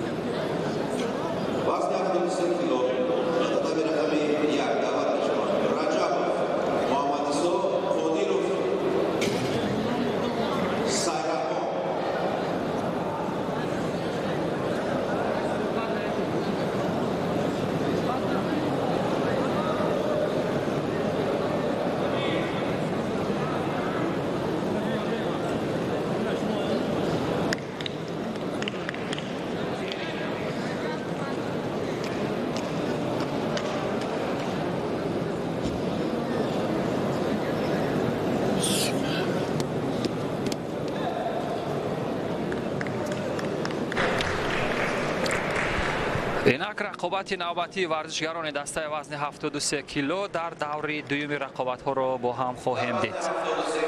محمد ایسو رجب و لباسای سفید هست. او در برابر قادیروف سهرحمان رقابت خواهد کرد. قادیروف سهرحمان از شهر و نواحی تابع جمهوری است با لباسای کبوت و دست پرور یا شاگرد شیرعلی بازاروف است رجبوف که با لباسای سفید هست و قبل از این رقابت ها هم از آمادگی دست پروران ورزش شیرعلی بازاروف پرسیدم. گفت که ما هم از سال به این مسابقات تیاری میبینیم و امسال هم تیاری جدی تر دیده ایم و ببینیم چگونه هنرنمایی میکنند دست پرورانی آنها. و اینجا اصول ببینید در بخش کار در زمین اصول خفه کردن رو استفاده میکند رجبوف، در حالی که هیچ امکانی استفاده از این اصول به منفیت نبود. و هر حال چند مدتی که گذشت در بخش کار در زمین نتیجه نبخشید و شیرعلی بازاروف هم به شاگردش چیزی گفت بعد از اون که یک لحظه ایست یا توقف به نظر می رسید.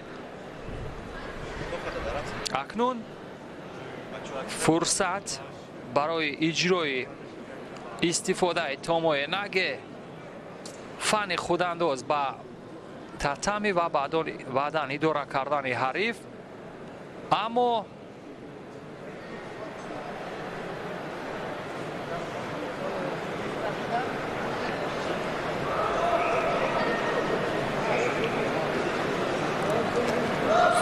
اکنون با استفاده همان اصول پرتاب سیاه نگ قادیروف مایل داشت ولی موفق نشد. در بخش کار در زمین رقابت ها ادامه میکنند و این هم باز همان روشی خفه کردن ё нафасгир кардани ҳариф, вале ин маротиба ҳам муваффақ намешавад. ба шевае ки дар варзишҳои размӣ таркибӣ истифода мешаванд, усулҳои кор дар замин, ба ҳамон шева Раҷабов ду маротиба усули буғӣ кардани ҳарифро истифода кард, вале муваффақ нашуд. рақобат идома меёбад бо як корди зард. Қодиров нисбатан натиҷаи сустар дорад дар ин рақобат аз нигоҳи мантиқӣ ва Раҷабов бо як усули партобии сеоенаге ҳамон бартарии худро майли зиёд кардан дошт, вале муваффақ нашуд.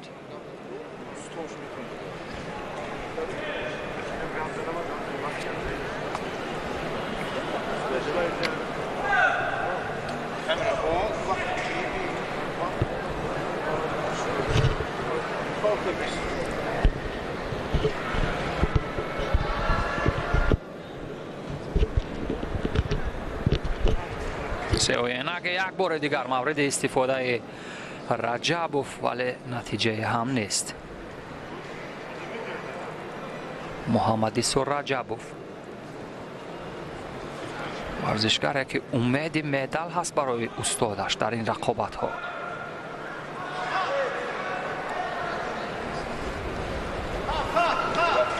Шерали Бозоров ки солҳо дар тими миллии ҷудои Тоҷикистон дар рақобатҳои байналмилалӣ аз чемпионати Осиё, бозиҳои осиёӣ ва дигар мусобиқоти ҷаҳонӣ Тоҷикистонро намояндагӣ кардааст. Имрӯз ба сифати мурраббӣ ҳаст ва он дастовардҳое ки худ дар айёми роҳбариаш нарасид, акнун дар айёми варзишиаш акнун умед дорад ки дастпарварони ӯ, шогирдони ӯ ба камоли варзишӣ бирасад.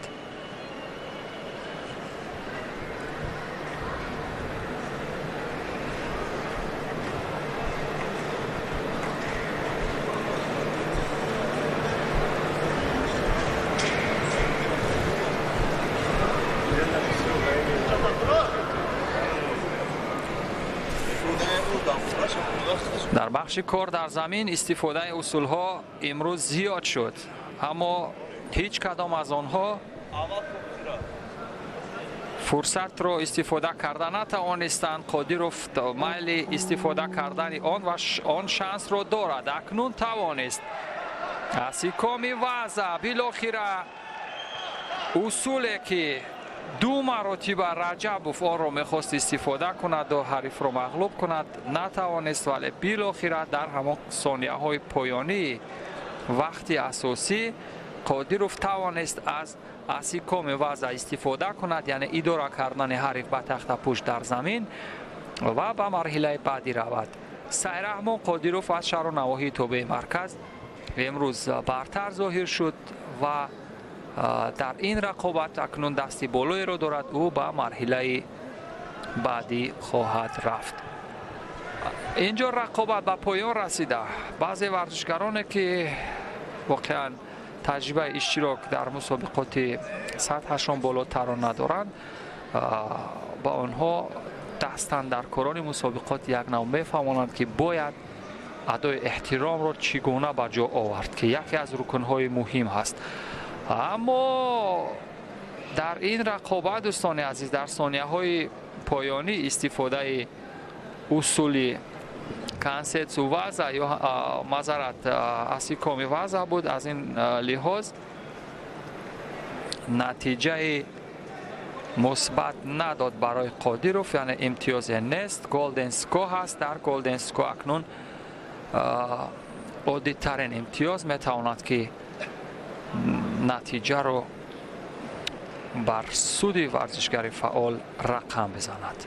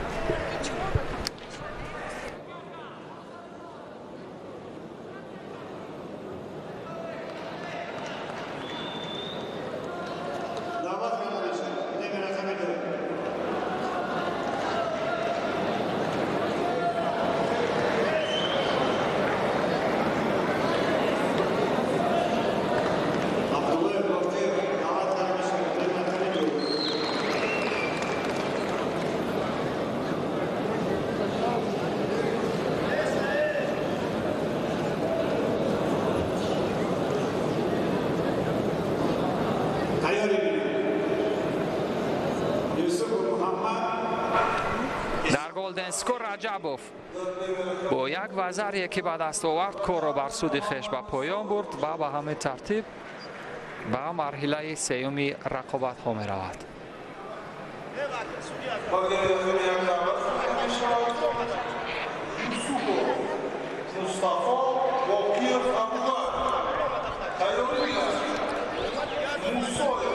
نوارهای آهسته را یک بار دیگر ببینیم در گلدن اسکور چگونه این اتفاق افتید.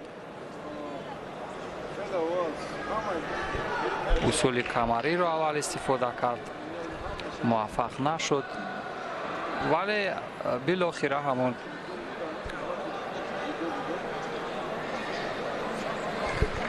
استفاده اصول های کار در زمین نقش مؤثر گذاشت و در این رقابت اکنون قادیروف دستی بالایی را داشت. قادیروف سیرحمان هم موفق شد به مرحله سومی رقابت ها رفت و اینک باقیوف را خواهیم دید در دوری اولی رقابت ها. ابوبکر باقیوف با لباسای کبود هست، در برابر مصطفی یوسفوف رقابت میکند.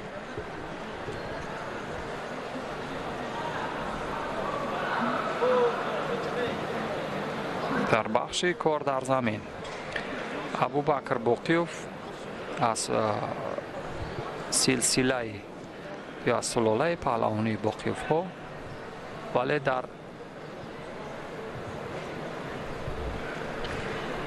این مرحله از رقابت موفق نشد و به همین ترتیب به نظر می رسد که امروز با هر ورزشکار در تاجیکستان یک حریف نابابه هست و ببینید چگونه استفاده اصول های متفاوت از یک شیوه به شیوه دیگر گذاشتن. از سیکامی وضع باقیوف استفاده کرده توانست، ولی با پای هایی که یوسفوف دفاع میکند راه فرار از حمله حریف یا امتیاز حریف رو بسیار خوب میگیرد. ببینید در بخش کار در زمین ورزشکاران ما در رقابت های جهانی بسیار میلنگند، ولی در داخل کشور در این بخش بسیار خوب هنرنمایی میکنند. یعنی بیشتر از اصول های هست که در بخش کار در زمین اجرا میشوند و بسیار مؤثر هستند.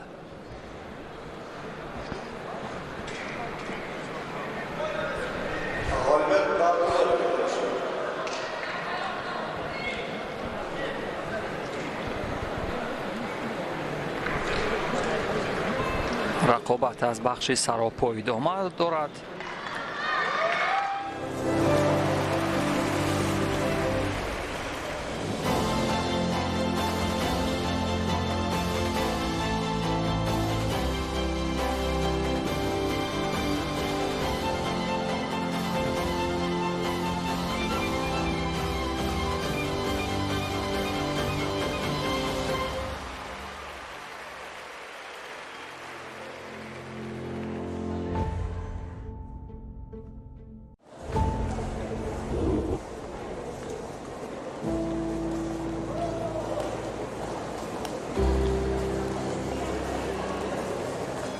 امتیازی واقعا خوبه بود برای باقیوف.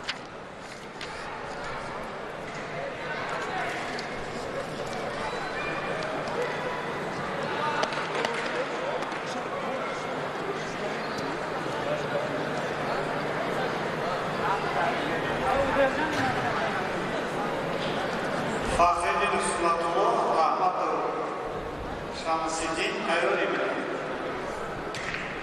Билебират Хамидов.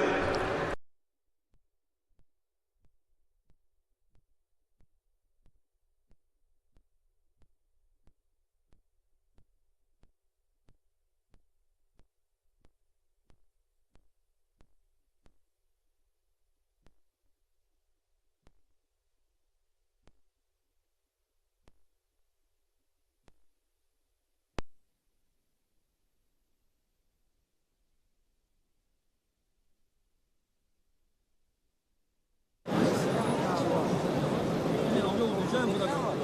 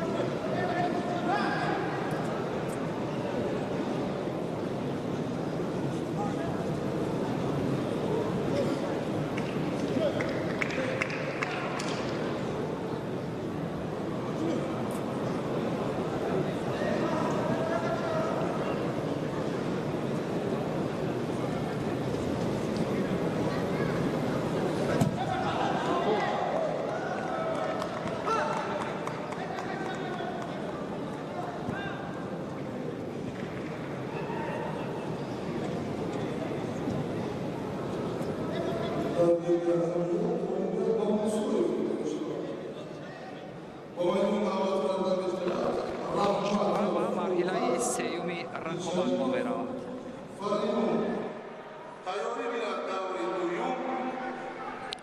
مصایف سنت الله واقعا کاری شایسته کرد. این هم نوارهای آهسته یا سوس کرده شده. یک بار دیگر مشاهده میکنیم. با این میگن زیدی حمله با روش سومی کشی. حریف رو یک نیم دوره حداقل چرخش دادن، در حالی که حریف ببینید میخواست استفاده اصول اوچیماتا کند، ولی زیدی حمله بسیار خوب بود. نه هر ورزشگر قادر است که همین اصول را استفاده کند. اینجا این اصول را ما بارها دیدیم که آناشاه در همین دسته وزنی رقابت ها استفاده میکند، یعنی ورزشگرانی که بسیار با قدرت هستند، قدرت و تواناییشون زیاد هست، آنها میتوانند به این شیوه در برابر حریفان مبارزه برند. رقابت نوبتی دوستان عزیز در برابر رحمتوف است. با لباسهای سفید فرقت رحمتوف از دسته ولایت مختار بدخشان، ولی در همان لحظه اول رحمتوف از میر شریپوف یک ضربه سخت فنی خورد و به همین ترتیب میر شریپوف فریدون در این رقابت در کمترین فرصت دست بالا را داشت و موفق به کسب یک امتیاز جذاب و زیبای پان شد و این را هم روی تصویر آهسته یک بار دیگر از تصویر هوایی میبینیم که چگونه استفاده کرد. ببینید پرتابی بالای شانه، استفاده اصول های سراپا به این ترتیب با اجرا درآمد. یک بار دیگر مشاهده بفرمایید پشت پای حریف ضربه زدن. اشیوازه خیلی عالی، خیلی جذاب و دیدنی. این هم جذابیت جودو هست. ببینید پای را به این شکل حلقه زدن به پشت پای حریف و از پشت ساق حریف به این ترتیب ضربه زدن یکی از جذابیت های جودو است و به همین ترتیب در کمترین فرصت امتیازی کامل ایپان را به دست آورد و به مرحله بعدی رقابت ها رفت. میر شریپوف فریدون از دسته رشت.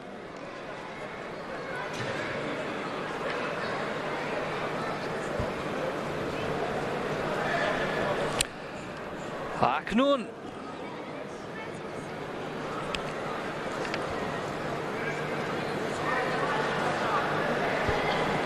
نجمیدینوف به صحنه رقابت میبراید. نجمیدینوف محمد شریف با لباسهای سفید در برابر هماوردش برکت الله اکرامزاده از دسته دوشنبه هست. نجمیدینوف و اکرامزاده باشد از شهر و نواحی توبه مرکز.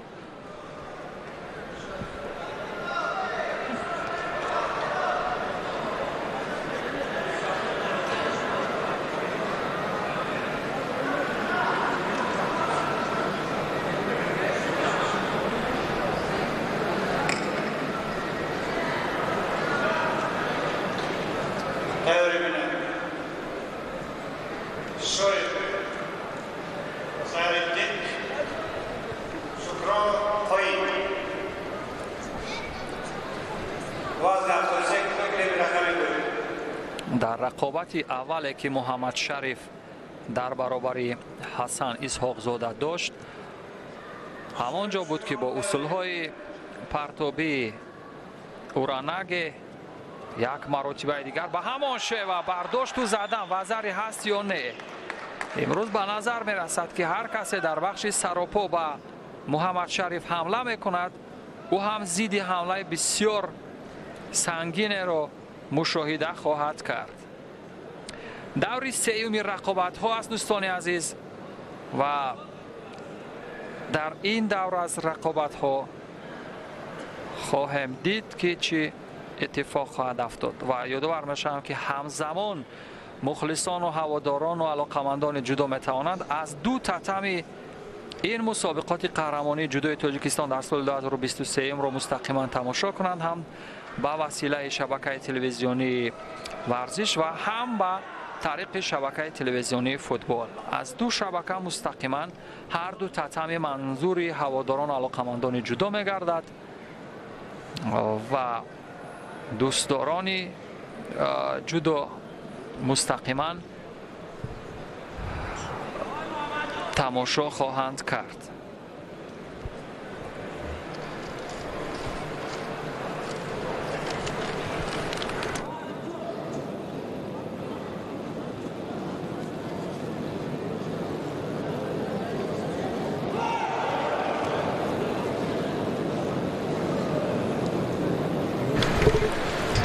یک وزری به محمد شریف نجمیدینوف، ورزشگری که در فرم خوبی ورزشی قرار دارد یا در همان حالت معمولی ورزشی امروز میتواند از خود هنر و استعداد خوب به جای بگذارد و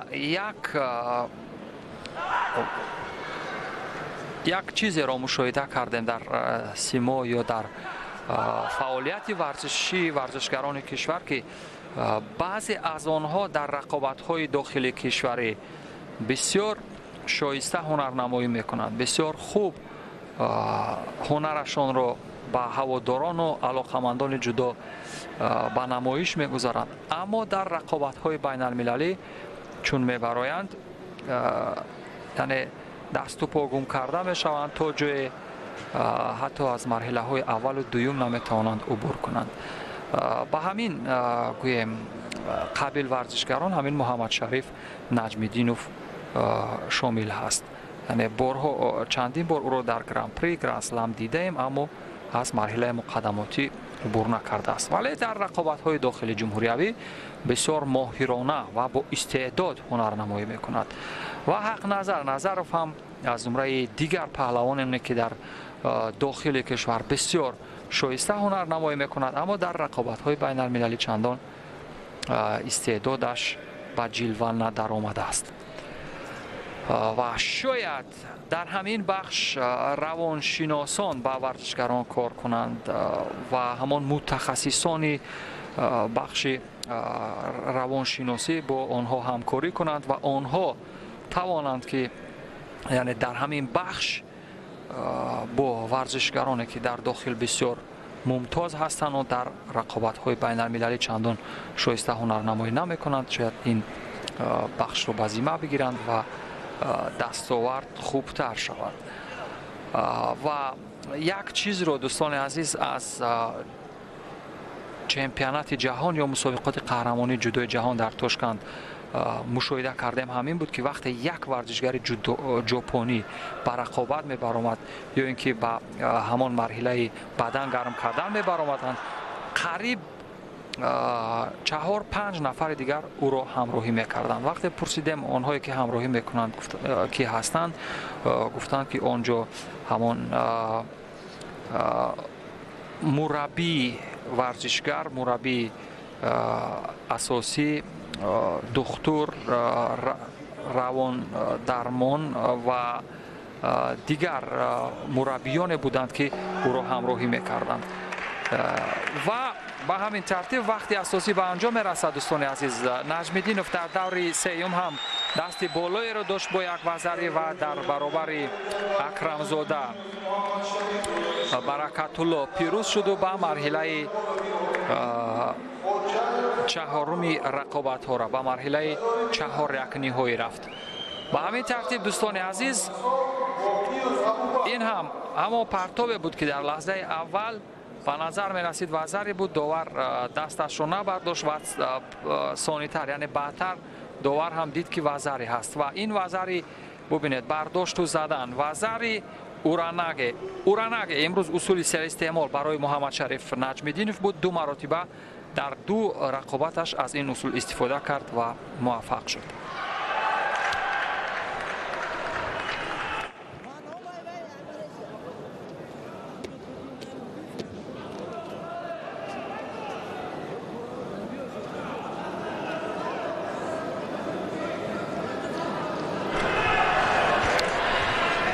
دور سوم رقابت‌ها ادامه دارد. الهام‌الدین جابیروف با لباس‌های سفید. الهام‌الدین از دسته رشت ببینید چی پیاپیی هست در فن و ترفندهایی که اجرا می‌کند یا همان بند و اصول‌هایی که به کار می‌برد. او در برابر فرخ خواجه‌یف هست. فرخ خواجه‌یف از دسته خطلان 2 هست. فرخ اصول بوغی کردن با وسیله پای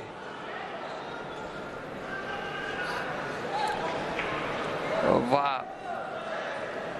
رقابت مر می شود چون همین شیوه استفاده خفه کردن یا بوغی کردن که در مد نظر داشت خواجه‌یف جابیروف معذرت چندان موقعیت نداشت و به همین ترتیب رقابت منع شد و از سر نو اکنون رقابت شروع می شود.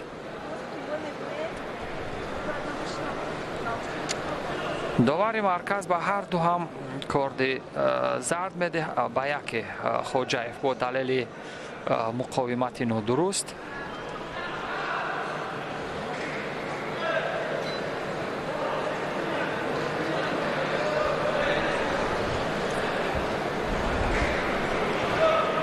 نتیجه بر سود جباروف خواهد بود چون با دلیل یکم اشتباه گرفتن در بخش قپیدن کارد زرد به خواجه‌یف هست.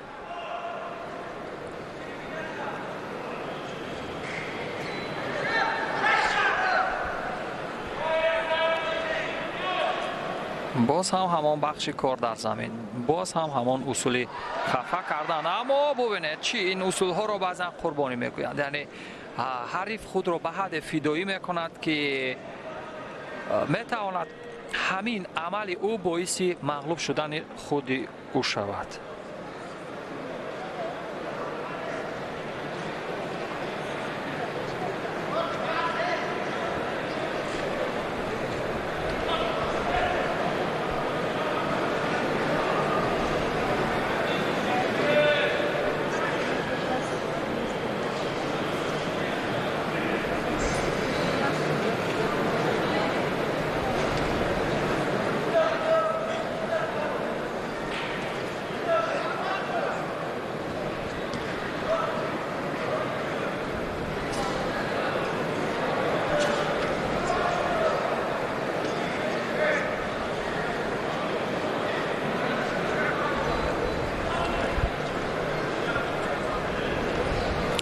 بیشتر از نصف وقت اساسی سپری شده، کسی از ورزشگران موفق نشدند.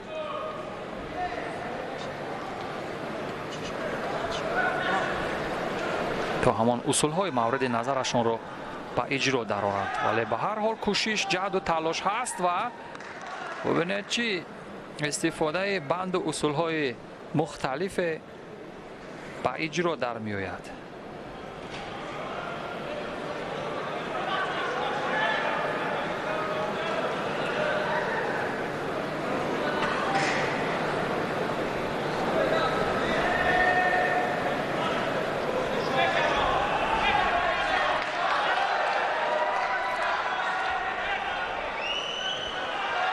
و این هم با سومیگایشی خیلی جذاب و دیدنی وزاری و جوبیروف و به همین ترتیب 1 دقیقه و 11 ثانیه تا پایان وقت اساسی است و جوبیروف در صورت نگاه داشتن همین امتیاز میتواند خود را در مرحله 4-1 نهایی ببیند.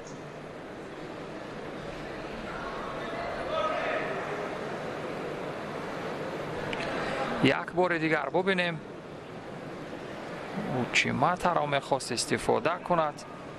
هماوردی جوبیروف یعنی خوجایف، ولی ببینید خودش اما با نظر میرسد که پام باشد. داوران چی قضاوت میکنند هنوز خلاصه نهایی نیست. داور مرکز در اینجا وزری بها گذاری کرد و خلاصه نهایی را ببینیم چگونه خواهد بود. خلاصه نهایی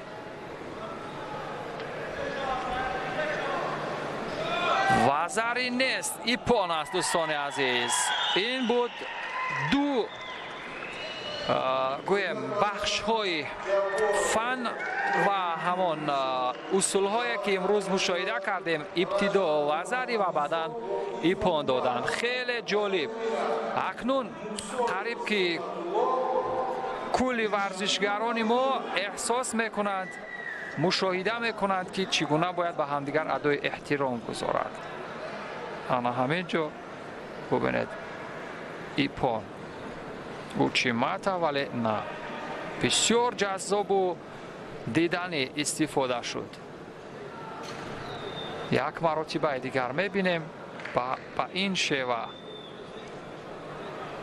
دومین بار هست که به همین ترتیب استفاده میشند همین اصول. یوگنی رخلین و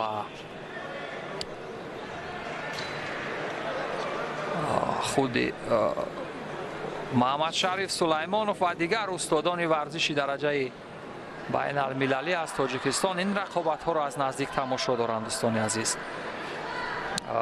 و باقیوف ابوبکر در مرحله نوبتی است دوستان عزیز. باقیوف ابوبکر در برابر سعیرحمان قادیروف است. سعیرحمان قادیروف است شهر و نواحی تابع جمهور است و ابوبکر باقیوف باشد از دسته خطلون معرفی شده در این رقابت ها. ولی مهمتر از همه نتیجه هست و خلاصه گیری از نتیجه نهایی این رقابت ها.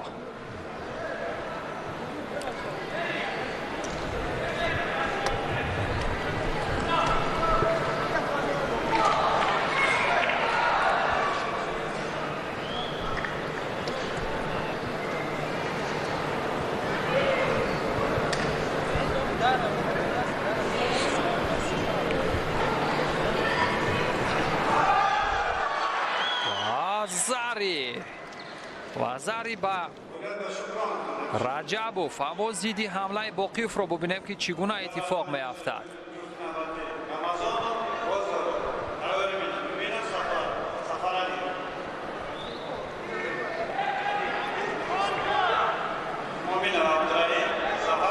بار دیگر هم استادان ورزش رو روی تصویر هم مشاهده میکنیم. آنهایی که دل باخته و شیفته گوشتین و پهلوانی هستند واقعا در دوران خود عجب ایامی خوش سپری کردند که این رو ما از نقل‌های آنها شنیدیم، از روایت‌های آنها شنیدیم، از داستان‌هایی که کردند. و یک بار دیگر هم در همین بار رجبوف در حال اجرای یک اصول دیگر بود. باقیوف فرزند رستم باقیوف است که رستم باقیوف واقعا یک ورزشگر با استعداد بود. برادر رسول باقیوف که اولین نشان برنجی بازی‌های المپی را به تاجیکستان آورده است و رستم باقیوف امروز به صفت مربی هست و فرزند او ابوبکر باقیوف ببینیم چگونه هنرنمایی میکند. در تاجیکستان بارها توانسته است که در بخش سبک وزن‌ها در دسته وزن 66 کیلو در مسابقات مهمی جام پایتخت، مسابقات جام نوروز شاهد پیروزی بچشد، اما در رقابت‌های بین المللی چندان دستاورد ندارد. اکنون باقیوف با حریف هست که قریب از او هیچ تفاوت ندارد در بخش و استفاده اصول‌های مختلف جودو. در رقابت گذشته که ابوبکر باقیوف در برابر حریفش مصطفی یوسفوف رقابت کرده بود، در آن رقابت دیدیم که چگونه از اصولهای پرتابی به مورد استفاده کرد باقیوف. ولادیمیر یلچنینوف در برابر احتم رجبوف هست روی تصویر. دو هم نسلی که در بنیاد جودو در تاجیکستان نقش دارند. احتم رجبوف بنیادگذار جودو آسا تا به این ترتیب از سوی ابوبکر ولی نتیجه نداشت. احتم رجبوف در بنیاد و پایه‌گذاری جودو در تاجیکستان نقش بسیار مؤثر دارد و او را اساسگذار یا بنیادگذار جودو در تاجیکستان میگویند احتم رجبوف را، چون در اولین سمینار بین المللی جودو در تاشکند اشتراک کرده بود سال 73. همین چهره که روی تصویر میبینیم و هر دوی اینها هم نسل هستند، در یک جا تعلیم کردند و ولادیمیر یلچنینوف از زمره مربیانی که رسول باقیوف را در بازی‌های المپی پکین همراهی میکرد و در آنجا بود که رسول باقیوف برنده نشان برنجی شد و از همان زمان ولادیمیر یلچنینوف دیگر از تاجیکستان دل کنده نمیتواند. او میگوید که پهلوانی در رگ و پیوند یا رشه های تاجیکان هست. از این رو امید دارد که از میان این پهلوانان قهرمان های بازی های المپی و قهرمان های جهان را ببیند. ثانیه های پایانی وقتی اساسی ابوبکر در حال مقابله نشان دادند و در اینجا گمان میکنم رقابت را من خواهد کرد داور، اما 12 ثانیه چی نقشه میتواند داشته باشد؟ ابوبکر آیا از صدی راه برداشته می شود؟ یکی از مدعیان بود، یکی از امیدها بود برای رسیدن به عنوان قهرمانی، ولی ابوبکر باقیوف امید نشانی طلا از این مسابقات برکنار می شود، از رجبوف شکست می خورد. و بازار ناصیروف سالها سرمربی تیم ملی جودوی تاجیکستان بود. در ایام او بود که نشان برنجی بازی های المپی به تاجیکستان آمده بود. یکی از چهره های تاثیرگذار در رشته جودو به هر حال به شمار می رفت. به همین ترتیب دوستان عزیز رجبوف، محمد ایسو раҷабов муҳаммадисо ин чеҳра ки рӯи тасвир мебинем дар баробари боқиёв пирӯз шуд ва ба марҳилаи баъди рақобатҳо рафт. бубинед чӣ гуна аз усули гурмушт ки дар гӯштини миллии мо ҳаст ба ҳамин шева истифода кард раҷабов муҳаммадисо ва ба марҳилаи баъди рақобатҳо рафт.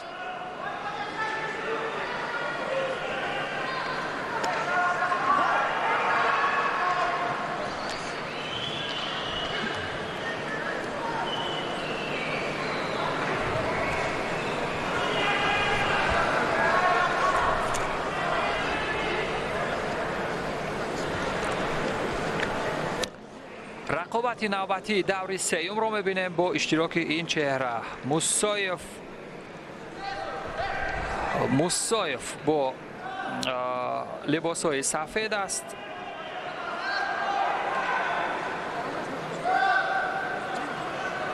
сонатулло мусоев аз дастаи душанбе. сонатулло ки дар ду марҳила имрӯз рақобат карда буд. ибтидо шаҳобиддин дилмуродзодаро аз садди роҳ бардошт, баъдан бар раҳимзода алишер аз дастаи хатлон пирӯз шуд. акнун дар марҳилаи сеюм ҳаст. дар баробари фаридун миршарипов ҳаст. бибинем чӣ кор хоҳад кард. фаридун миршарипов аз вилояти кӯҳистони бадахшон аст. вилояти мухтори кӯҳистони бадахшон. то ин ҷо аллакай миршарипов ду корди зар дорад ва ин эҳсоси хатарро барои ӯ зиёдтар хоҳад кард. агар натавонад ки ягон зидди ҳамлае ба мавриде ба сомон бирасонад, эҳтимол дорад ки бо як корди зарди дигар хансу кӯмаке бигирад ва сеюмин хансу кӯмакеро дар дастаи вазни 73 килограмм бубинем. вазни 73 килограммро дӯстони азиз яке аз вазнҳое ки дар он чолиш зиёдтар ҳаст. яъне вазне ки дар он рақобатҳо бо шавқтар, диданитар, пурсуръаттар ва бо шӯру ҳаяҷони зиёдтар ҳастанд дар ҷаҳон медонад. ва боз ҳам Суми Гаеши боз як имтиёзи вазаре. ба ҳамин тартиб Мусоев Сонатулло бо як вазари по ба даври чаҳор як ниҳоӣ хоҳад гузошт.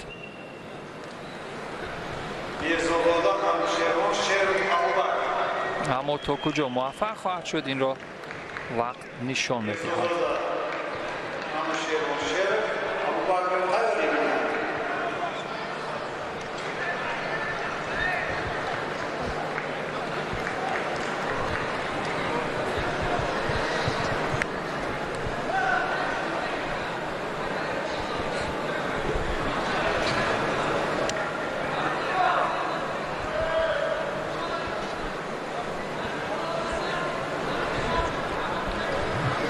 доварон дар мавриди он қазоват мекунанд ки ин ипон буд ё вазари ё чизе набуд.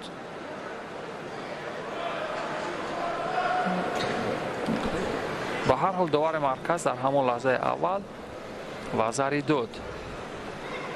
аммо дигар доварон чӣ мегӯянд? бале, дар ниҳоят қазовати доварон сари он аст ки ҳамон вазари ҳаст. вазари ва бартарии комил бар суди Мусоев Сонатулло.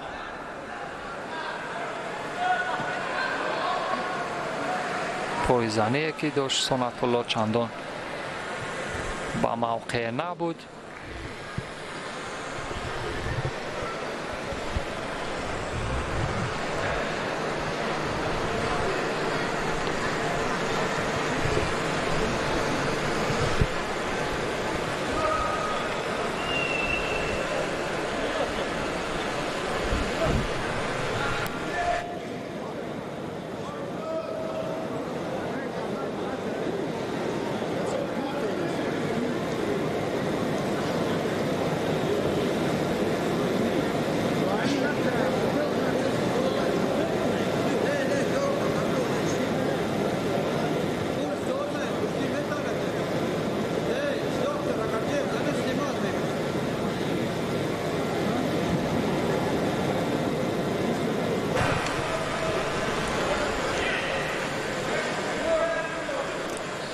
این پایزنی خلاف قاعده بود.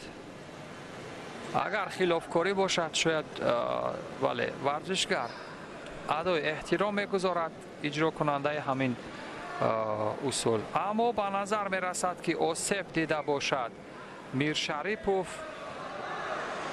و سیومین کارد زرد جزا خانسوک مکه و به همین ترتیب سنت الله موسایوف از دسته دوشنبه به مرحله بعدی رقابت ها می رود با 4 نهایی.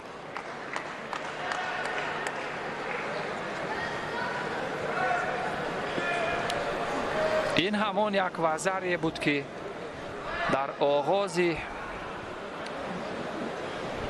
گیرودار در همان لحظه های اول و اجرا در آمد و به همین ترتیب تا لحظه پایانی هیت شد همین وضعی.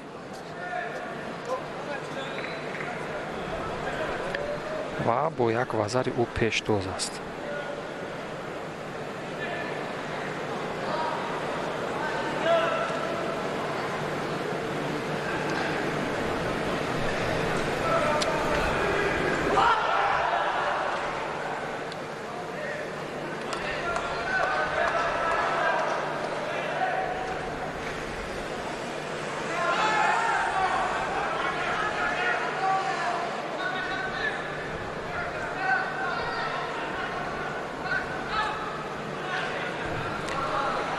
اینک نجمیدینوف در مرحله 4 نهایی رقابت ها در برابر هماوردش جابیروف الهامیدین هست.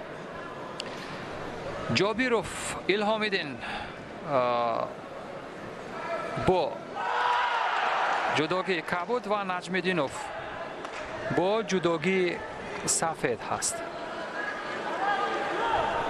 رقابتی حساس.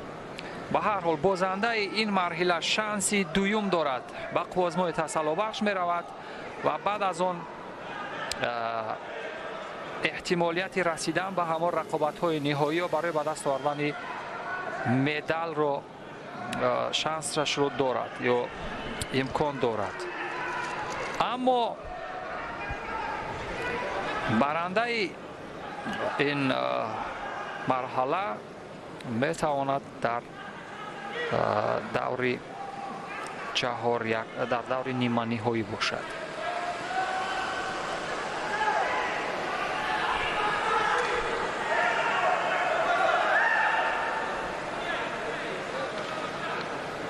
امروز هر کی در برابر نجمیدینوف استفاده همان اصول های معمولی سراپا را داشت، یعنی حمله میکرد، در نهایت بازنده میشد.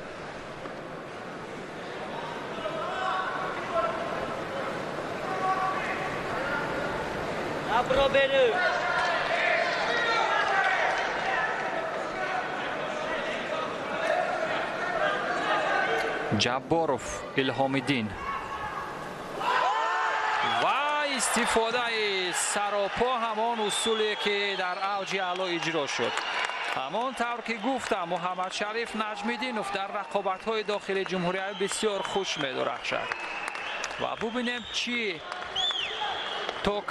تا کجا می رود و تا کدام درجه می رسد، تا کدام موقع می رود، تا کدام مرحله و آیا توانی رسیدن به عنوان چمپیونی را دارد یا نه.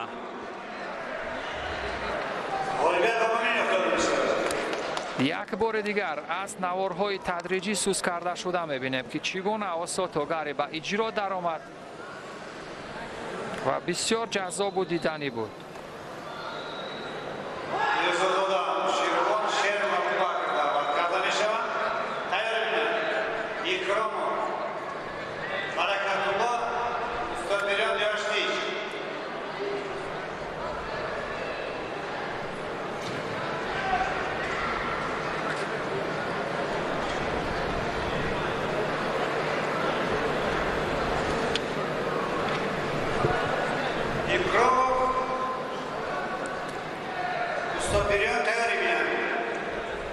دوستان عزیز در تتمه که گزارش مستقیم و جریان دارد 5 دقیقه تنفس است و پس از 5 دقیقه برمیگردیم.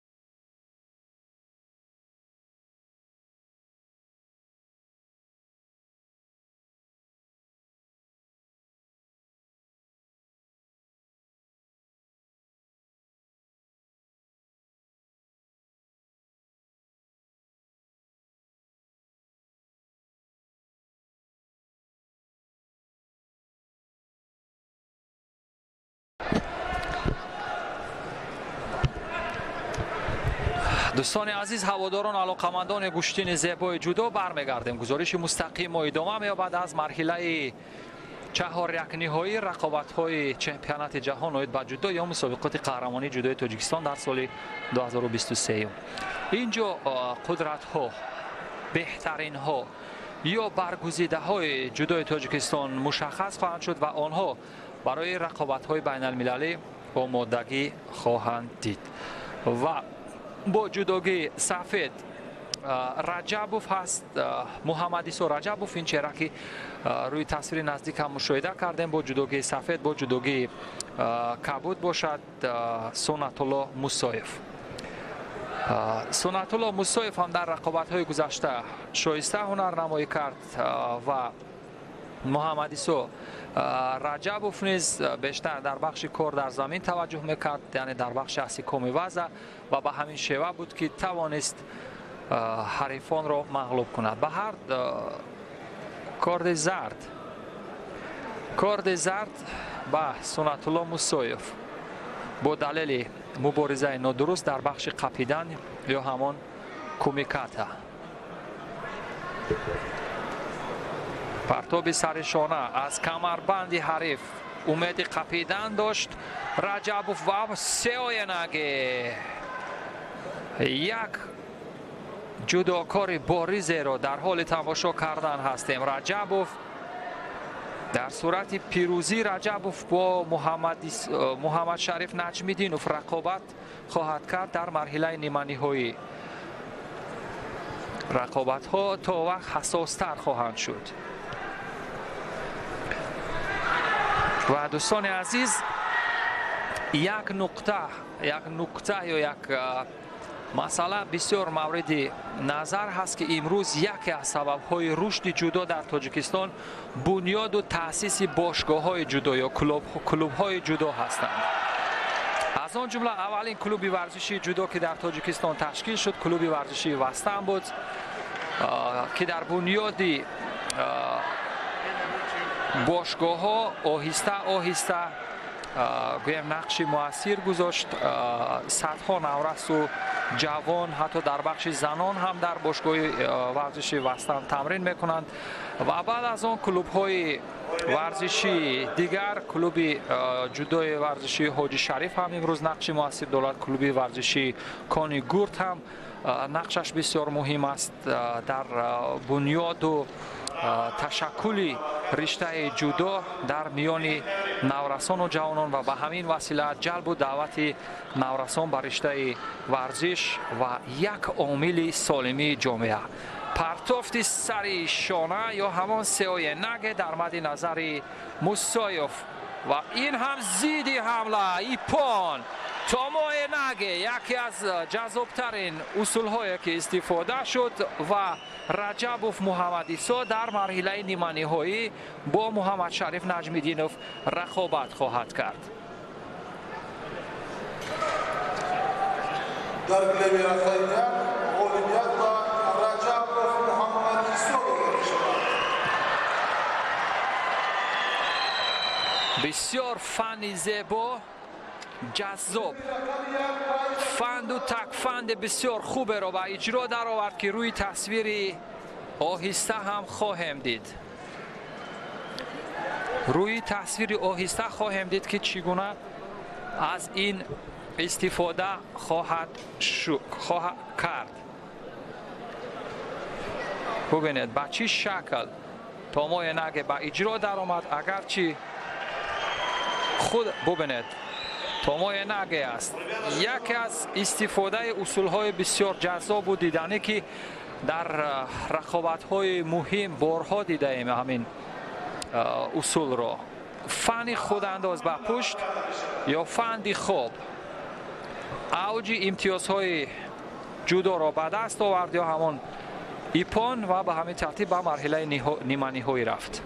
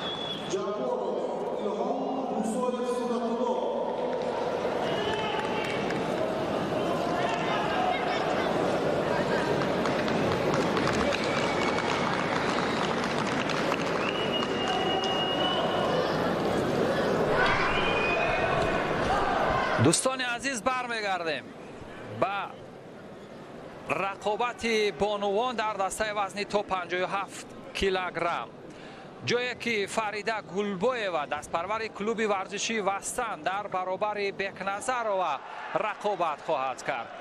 ببینیم چه اتفاقی خواهد افتاد. همانطور که میدانیم گلبویeva فریده در رقابت‌های بین‌المللی تجربه اشتراک دارد.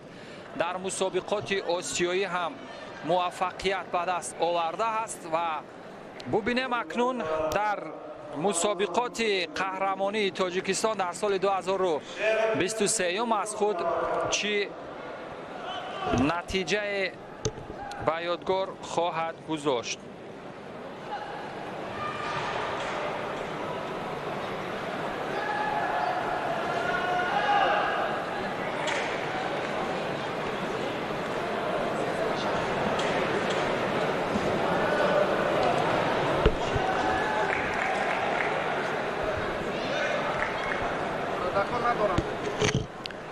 و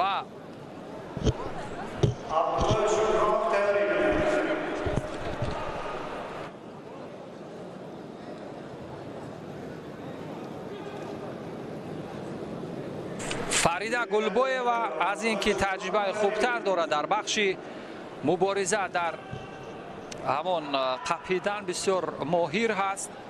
ببینید برای شانسی خود را استفاده کردن و به سمت چپ بیشتر کار میکند. یادآور میشم که تحت هدایت یا رهبری احمد سلیم تمرین میکند و از مربی از بنیادگذار جودوی تاجیک اختم رجبوف درسی کار در زمین رو آموخته است، یعنی همون نوازه رو که یکی از بخشای مهم است در جودو. و ببینیم اکنون تا کجا شانسی دریافت موفقیت رو دارد. به هر حال با دلیل اینکه کم کار بود بکنظرova یک کارد زرد دیگر میگیرد و گلبویeva باشد با دلیل دو کارد زرد داشتن حریفش او در این رقابت پیشتاز هست. تا معاینه اصول مورد نظر فریده گلبویeva ولی نتیجه نیست. اکنون موقعیت به میان می آید و در بخش اسیکام وضع یا همون کار در زمین استفاده با تخت پوش نگاه داشتن حریف کمتر از 2 دقیقه دیگر باقی مانده است و ضربه به دست می آید. عوضت ایپان هم خواهد شد. در بخش کار در زمین اگر به چنگ بیفتند ورزشکاران ما در بخش زنان دیگر خستن نخواهند توانست، چون همین اصولی که اجرا شد و دیگر بکنظرova نتوانست از چنگ حریف رها شود. به همین ترتیب فریده گلبویeva قبل از انجام وقت اساسی پیروز شد و به مرحله بعدی رقابت ها می رود. با دلیل اینکه ورزشکاران نسبتا کمتر هستند در بخش زنان، از این رو آنها پس از 2 موفقیت می توانند به مرحله بعدی روند. سلیم احمدوف شاگرد خودش را اکنون استقبال می گیرد و با همون تالاری آمادگی خواهند رفت برای مرحله بعدی. این هم همون عامل های موفقیت فریده بود که اتفاق افتاد، یعنی در بخش اسیکامی وضع حریف رو بسیار خوب کنترل کرد. و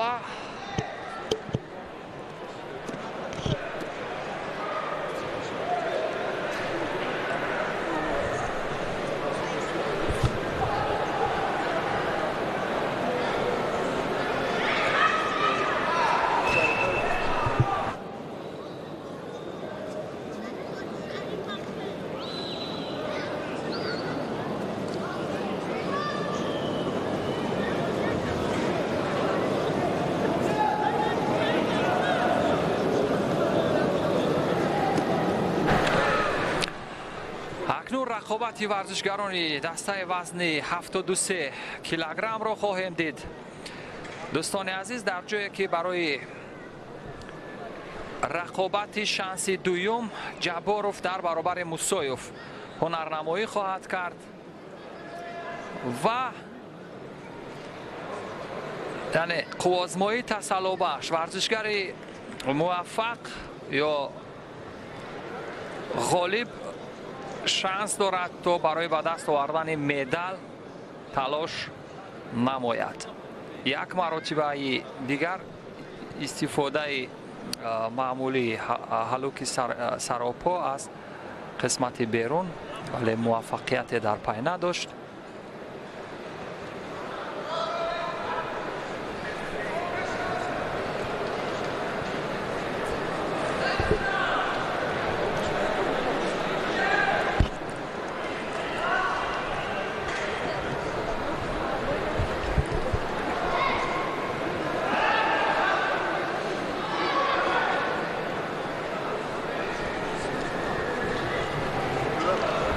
جباروف هم مرحله مقدماتی رو بسیار خوب گذشته بود و این رقابت ها برای رده‌بندی خواهد بود، یعنی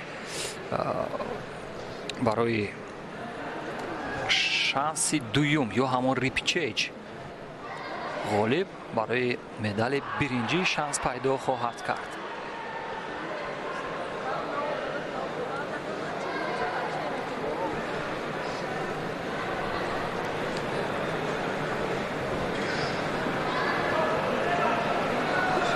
جباروف امروز در مرحله اول با اصحاب شیخوف پیروزی به دست آورده بود ولی در مرحله چهار یک نهایی از محمد شریف نجمیدینوف شکست خورده بود. محمد شریف نجمیدینوف در مرحله نیمه نهایی هست ولی خود موسایف باشد، سنت الله موسایف در دور اول بر شهاب‌الدین دلمرادزاده پیروز شد و بعد از آن بر فرخ میر شریپوف هم دستی بالا را داشت و در مرحله چهار یک نهایی از محمد عیسی رجبوف شکست خورد. محمد عیسی رجبوف باشد در مرحله نیمه نهایی هست با محمد رحیم نجمیدینوف رقابت خواهد کرد.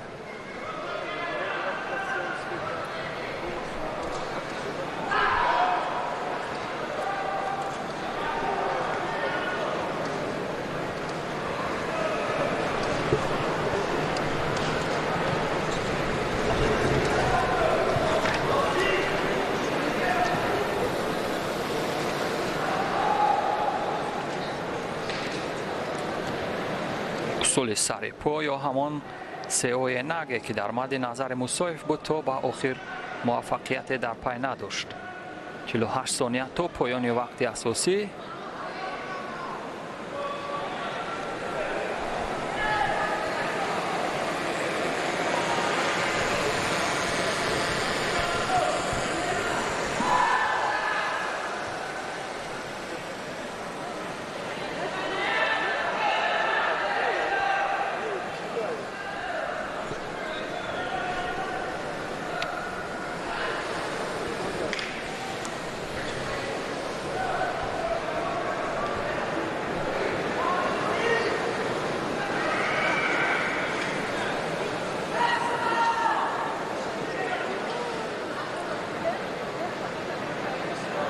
خیلی زیاد در برابر همدیگر دست و پنجه زدند اما کسی از آنها موفق به اجرای اصول نشد. داور مرکز هم با دلیل کمکاری به هر دو کارت زرد میدهد. نتیجه کارت های زرد برابر هست و یک آگاهی دیگر موجب مشخص شدن ورزشگر کمکار خواهد شد و کوچی به این ترتیب استفاده اصول هلوک یا چنگ زدن به قسمت داخل پای حریف از سمت پشت ولی به نتیجه بود.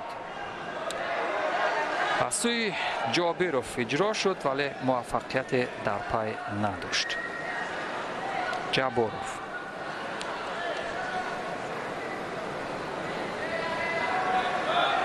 جباروف الهام‌الدین از دسته نواحی رشت است.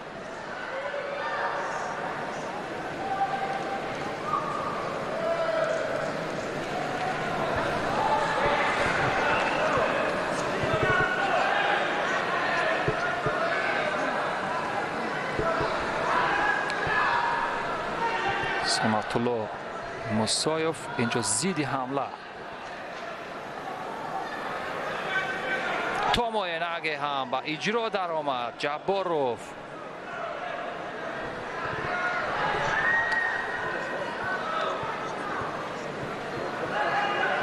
الهام‌الدین جباروف کاری هم کردن نتوانست.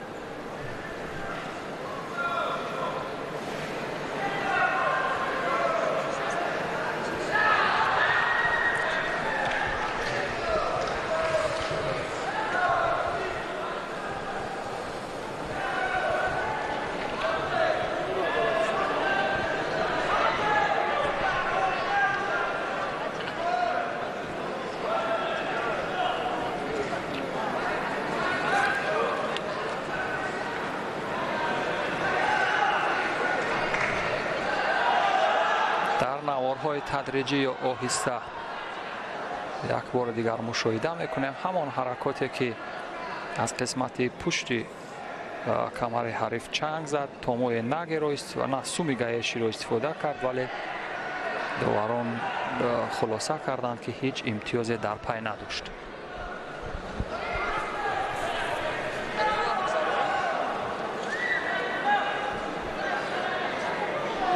بار دیگر هم همین شیوه استفاده می شود پیاپی از نوارهای آهسته می بینند.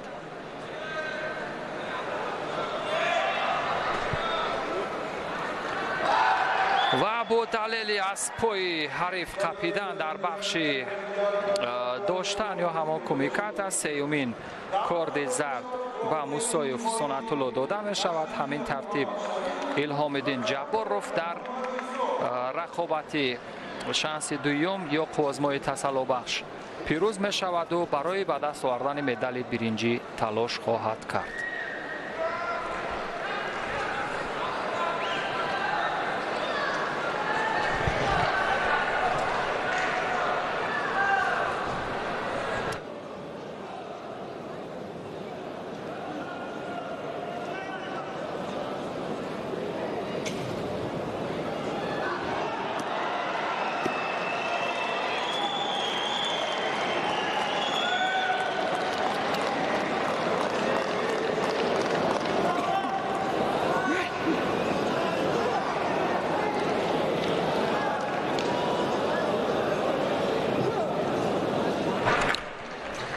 اینک مرحله نیمه‌نهایی دوستان عزیز رقابت‌های جذاب‌تر و دیدنی‌تر. محمد شریف نجمیدینوف با لباس‌های سفید از دسته دوشنبه هست. او در برابر محمد ایسار رجبوف رقابت می‌کند. محمد ایسار رجبوف هم امروز بسیار شایسته کاری کرد. بسیار کارش خوب بود و با همان فنون یا امتیازات کامل حریفان را از صدی راه می برداشت و در راهی رسیدن به فینال است. محمد ایسا و محمد شریف کدام از این دستی بالا را خواهد داشت در این رقابت نیمه‌نهایی و کدامین نخستین شده به مرحله نهایی می رود. امروز در ضد حمله های حریف نجمیدینوف بسیار شایسته هنرنمایی میکرد در حالی که حریف میل اجرای همان اصولهای سراپا را داشت. فوراً محمد شریف ضد حمله میکرد پرداشته زدن.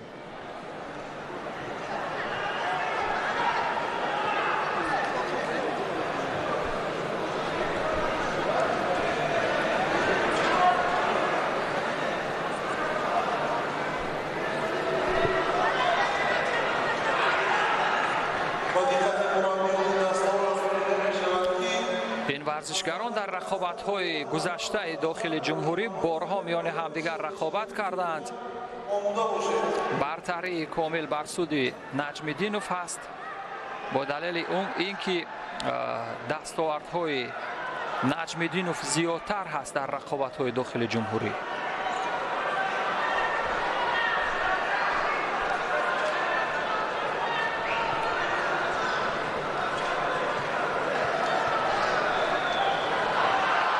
موقعیت برای نجمیدینوف، این هم زیدی حمله او رنگه اما این هم فشار، یک وزری برای نجمیدینوف. محمد شریف نجمیدینوف در یک برهم و در همه که در حال اجرای اصول ها متفاوت بود. فنون جودو چندان موقعیت استفاده برایشون مشخص نبود. یکی حمله میکرد، دیگر دفاع. رؤوف حکومتوف هم مربی محمد شریف نجمیدینوف خیلی نگران هست. یک بار دیگر و زری عوضت ایپون سه‌های نگ جذاب ترین اصولی که در اینجا استفاده شد. محمد شریف اکنون به فینال می رود. این ورزشگر با تخلصی خیرس میان هواداران علاقمندان جودو معروف است، اما ما میگوییم که چنین استعدادها، چنین درخشندگی رو در رقابت‌های جهانی بینیم اگر خوبتر خواهد بود برای محمد شریف، چون در اینجا می درخشد اما در رقابت‌های جهانی چندان درخشندگی ندارد. این واقعیتی است که آن باید گفته شود.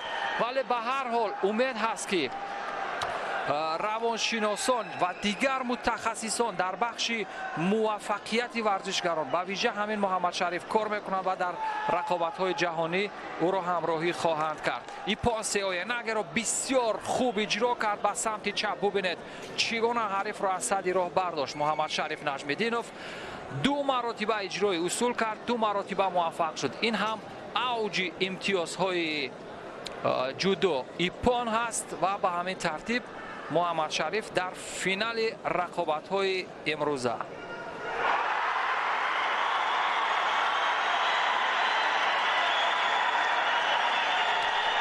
دوستان عزیز، در تتمی ما رقابت ها به پایان رسیدن. اگر یک تصویر عمومی داشته باشیم، در تتمی دیگر رقابت دیگری مرحله نیمه نهایی است، جایی که ابوبکر شیروف یک ستاره در حال ظهوری جودوی تاجیک در مرحله نیمه نهایی قرار دارد. آن رقابت هم جالب و دیدنی هست و آن از شبکه تلویزیونی فوتبال منظور بینندگان می شود.